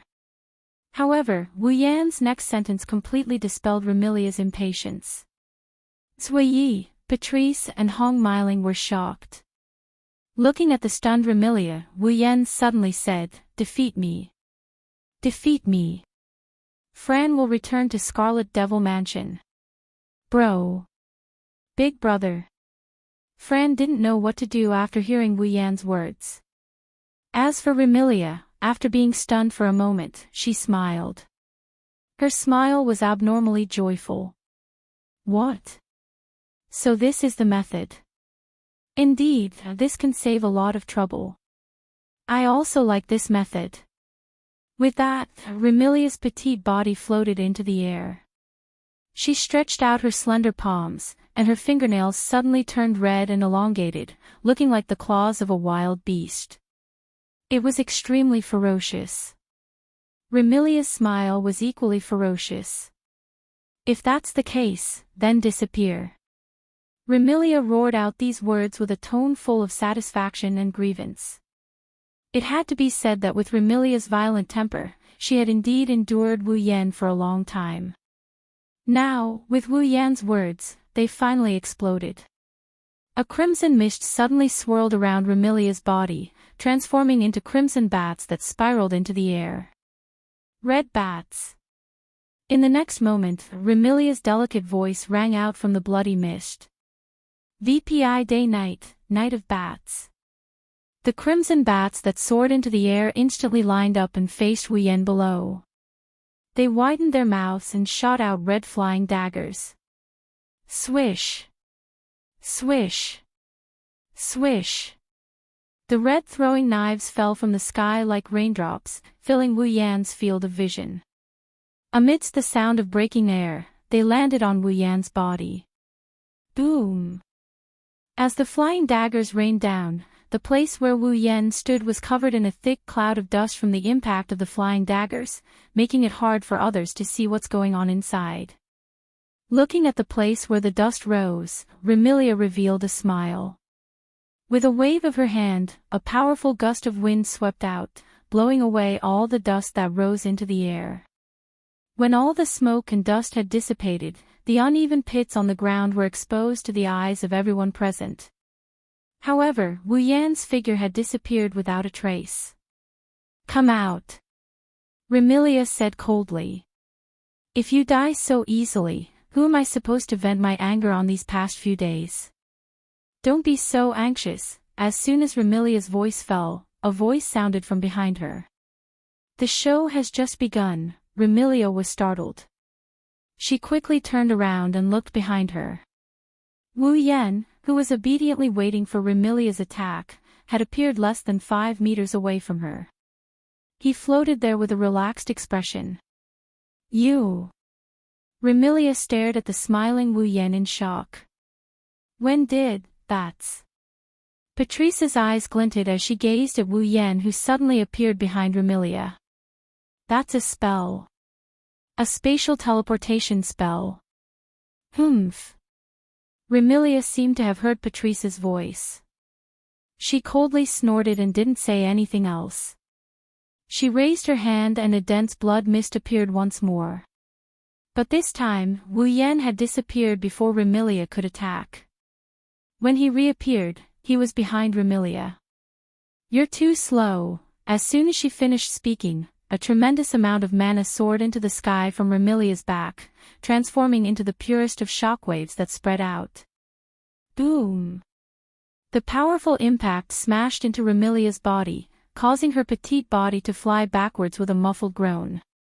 She flew backwards for over 100 meters before coming to a stop and stabilizing herself.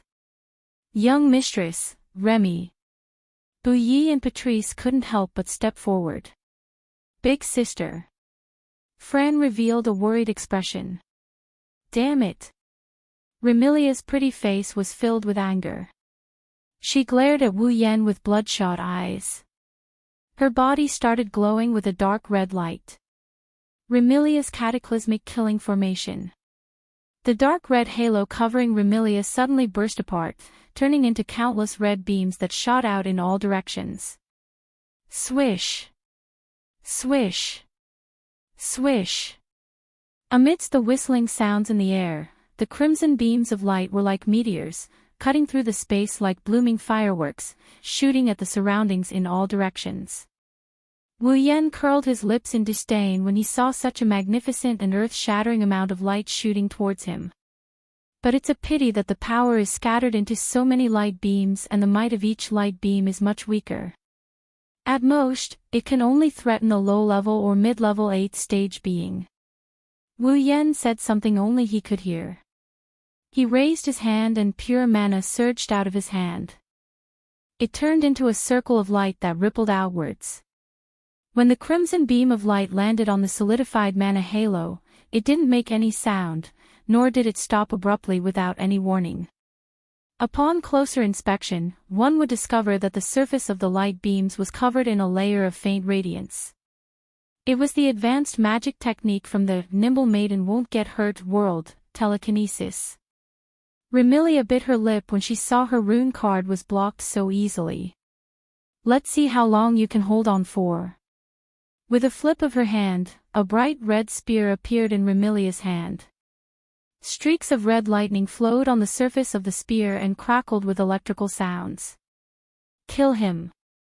Remilia pulled the scarlet spear to her back and threw it mercilessly at Wu Yan. "Godly spear, Gungnir." "Show!" The bright red spear turned into a flash of red lightning, flashing through the air and shooting out explosively. Wherever the spear passed, the air vibrated violently and space trembled. The Gungnir, that resembled a red comet with a long tail of light and scorching airflow, flew straight at Wu Yan as though it had a mind of its own. At this moment, Wu Yan began to take Remilia's attack seriously. However, he didn't do anything to the Gungnir. The Gungnir was a godly gun that never missed a single shot. No matter what he did to the Gungnir, he wouldn't be able to avoid the fate of being hit. Therefore, dodging was foolish and meeting force with force was unnecessary. The only thing he could do was to block. That was why Wu Yan only did one thing. He extended his hand toward the red lightning bolt that was shooting at him. Chapter 1724. Wu Yan, who was suspended in midair, extended his hand to receive the incoming Gungnir. Everyone was astonished. Was he planning to receive the Gungnir with his bare hands? If that was the case, this person was definitely crazy. Although Remilia's Gungnir wasn't the real divine weapon, it had the exact same effect as the real Gungnir, which was the effect of never missing a target. Wu Yan didn't choose to dodge Remilia's Gungnir. That was a very commendable action. But to receive it with his bare hands. Even if Remilia's Gungnir only had the exact same effect as the legendary Gungnir and wasn't as powerful as the real Gungnir, it definitely wasn't weak. Even in the fantasy village, there were only a handful of existences who could receive Remilia's Gungnir with their bare hands and come out unscathed.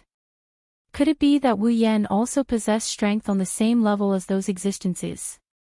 In the next second, Wu Yan told everyone the answer. Buzz! In a trembling sound, dense magical power surged into Wu Yan's hand that extended towards the Gungnir.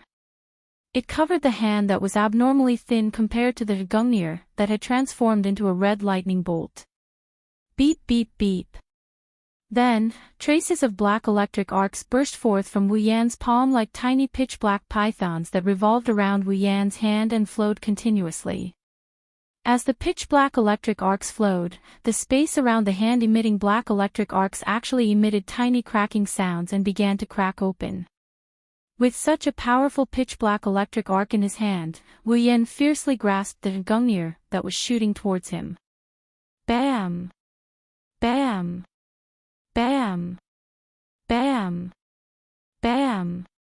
The pitch-black electric arcs flowing on Wu Yan's palm rose sharply. The red lightning on the Gungnir that Wu Yan grasped in his hand flickered desperately. The two weapons seemed to be competing, triggering deafening explosions.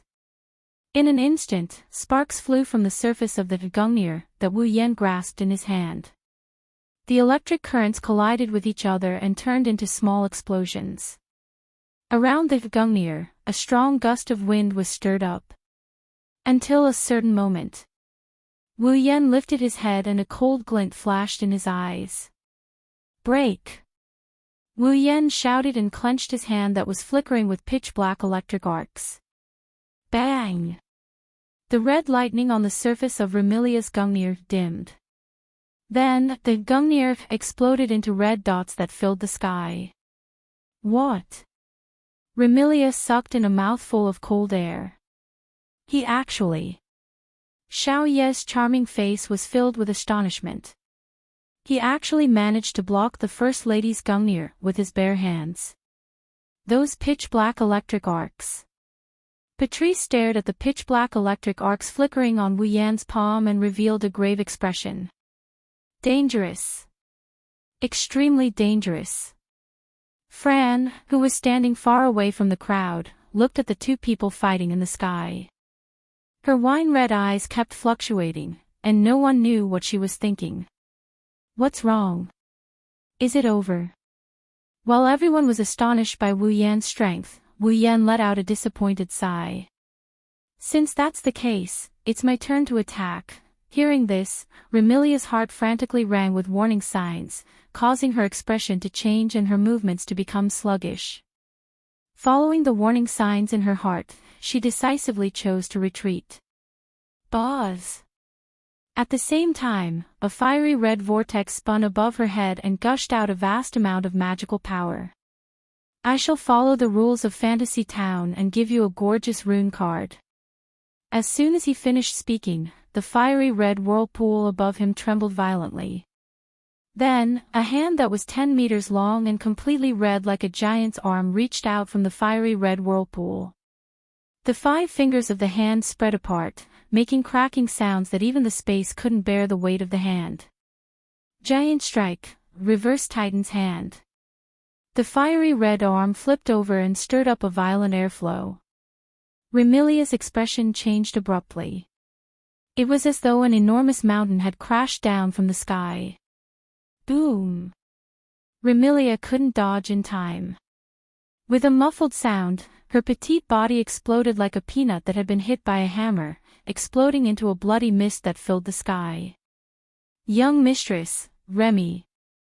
Looking at this scene, Patrice, Suiyi, and Hong Miling turned pale instantly. Even Fran was dumbfounded. Remilia is dead. As this thought arose in their minds, a feeble laughter echoed in the surroundings. If only it were that easy. As if responding to the content of this sentence, red bats suddenly appeared out of thin air in the sky. Like bees surrounding a beehive, they flew all over the sky and wandered in the same direction, gathering into a cluster. Shortly after, the red bats gathered together and formed a wheel that emanated a crimson radiance. Amidst the crimson radiance, the red bats fused together. When the crimson radiance dissipated, Remilia once again appeared before everyone's eyes. But looking at the reappearance of Remilia, not only did Patrice, Suiyi, and Hong Miling's expressions not look better, but they also revealed traces of anxiety. Not only was Remilia's complexion incomparably pale, but she was also panting heavily. Her noble Gothic lowly costume had also become tattered and she looked extremely miserable. "Is this your regenerative ability?" Wu Yan exclaimed as he gazed at Remilia, who looked extremely miserable but wasn't injured at all. From a vampire's point of view, this regenerative ability isn't something that ordinary vampires can compare to. Not bad. Remilia didn't seem happy at all after hearing Wu Yan's praise. Instead, her expression turned ugly. "Who exactly are you? Why haven't I heard anything about someone with this level of strength in fantasy country? I don't mind telling you. But first, let's deal with Fran's problem." Wu Yan curled his lips. "If you can't defeat me, you won't be able to snatch Fran back. Stop joking around." Remilia clenched her fists and glared at Wu Yan. "I won't give up on Fran. I won't lose to you. Haven't you realized?" Wu Yan revealed a smile that made Remilia's heart skip a beat. "I've always been going easy on you." The crimson radiance in Remilia's eyes intensified. "What do you mean by that?" "What I mean is that I have a way to defeat you in an instant, but I haven't used it." Wu Yan lifted his head and scanned the surroundings. "For example, what do you think I'll find if I blow away the mist coming from the lake of fog?" "Blow away the mist?" Remilia tilted her head to the side in confusion. On the surface, Patrice seemed to have thought of something. Her expression changed and she yelled at Remilia. "Remilia, don't let him blow away the mist. Once he does, sunlight will shine in and you'll be dead." Remilia finally realized what was going on. It wasn't night, it was daytime. "Since you don't want to admit defeat." Wu Yan raised his hand in front of Remilia's fearful expression. "Then, have a taste of sunlight that you've never experienced in your entire life." A whirlwind of mana surged out from Wu Yan's hand, it turned into a raging storm. Remilia couldn't help but despair. Once the mist dissipated and sunlight shone in, even if Remilia didn't die, her vitality would be greatly damaged and she would lose without a fight. Just as Remilia was about to give it a try, the surrounding space suddenly changed color. Wait to continue. Chapter 1725. It happened in an instant. The surrounding space turned into a red mist for a moment. It was as though the air in the world had been dyed red. Everyone couldn't help but feel sluggish and unable to move. Even Wu Yan, who was about to raise his hand and blow away the surrounding mist, was the same. However, it only lasted for a moment. After a moment, the world returned to its original state, but a delicate voice replaced it and reverberated in the surroundings. "Illusory talisman, Murd Meat Doll." Along with the ice-cold, delicate voice, streaks of cold light suddenly flashed in the surrounding space and coiled together, spinning in circles. those cold lights were all sharp flying daggers. The throwing knives flew through the air as if they were being held by an invisible hand. The throwing knives danced in sync with each other as they smoothly circled one circle after another. Then, with a sudden jolt, they rained down on Wu Yan like raindrops that blotted out the sky and covered the earth. No! It wasn't just falling. Just like before, for a moment, the color of the world changed again and Wu Yan froze on the spot. When the color of the world returned to normal, the raindrops of flying daggers abruptly arrived before Wu Yan and imprinted themselves into his eyes. That couldn't be described as fast anymore, but another force was causing mischief. Boom! The time to react was less than a second. After immediately reacting, Wu Yan's body trembled and a burst of magical power burst out from his body. In a series of frequent collisions, all the flying daggers were sent flying. Only then did the people present realize. Holding a flying dagger with a stern expression, the maid exuding a carefree temperament stood in front of the pale-faced Remilia and fearlessly looked at Wu Yan, who was suppressing her master with overwhelming strength. Looking at the maid in front of her, Remilia was slightly surprised. Yi! Yi! Yi, Miss Yi!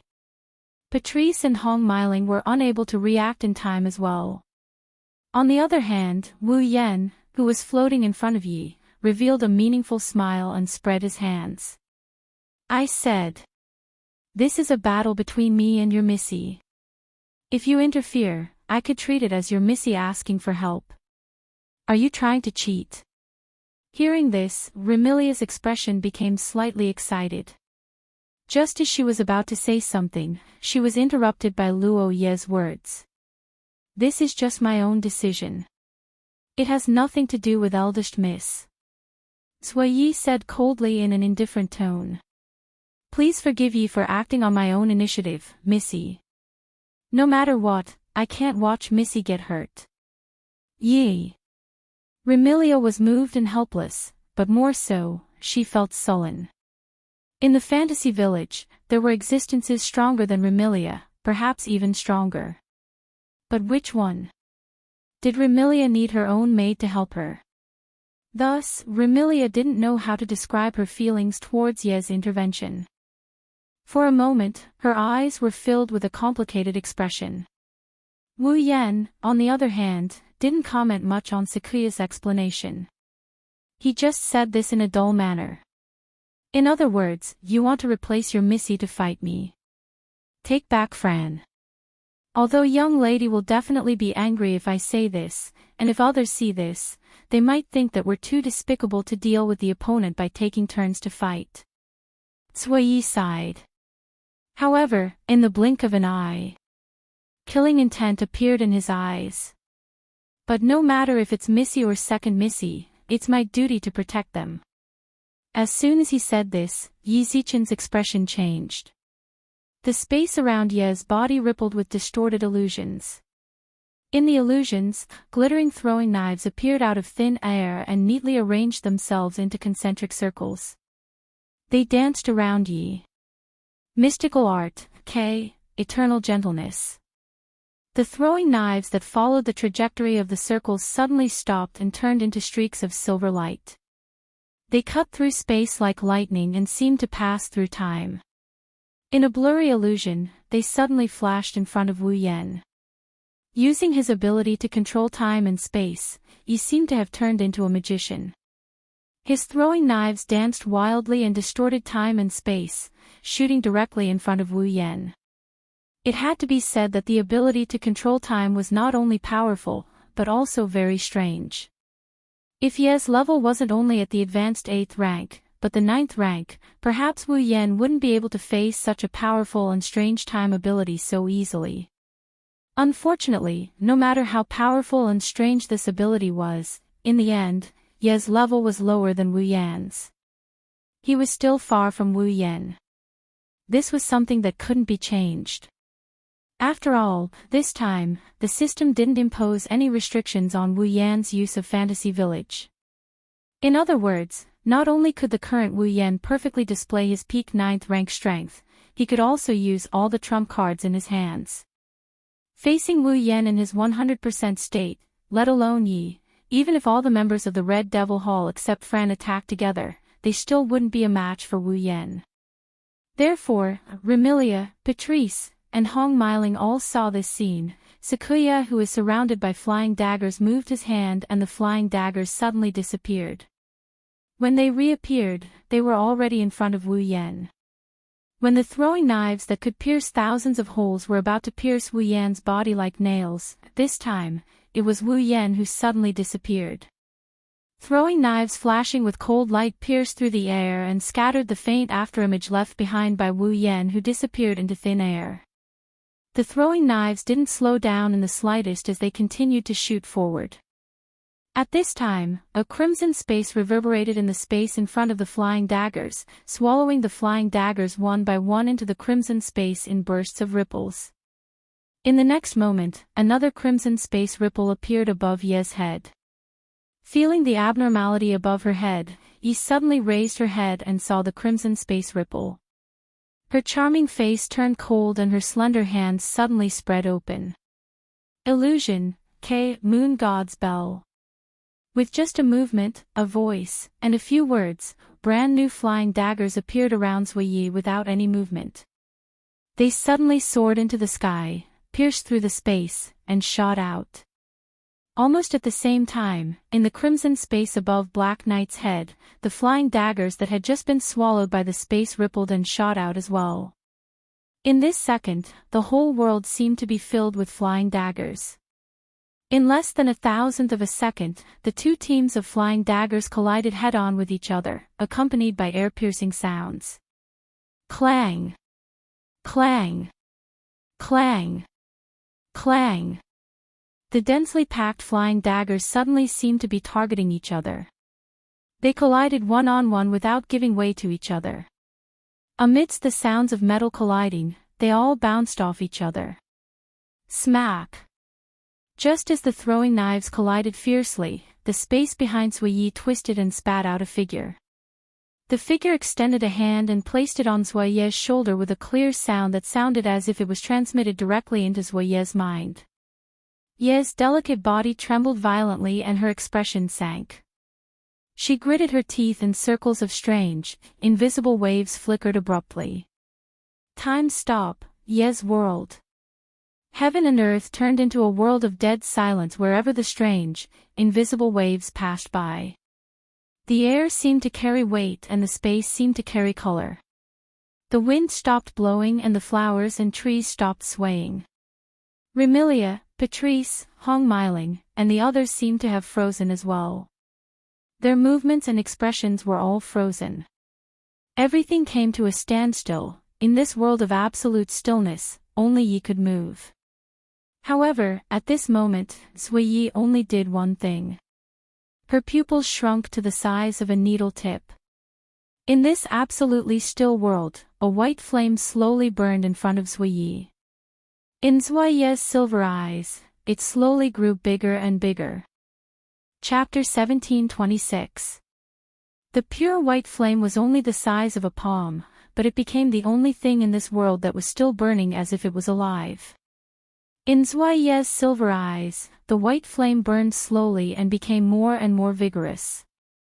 It was not until it expanded from the size of a palm to the size of a human head that Zui Yi finally reacted. Unfortunately, it was too late for him to react now. Bang! In a muffled sound that only Zui Yi could hear, the white flame that was the size of a human head suddenly exploded and turned into pure white flames. Like a laser, they shot in all directions. The white flames did not shoot too far away.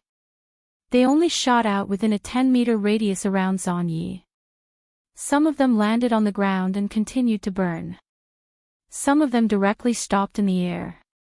During the burning period, it actually caused this absolutely still world to begin to distort. The white flames were burning this absolutely still world to ashes. No. It should be said that the white flame was burning the thing that caused this world to turn into an absolutely still state. It was burning time. Realizing this, Zui Yi's shock was imaginable. A flame that directly burned time. Did such a flame exist? There's nothing you can do about it if you think so. At this moment when Zhuye's heart was filled with shock, a voice suddenly sounded in this silent world. After all, even I didn't quite believe that such a flame could actually become my power. At the same time, the hand that was resting on Zhuye's shoulder, which had stopped moving after Zhuye stopped the time around her, suddenly tightened its grip and forcefully grabbed Zhuye's shoulder. Without it, it would really take a lot of effort to deal with your ability to control time. After that, before Zhuye could react, the hand that grabbed Zhuye's shoulder forcefully lifted Zhuye up. Zhuye only felt that the world was spinning and her body was sent flying. Ding, ding, ding. Around Zhuye, who was thrown into the air, space rippled like ripples on the surface of water. Chains with purple light on the surface stretched out and shot out, wrapping around Zhuye's delicate body amidst a series of light and agile sounds of collision.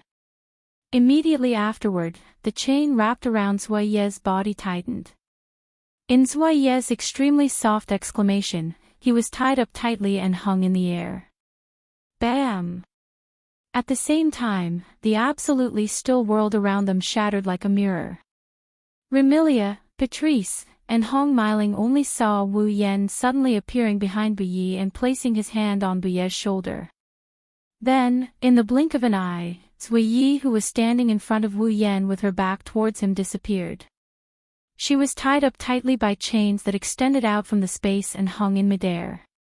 The chains were shining with a faint purple light on the surface. Black Knight struggled with all his might, but let alone breaking the chain, he couldn't even move the chain a little bit. Miss Knights now! Hong Miling cried out in alarm. Patrice's expression also sank. Damn it! Remilia gnashed her teeth and struggled to her feet. However, by the time Remilia stood up, a figure was already standing before her.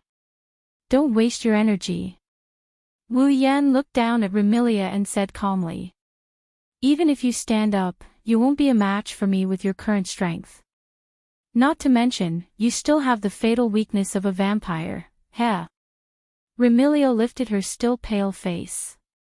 She no longer had her usual confidence, arrogance, and self-improvement. She no longer had her willfulness, anger, and awkwardness. Instead, there was only stubbornness. Even so, I still want to fight. If we continue fighting, it will only get worse. Wu Yan said helplessly. Even though we've given names to our moves and fought in the name of rune cards, the rules of rune cards don't only stipulate that we must use rune cards. We also have to agree on the number of rune cards that we can use. We didn't do that. Strictly speaking, we violated the rules of rune cards. Wu Yan shot a glance at Remilia. In addition to the disparity in strength, this battle is over. Over. Remilia yelled as though she had been provoked. No. It's not over. Remilia extended her arm and clenched her fist. The scarlet gungnir that flickered with scarlet electric currents coalesced in her hand once again. Bam! However, before Remilia could throw the gungnir, her other hand grasped the gungnir. Pitch-black electric currents flickered on the gungnir and collided with the scarlet electric currents, causing muffled explosions. Since you don't want to admit defeat. Wu Yan gripped her gungnir with one hand while raising his other hand that's covered in black lightning. Then I'll have to make you lie down for real. His hand flickered with pitch-black electric currents as he extended it towards Remilia. Young mistress. The struggling Zhao Yi cried out. Remy. Patrice flipped her hand and a grimoire appeared. Traces of magical power surged from the grimoire. Even Hong Miling anxiously got into a stance, planning to save Remilia. Remilia's heart was filled with unwillingness as she watched the hand flickering with pitch-black electric currents grow larger and larger in her eyes. I've lost just like that. I can't win. I can't snatch Fran back. It wasn't easy for Fran to return to normal, but the two sisters can't live together anymore. God is really unfair to us. to think that I'm a vampire with the ability to control fate. Isn't this the same as not being able to control the fate of the people around me? How ironic, as the hand flickered with pitch-black electric currents was about to touch her body, Remilia's unwillingness turned into self-mockery. She shut her eyes. Boom! All of a sudden, the pitch-black electric currents flickered on Wu Yan's hand and vanished into thin air.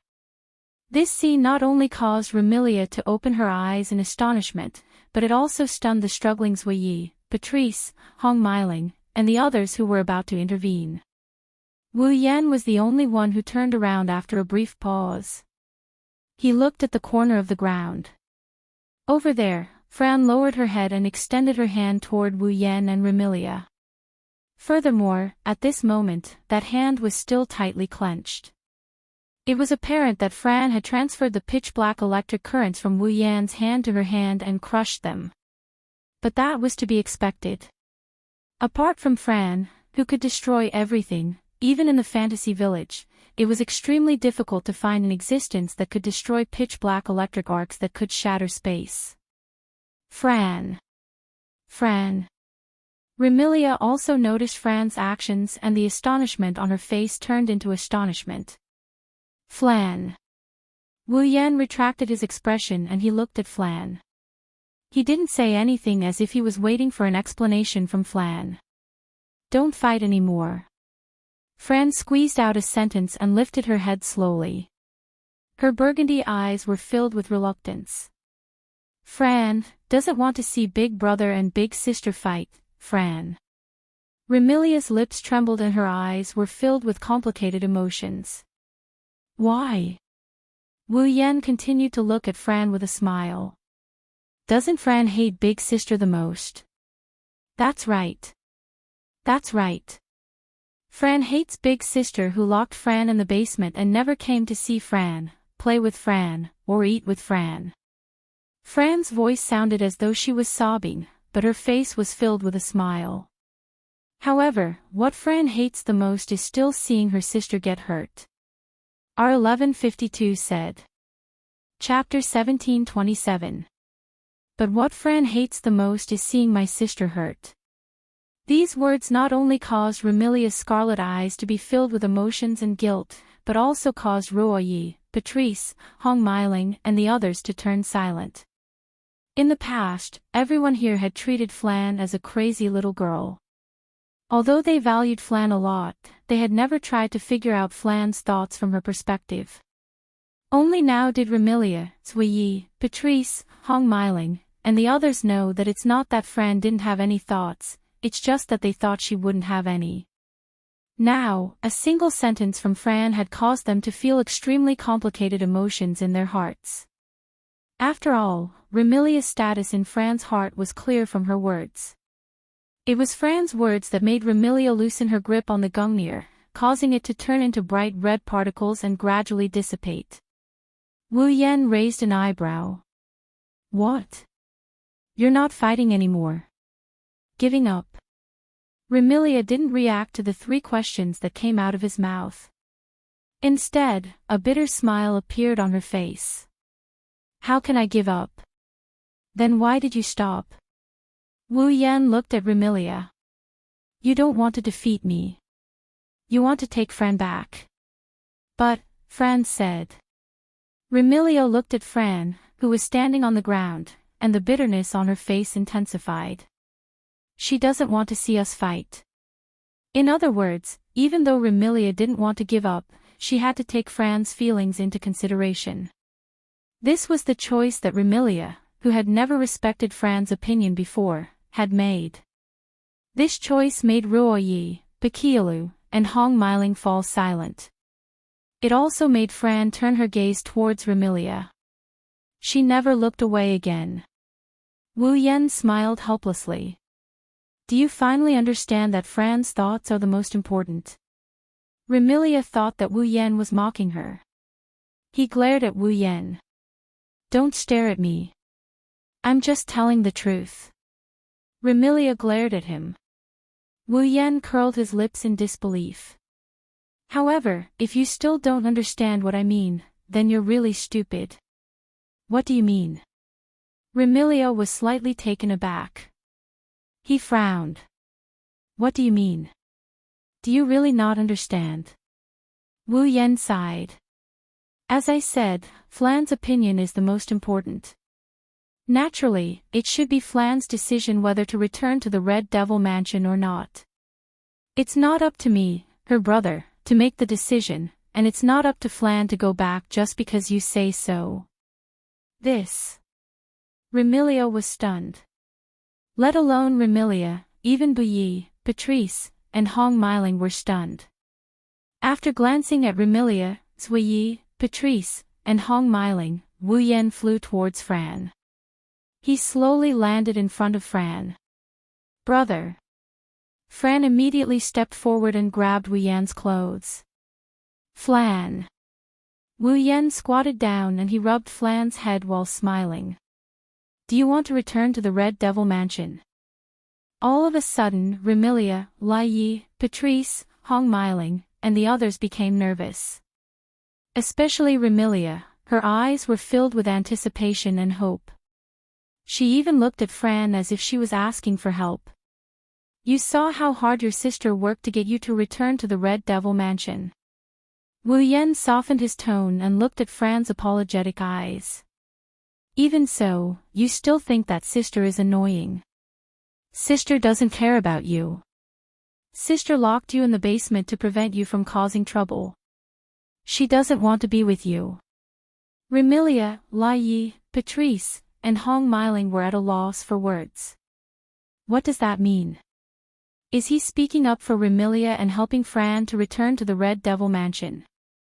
If you really don't want to return to the Red Devil Mansion, I won't force you. However, I want to hear the truth from you. Wu Yan gently patted Fran's head as if he wanted to soothe her inner struggle. His actions were extremely gentle. Tell me, do you want to return to the Red Devil Mansion? Fran lowered her head and hesitated. However, when she saw the understanding and gentle smile on Wu Yan's face, her hesitation disappeared and she spoke. Fran wants to return to the Red Devil Mansion and live with sister. Remilio was overjoyed. Zuiyi, Patrice, and Hong Miling were also overjoyed. But while Remilia and the others were overjoyed by Fran's choice, Fran changed the topic. Fran also wants to live with brother. Therefore, brother wants to live with Fran in the Red Devil Mansion. Me? Wu Yan exclaimed. Him. Zuiyi, Patrice, and Hong Miling looked at Wu Yan in shock. What? Remilia's eyes widened and she jumped up. No. Why? Fran looked at Remilia angrily. Why can't brother do it? This is because. Remilia couldn't find an excuse. Could it be that she hated this person so she couldn't do it? However, he seemed to be speaking up for her. Furthermore, his annoying actions were all for Fran's sake, weren't they? If she said that she hated this person because of this, wouldn't it seem like she wasn't magnanimous and didn't have the generosity a noble should have? Thus, Remilia could only be willful. In any case, I said no. Then Fran won't return to the Red Devil Mansion. Fran also started being willful and shouted. Fran won't return to the Red Devil Mansion without brother. Fran. Remilia was also angry. Isn't it enough that you have sister, Patrice, Zuiyi, China, and the little devil to accompany you? Not enough, not enough, not enough. After being willful, Fran became awkward again. No one can replace brother, not even sister. You. Remilia was angry and helpless. Onie-chan. Flan ignored Remilia and she looked at Wu Yan with a pitiful expression. You can stay in the Red Devil Mansion with Fran, stay in the Red Devil Mansion. Wu Yan scratched his cheek. But I told Ling Meng yesterday that I would stay for a while and even gave her a bag of gold coins. In the end, I only stayed in the shrine for a night. Isn't that too much of a loss? Brother. Fran's pitiful expression was replaced by anger. The speed at which she changed her expression was astonishing. I know. Wu Yan shook his head. He stood up and he looked at Remilia with a smile that didn't look like a smile at all. This is Fran's request, Master of the Red Devil Mansion. Do you want to disappoint your sister again? Remilia was speechless and could only cry out in despair. Forget it. Do as you wish. Yay! That's great. Fran cheered and threw herself into Wu Yan's embrace. Patrice, Hong Miling, and the released Sui Yi gathered behind Remilia. They looked at the blissful Fran who threw herself into Wu Yan's embrace helplessly. Sui Yi. Remilia snorted. What the eye doesn't see, the heart doesn't grieve over. Invite some guests to the Red Devil Mansion tonight. Hold a banquet for Fran's recovery. Yes. Young mistress. Remilia turned around and glanced at Fran who was playing in Wu Yan's embrace. Her face was filled with anger. Fran.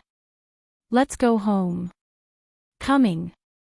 Fran grabbed Wu Yan's hand and happily walked towards Remilia. Perhaps Remilia was really angry. She walked in front and didn't look back at Fran. Sui Yi followed behind Sui Yi. Hong Miling followed behind Sui Yi, occasionally looking at Wu Yan with curiosity. Patrice, on the other hand, seemed to be purposely lagging behind. When Wu Yan walked past her, she suddenly spoke. You want to let your sister see how hard Remy worked for her. That's why you suggested a fight with Remy. You're not really trying to steal her sister from Remy, right? Whatever you think. Wu Yan, who was being pulled away by Fran, didn't deny or admit it. He smiled. Besides, it's not like I don't get anything out of this fight. No one saw a drop of gem-like blood floating in Wu Yan's other hand. Chapter 1728. Fantasy Village, Scarlet Devil Mansion. Wu Yan sat on one of the seats by the round table. He was hugging Fran, who refused to let go of his embrace and was happily munching on a cake. Around the round table, Remilia sat at the head of the table. Sakuya sat beside Remilia as if she was on standby. Patrice sat across from Wu Yan. Beside Patrice, Little Devil also stood by her side as if she was on standby. At this moment, the four girls who are either sitting or standing at different positions all fixed their gazes on Wu Yan. Their eyes are filled with scrutiny and scrutiny. Wu Yan picked up a napkin and wiped Fran's mouth, which was stained with cake. He looked at the four young ladies who weren't afraid of him and revealed a speechless expression. I say, do you have something you want to ask me? How can we not have anything to ask you? Remilia seemed to have been waiting for Wu Yan's words for a long time. After Wu Yan broke the strange silence, she shouted. There are many things we want to ask you. Wu Yan mused for a bit before he said something out of the blue. Let me make it clear, I'm not a lolicon. Ha! Patrice, Little Knight, and Little Devil's expression fell. Remilia almost fell off her chair. She glared at Wu Yan. Isn't your explanation even more suspicious? Don't tell me you really have some dirty thoughts about Fran. Remy, you're looking in the wrong direction. Patrice spoke with a headache. This isn't the question we want to ask, right? Not this. Wu Yan was puzzled. Don't tell me you want to ask about my type of girl. Who would ask you that? Remilia almost went berserk. Even Patrice glared at Wu Yan. What we want to know is, when did you get to know my sister, and what method did you use to make my sister return to normal? I see. Wu Yan sighed in disappointment. I thought you wanted to ask about my type of girl and introduce me to some cute girls. Remilia was about to fly into a rage, but she calmed down after hearing Patrice's enlightened words. Don't tell me you're trying to change the topic. Change the topic. Remilia felt that Patrice's words made sense. She looked at Wu Yan with an unfriendly expression. You don't intend to say anything. We hope you can provide us with some information. Patrice spoke in a calm tone. Otherwise, we won't let little sister get close to a suspicious fellow. Suspicious fellow. Wu Yan looked at Patrice with a mocking gaze. If you want to say something suspicious, isn't that black and white bandit in Fantasy Village more suspicious? However, the librarian in Red Devil Mansion often lets her steal books, right? Patrice could no longer maintain her composure as she panicked. You. How did you know? Wu Yan's mocking expression deepened upon seeing Patrice's panicked expression. I was just casually speaking. It seems that the librarian really did let that black and white bandit steal books. Remilia, Dark Knight, and the imp all looked at Patrice. Their eyes were filled with curiosity. I didn't do it on purpose. Everyone stared at him with strange expressions. After Remilia, Patrice also gave Wu Yan an unfriendly look. Can you please not change the topic? Fine. The people in Red Devil Mansion can't take a joke. Wu Yan said with a bored expression. Then, what do you want to ask? Didn't I say it earlier? Remilia's expression turned serious. When did you meet Fran? What method did you use to make Fran return to normal? These two questions were the biggest questions in the hearts of the girls in Red Devil Mansion. As mentioned before, Flan has been staying inside Scarlet Devil Mansion since the last time they met. How did Wu Yan get to know Flan, and how did Flan become so dependent on him? Could it be that Wu Yan really snuck into Red Devil Mansion without anyone noticing? That wasn't impossible. After all, everyone had witnessed how strong Wu Yan was outside. It was indeed quite easy to sneak into Red Devil Mansion without being discovered. The problem was, if Wu Yan snuck into Red Devil Mansion, what was his motive? Remilia and the others had long guessed that Wu Yan snuck into Red Devil Mansion for some reason and got to know Fran in the basement. Or perhaps, he snuck into Red Devil Mansion because of Fran. That might not be the case. Your worries are unnecessary.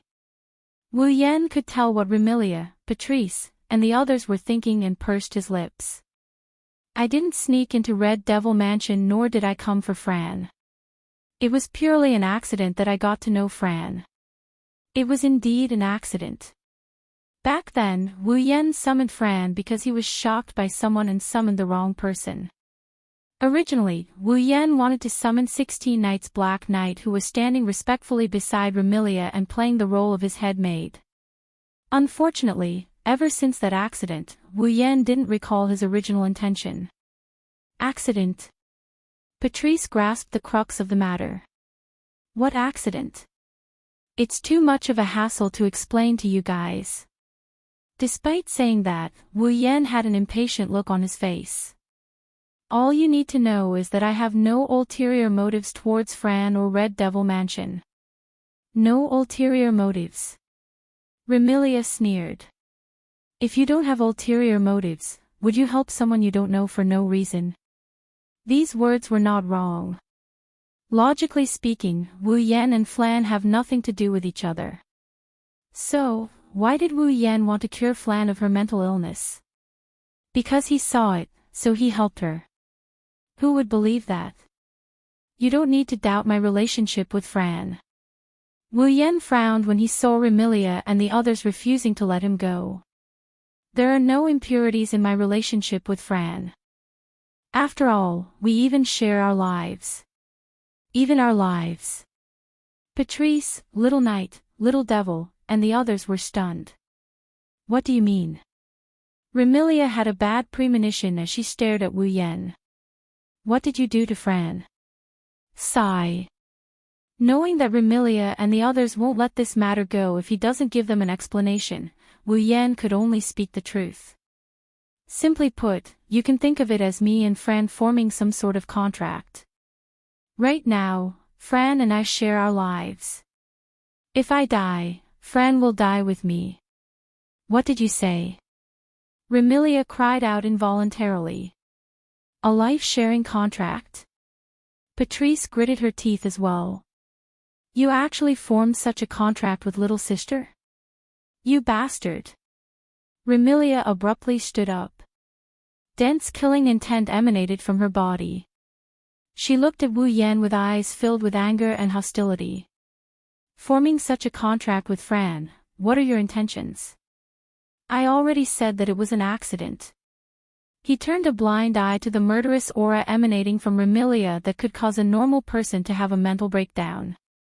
He glanced at Remilia. Of course, even though it was an accident, Fran is one of the most important people in my heart. This isn't because of our shared lives. Remilia's hands were clenched tightly, and her expression was uncertain. Is there any way to break such a contract? Break? Wu Yan sneered. Why should I break it? Do you think I will let my little sister form a life-sharing contract with a stranger? Remilia's voice was laced with killing intent. Don't think you can do whatever you want just because I can't defeat you. Even though I can't defeat you, I have ways to take you down with me. Patrice and Sakuya also looked at Wu Yan with determination in their eyes.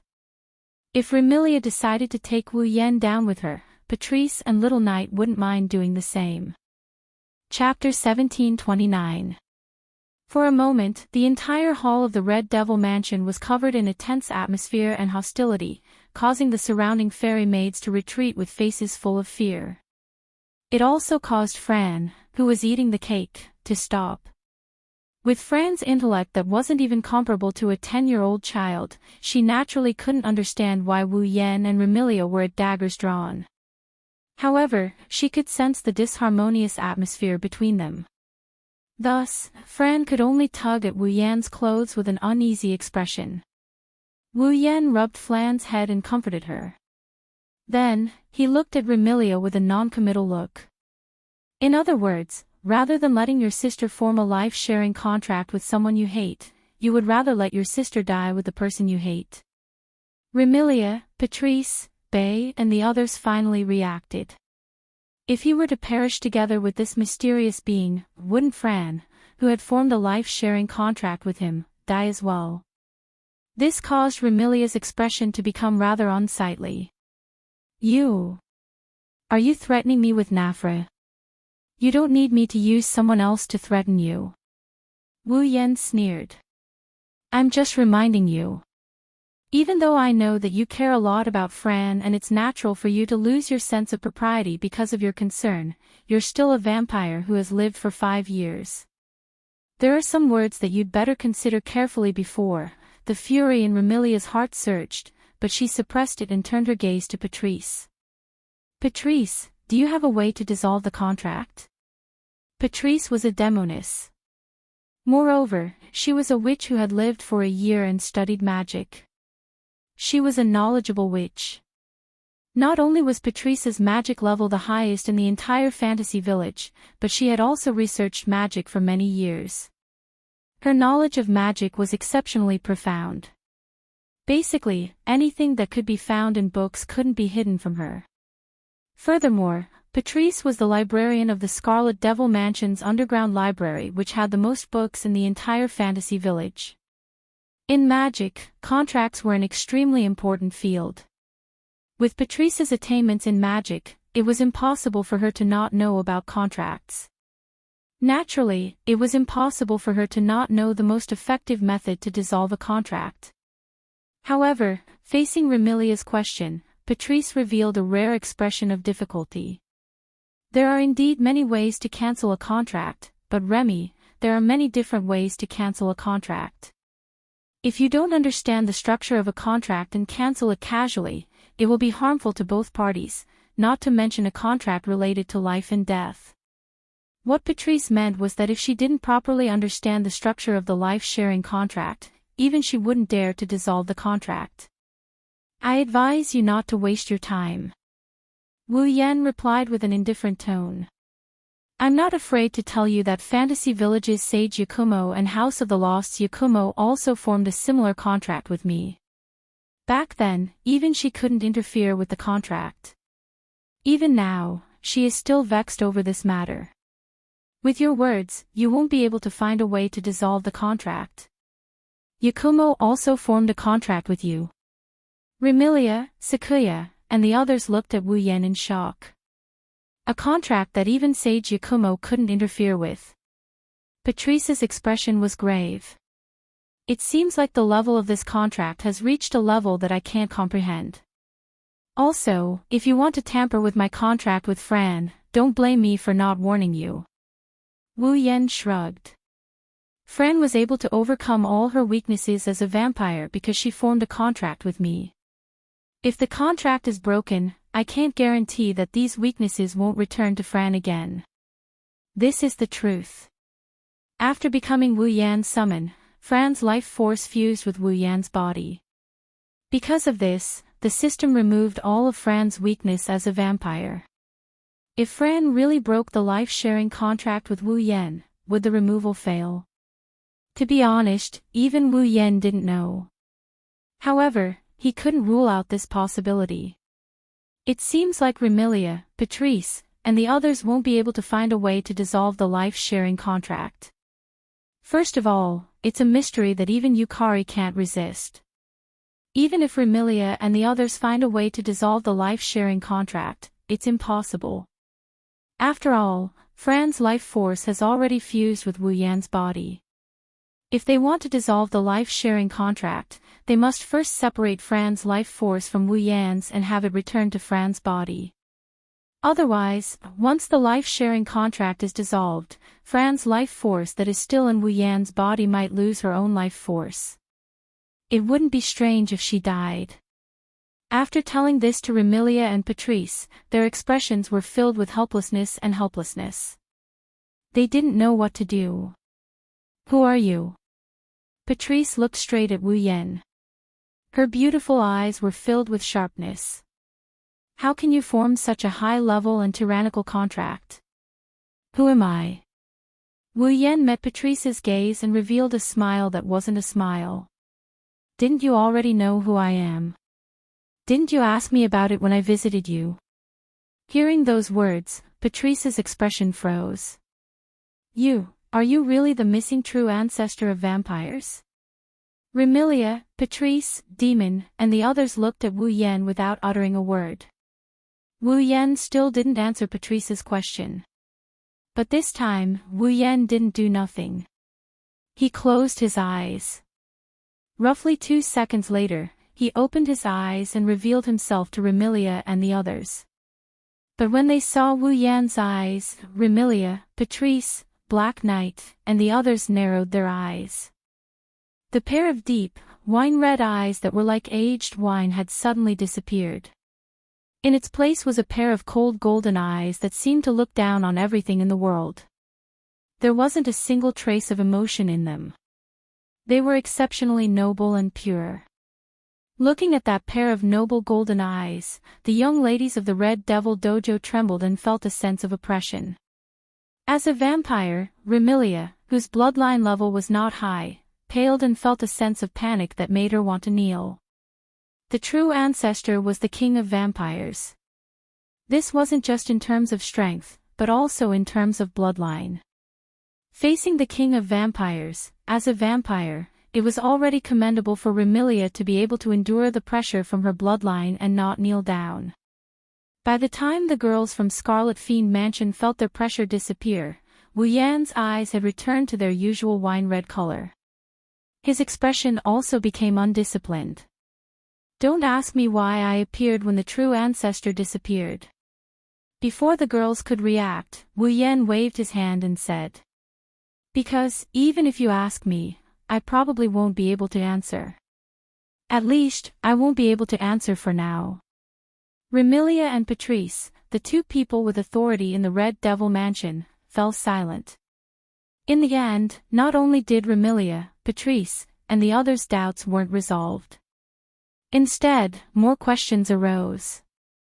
Who was this man before them? Why would the true ancestor, who had disappeared, reappear? Why haven't they heard of such an existence in fantasy countryside? Why would such an existence form a life-sharing contract with Fran? Even the creator of fantasy countryside, the sage of demons, formed a life-sharing contract with him. It seemed like their relationship was extraordinary. Why haven't they heard of him before? Mysterious. This man before them was too mysterious. Remilia couldn't help but feel apprehensive when facing such a mysterious existence. Even Xaiye's heart was raised. While Patrice felt heavy, she was also filled with curiosity towards Wu Yan. To the knowledgeable Patrice, who was infatuated with the sea of books, this mystery was undoubtedly the factor that triggered her eagerness to solve this riddle. Chapter 1730. After talking for a while, everyone left unhappily. Tonight, Remilia would host a banquet in the Red Devil Mansion and invite some guests to celebrate Fran's return to normal. From now on, she would be able to live together with the girls of the Red Devil Mansion. It was to announce this that Remilia wanted to host a banquet. After all, everyone who knew Fran knew how dangerous she was in the past, especially the fairy maids of the Red Devil Mansion. It wasn't as if Fran hadn't played with them before, causing the fairy maids to fear Fran to a great extent. In order to stop others from fearing Fran and to let others know that Fran had returned to normal, they could treat and interact with her like a normal person. This was the main purpose of Remilia's banquet. Thus, Suiyi obeyed Remilia's orders and invited those familiar people to attend the banquet of the Red Devil Hall at night. Fran was also forcefully pulled away by Remilia and went to the room to have a long-lost exchange between sisters. Of course, the so-called exchange was bound to involve a lot of speechless topics. Although Remilia didn't have much hope, she couldn't obtain a certain amount of information from Wu Yan, so she could only start with Fran. No matter what, Fran shouldn't not know how she met Wu Yan and how she formed a life-sharing contract with Wu Yan, right?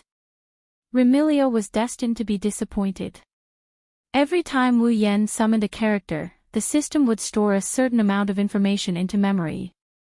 It would directly instill information into the summoned character, allowing the summoned character to understand the existence of the system and their current situation. Logically speaking, Remilia should be able to get some information from Fran. Unfortunately, the questions were too profound for Fran. Even if Remilia asked, she knew the answer but didn't know how to express it in words. If Remilia asked Fran how she met Wu Yan, Fran would definitely answer like this.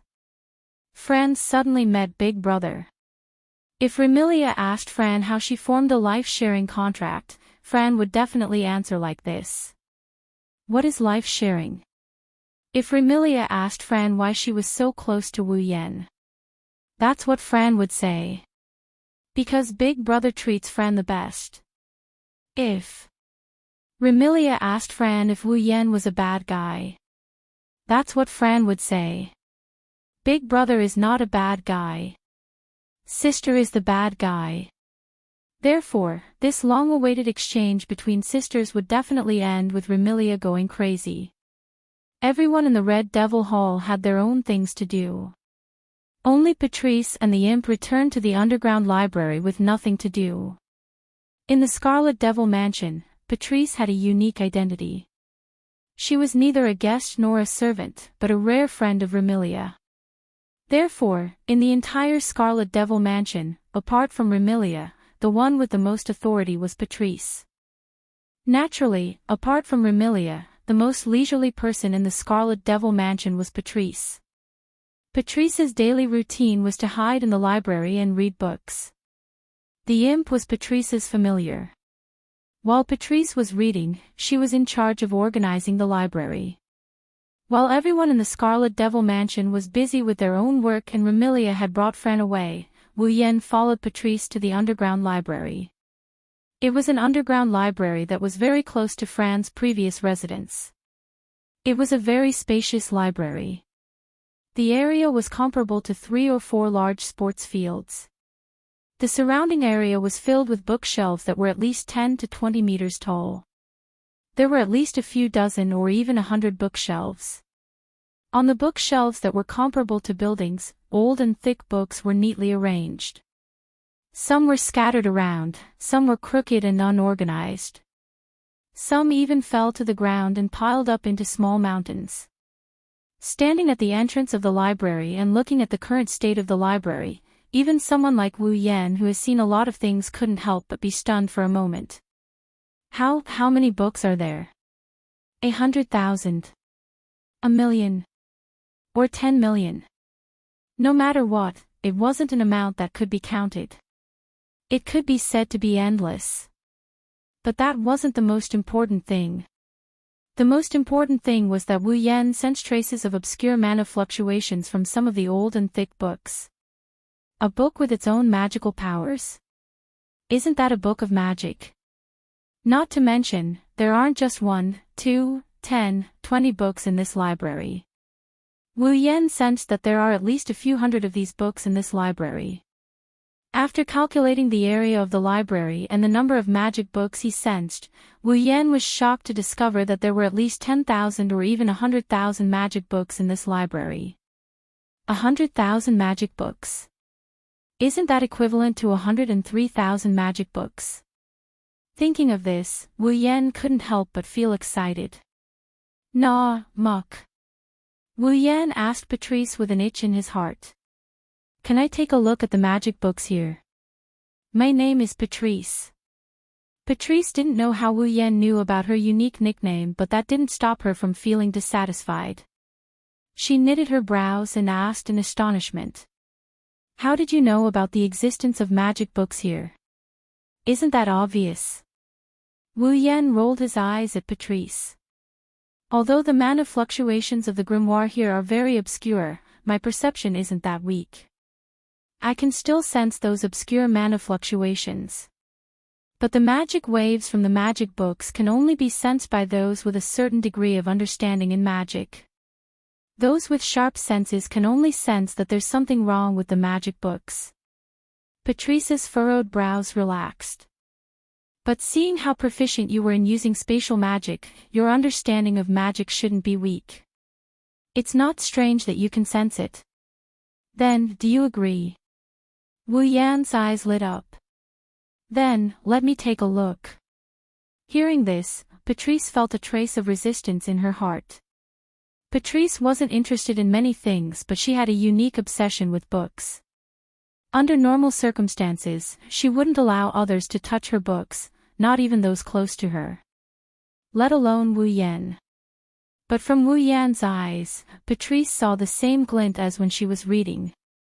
It wasn't a thirst for knowledge, nor was it a desire for the magic books. It was the pursuit of magic. Patrice couldn't help but ask. Are you proficient in magic? Proficient in magic? Wu Yan stared blankly. He folded his arms and replied thoughtfully. Rather than being proficient in magic, it's more accurate to say that I have the capital to be proficient in it. After all, my head contains the knowledge of 103,000 magic books. The knowledge of 103,000 books of the demonic path. Patrice was stunned. The imp by her side was similarly stunned. The knowledge of 103,000 books of Devil's Path. This level of knowledge shouldn't be inferior to Patrice's, right? Patrice looked at Wu Yan suspiciously. After asking him a few questions about the demonic path, Patrice was shocked to find out something. This man in front of him was absolutely comparable to him in terms of research on the demonic path. In fact, in terms of theory, he even surpassed her by quite a bit. How could Patrice, who had the title of the largest moving book vault in Fantasy Town, not be shocked? While Patrice was still in shock, Wu Yan went to the library and he started flipping through the books on the magic path. A magic book isn't an ordinary book. It contains magic and can be considered a magic tool. Not only does a magic book contain the method to use magic, it also contains the spell patterns. Generally speaking, as long as one has a magic book and possesses magic power, they can use the magic within the book.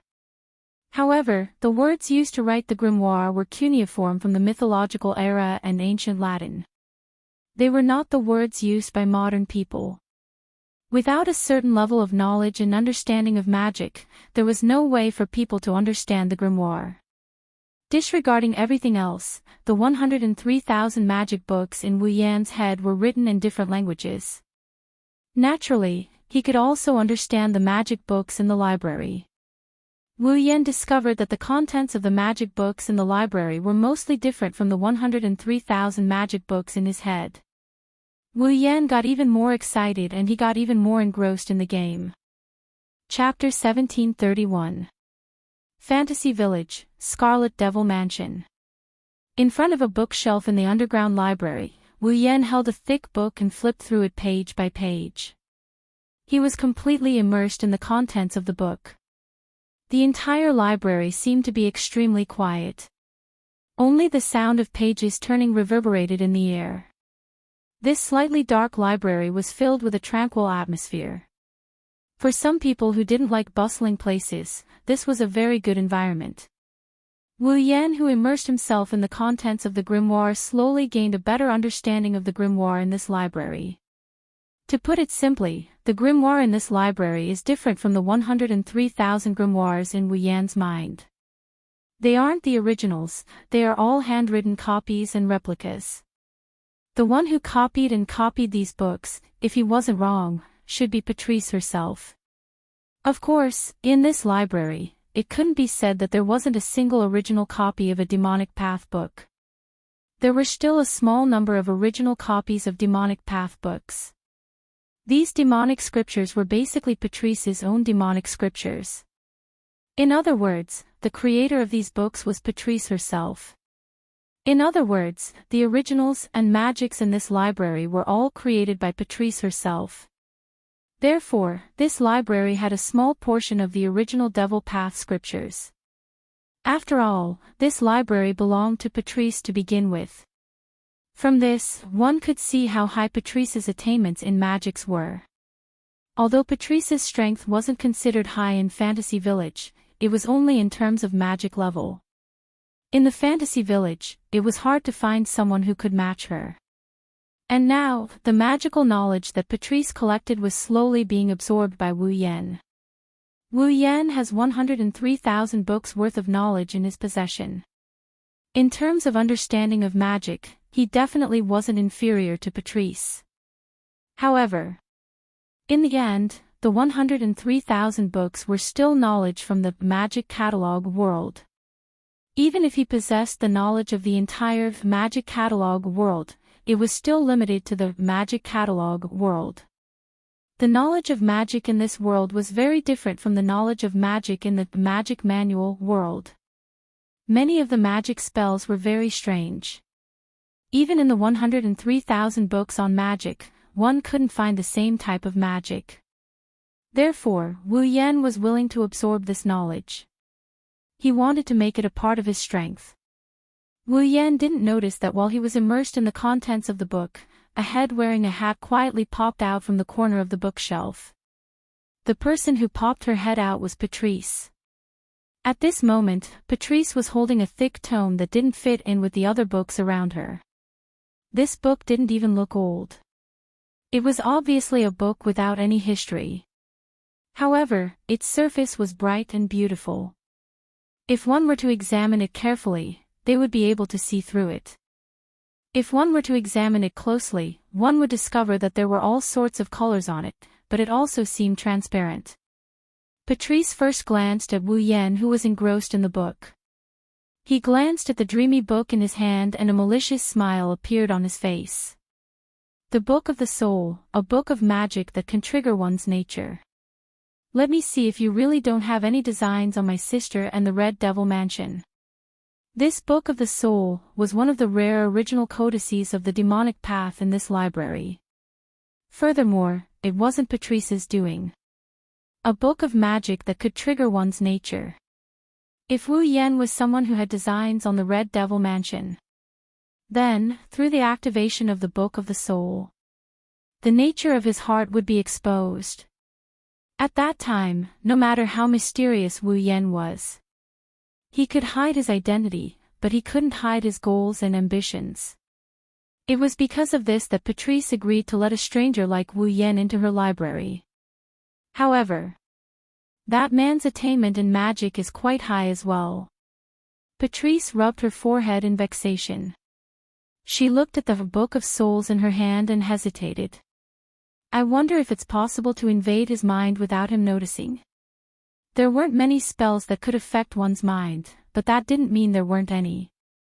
Basically, a mage would have a certain degree of resistance to some magic, and would also have their own means of defending against curse-like magic. Needless to say, magic that could invade one's mind and spirit would naturally have to be prepared to defend against it.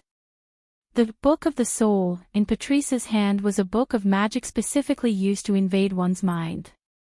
Moreover, it was an original codex and its effects were much stronger than ordinary spells. However, Wu Yan's level of magic wasn't low either. Therefore, Patrice didn't know if her Book of the Soul could successfully infiltrate Wu Yan's mind. If he were to be seen through, the entire Red Devil Hall would probably become the target of his anger. Patrice wasn't willing to see that happen. However, if she didn't do that, she would be on tenterhooks if she stayed under the same roof with such a mysterious man. She was afraid that the other party would harbor ill intentions towards the Red Devil Mansion. At that time, it would be too late to defend against him and it would be a calamity. Patrice bit her lips at this thought. Forget it. If I really infuriate him, I will take full responsibility. After making up her mind, Patrice took a deep breath and infused her mana into the Book of Souls in the most obscure way at a frequency that didn't even produce any fluctuations. As her mana flowed in like water from a faucet, the surface of the Book of the Soul emitted a layer of faint glow. The entire Book of the Soul turned inconceivably transparent. Soon after, the Book of the Soul gradually floated up and flipped its pages. Wu Yan, who was immersed in the world of the Book of Witchcraft, faintly sensed an unusual aura. He lifted his head and scanned his surroundings. The tranquil atmosphere of the library was the same as before. There was nothing out of the ordinary. Misperception. Wu Yan immersed himself in the contents of the Book of Witchcraft once more.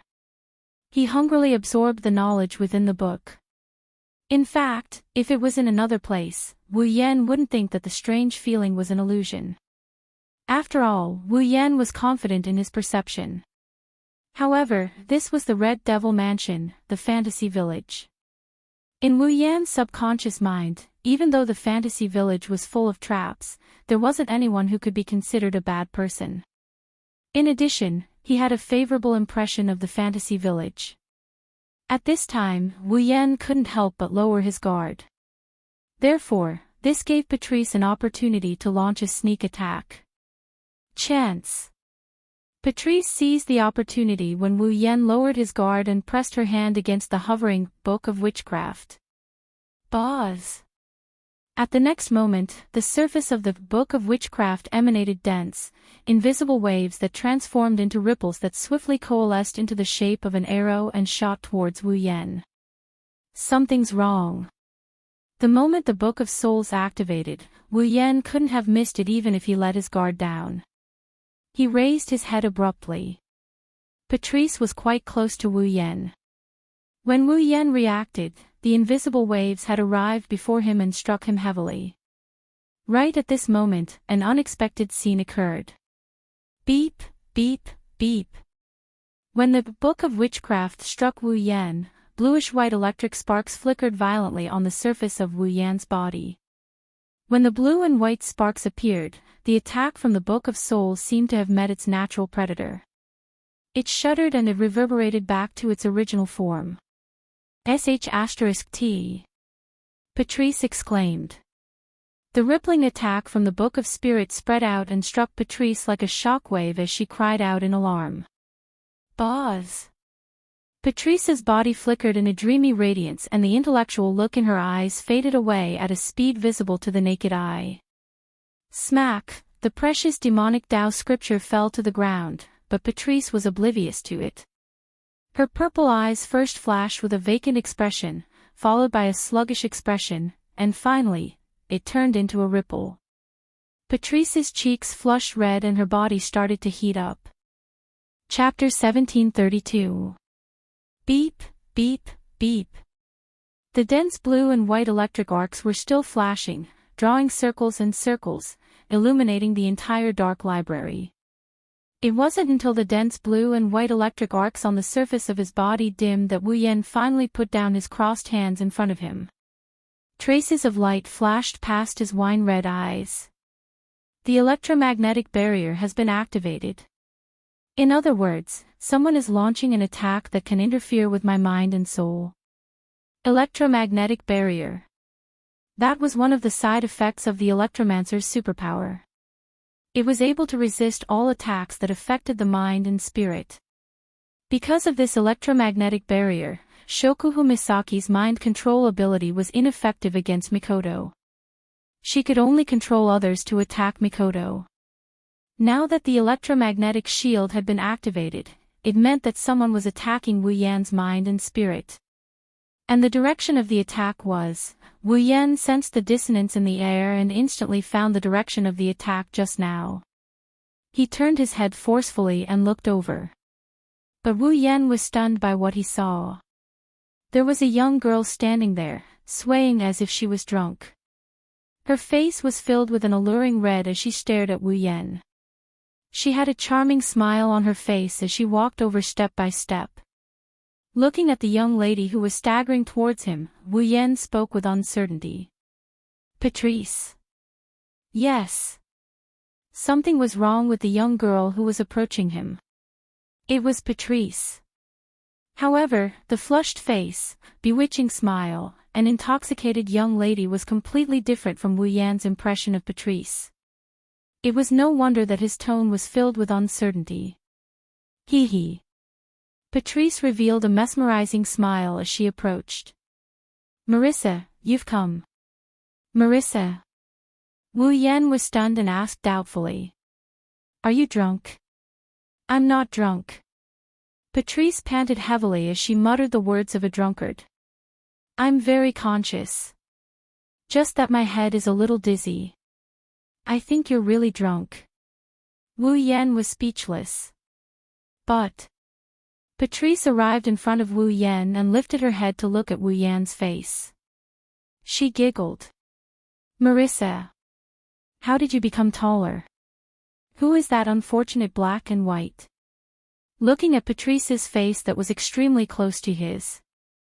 Wu Yan's expression turned unnatural and at the same time, he was filled with doubt. What happened to you? Patrice didn't speak anymore. She looked at Wu Yan in a daze. Then, she wrapped her arms around Wu Yan's neck. Wu Yan's face. What's this situation? Could it be that Patrice didn't receive any information from me and decided to use a soft approach because she knew that force wouldn't work?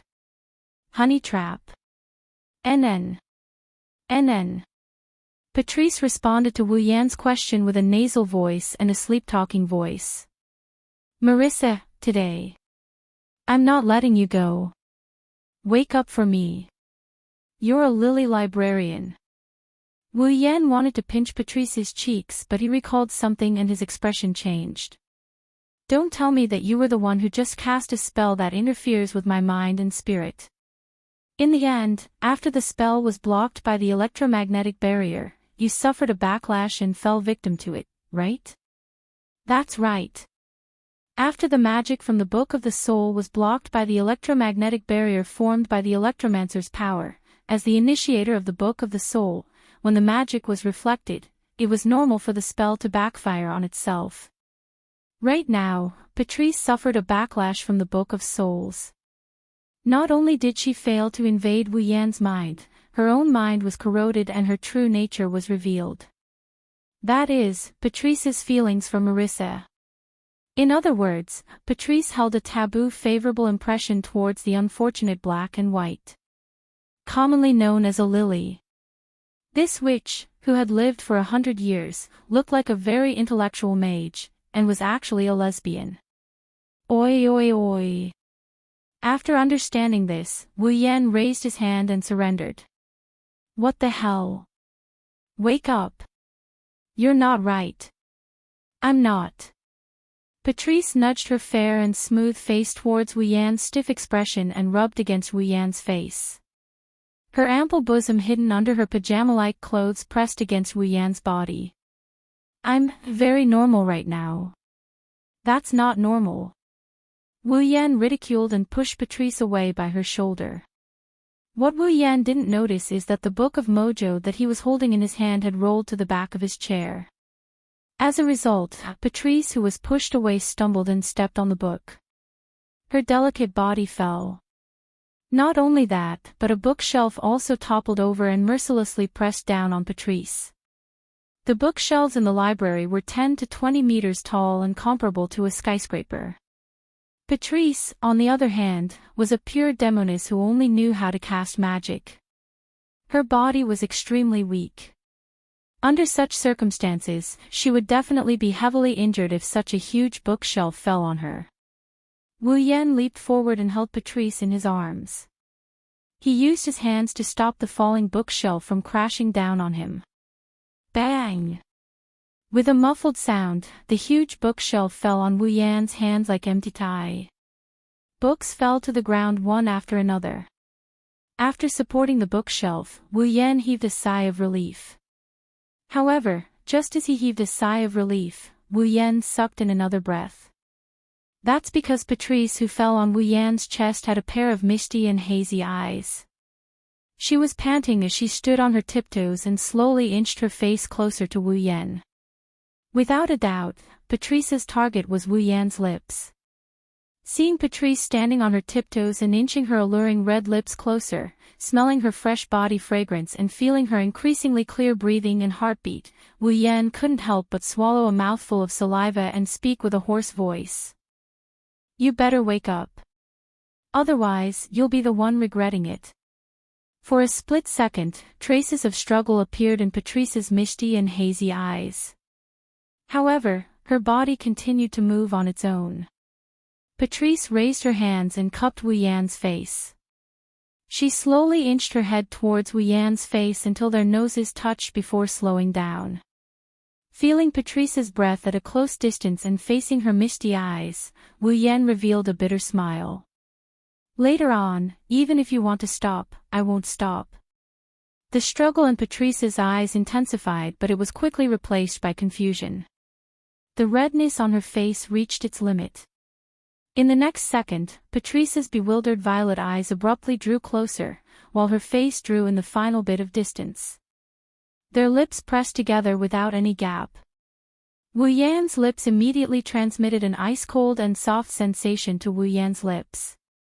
He was forcefully kissed by the MQ. The restraint only lasted for a split second.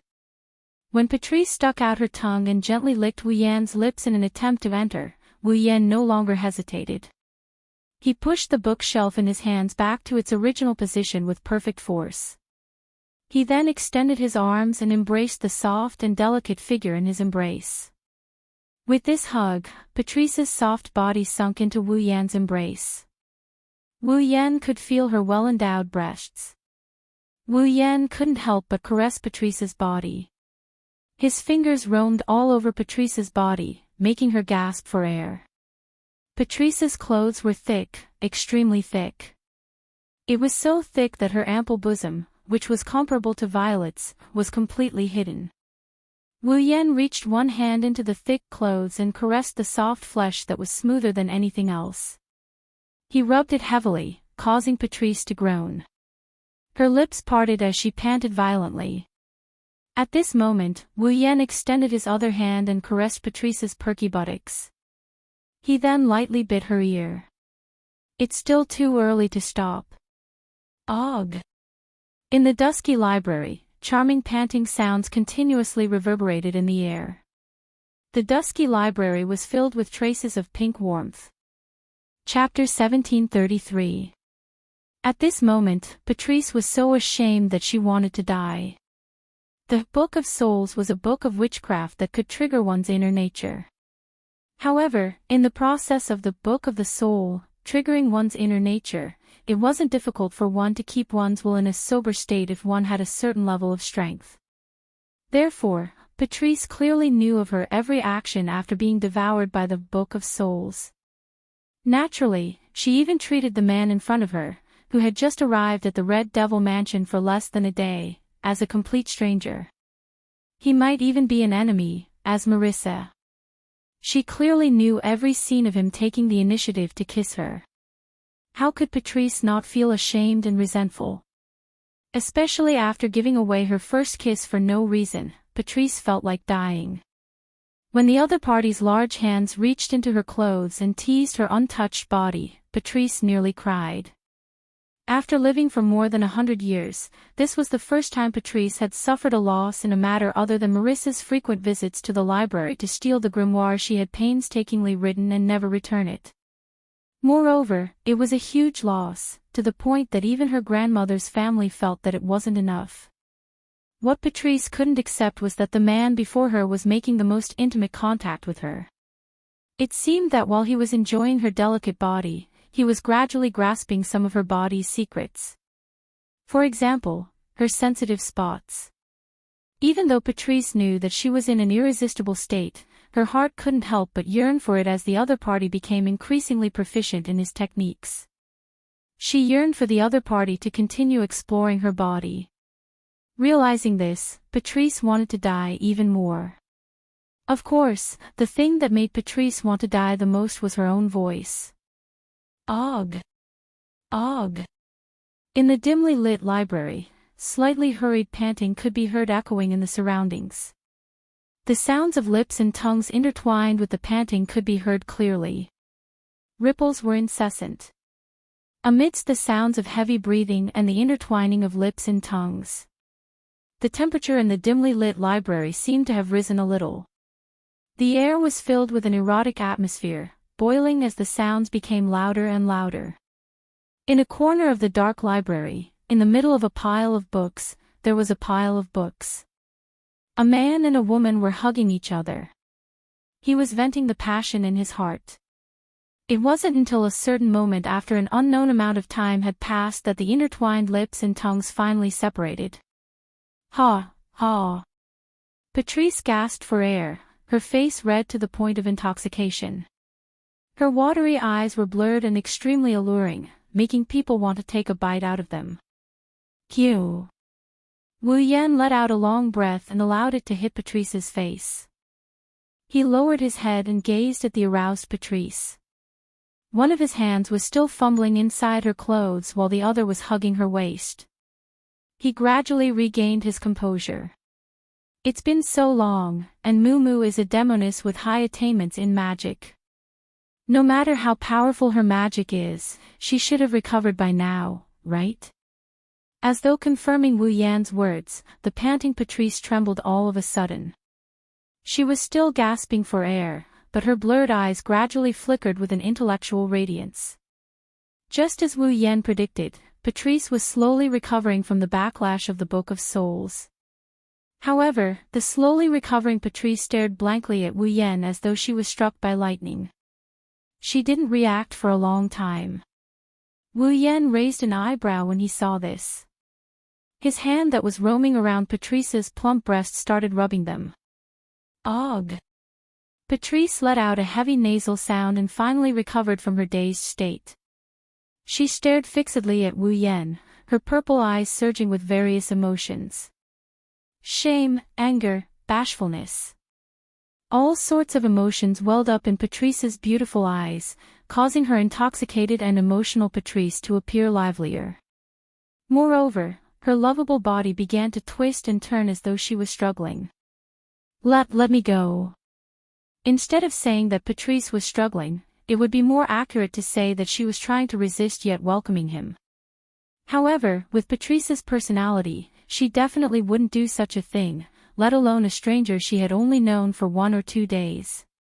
From this, Wu Yan deduced that even though Patrice had regained her rationality, she still hadn't completely recovered from the backlash of the magic. Wu Yan smiled maliciously. Not only did he not release Patrice, he hugged her even tighter. His hand that was moving inside Patrice's clothes gradually increased in strength, stimulating her. Og. Ah. Patrice couldn't help but let out a sound. Her face turned even redder as she struggled even harder. Hurry, let me go. Let you go. Wu Yan smirked. That's not impossible, but you have to tell me first. Why did you attack me? Patrice's struggling body froze for a moment, as the shame and indignation on her face turned into a strand of unnatural expression. What attack? If you want to feign ignorance, I suggest you find an outsider.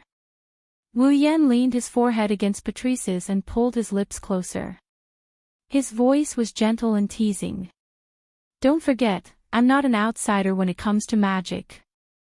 You're obviously suffering from the backlash of the magic you attacked me with. Are you trying to deny it? Looking at Wu Yan's lips and face that were constantly moving closer, Patrice couldn't conceal the panic in her heart. She could only surrender as she was about to be kissed again. I just want to know if you have any ulterior motives towards the Scarlet Devil Mansion.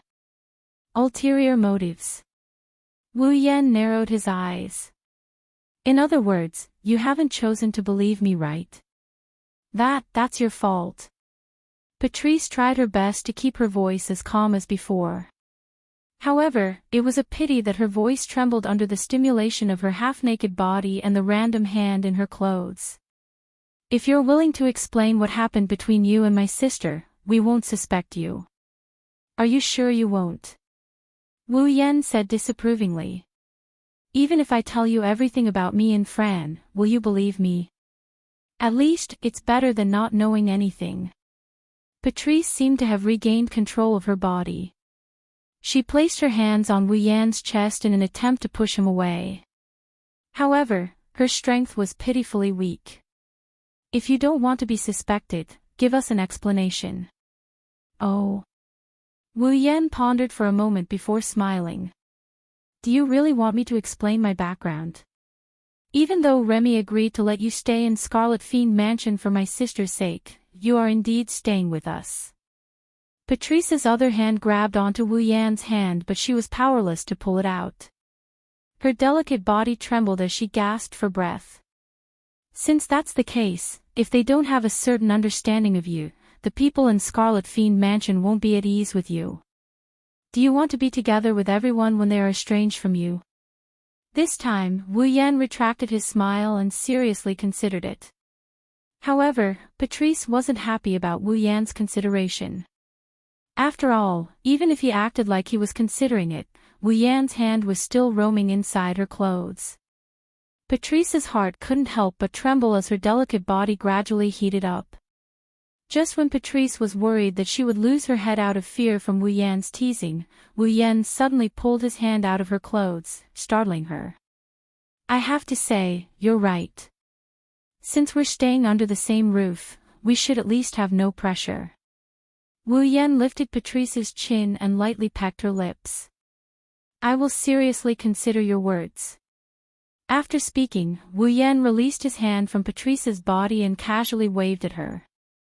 He turned around and walked towards the entrance of the library.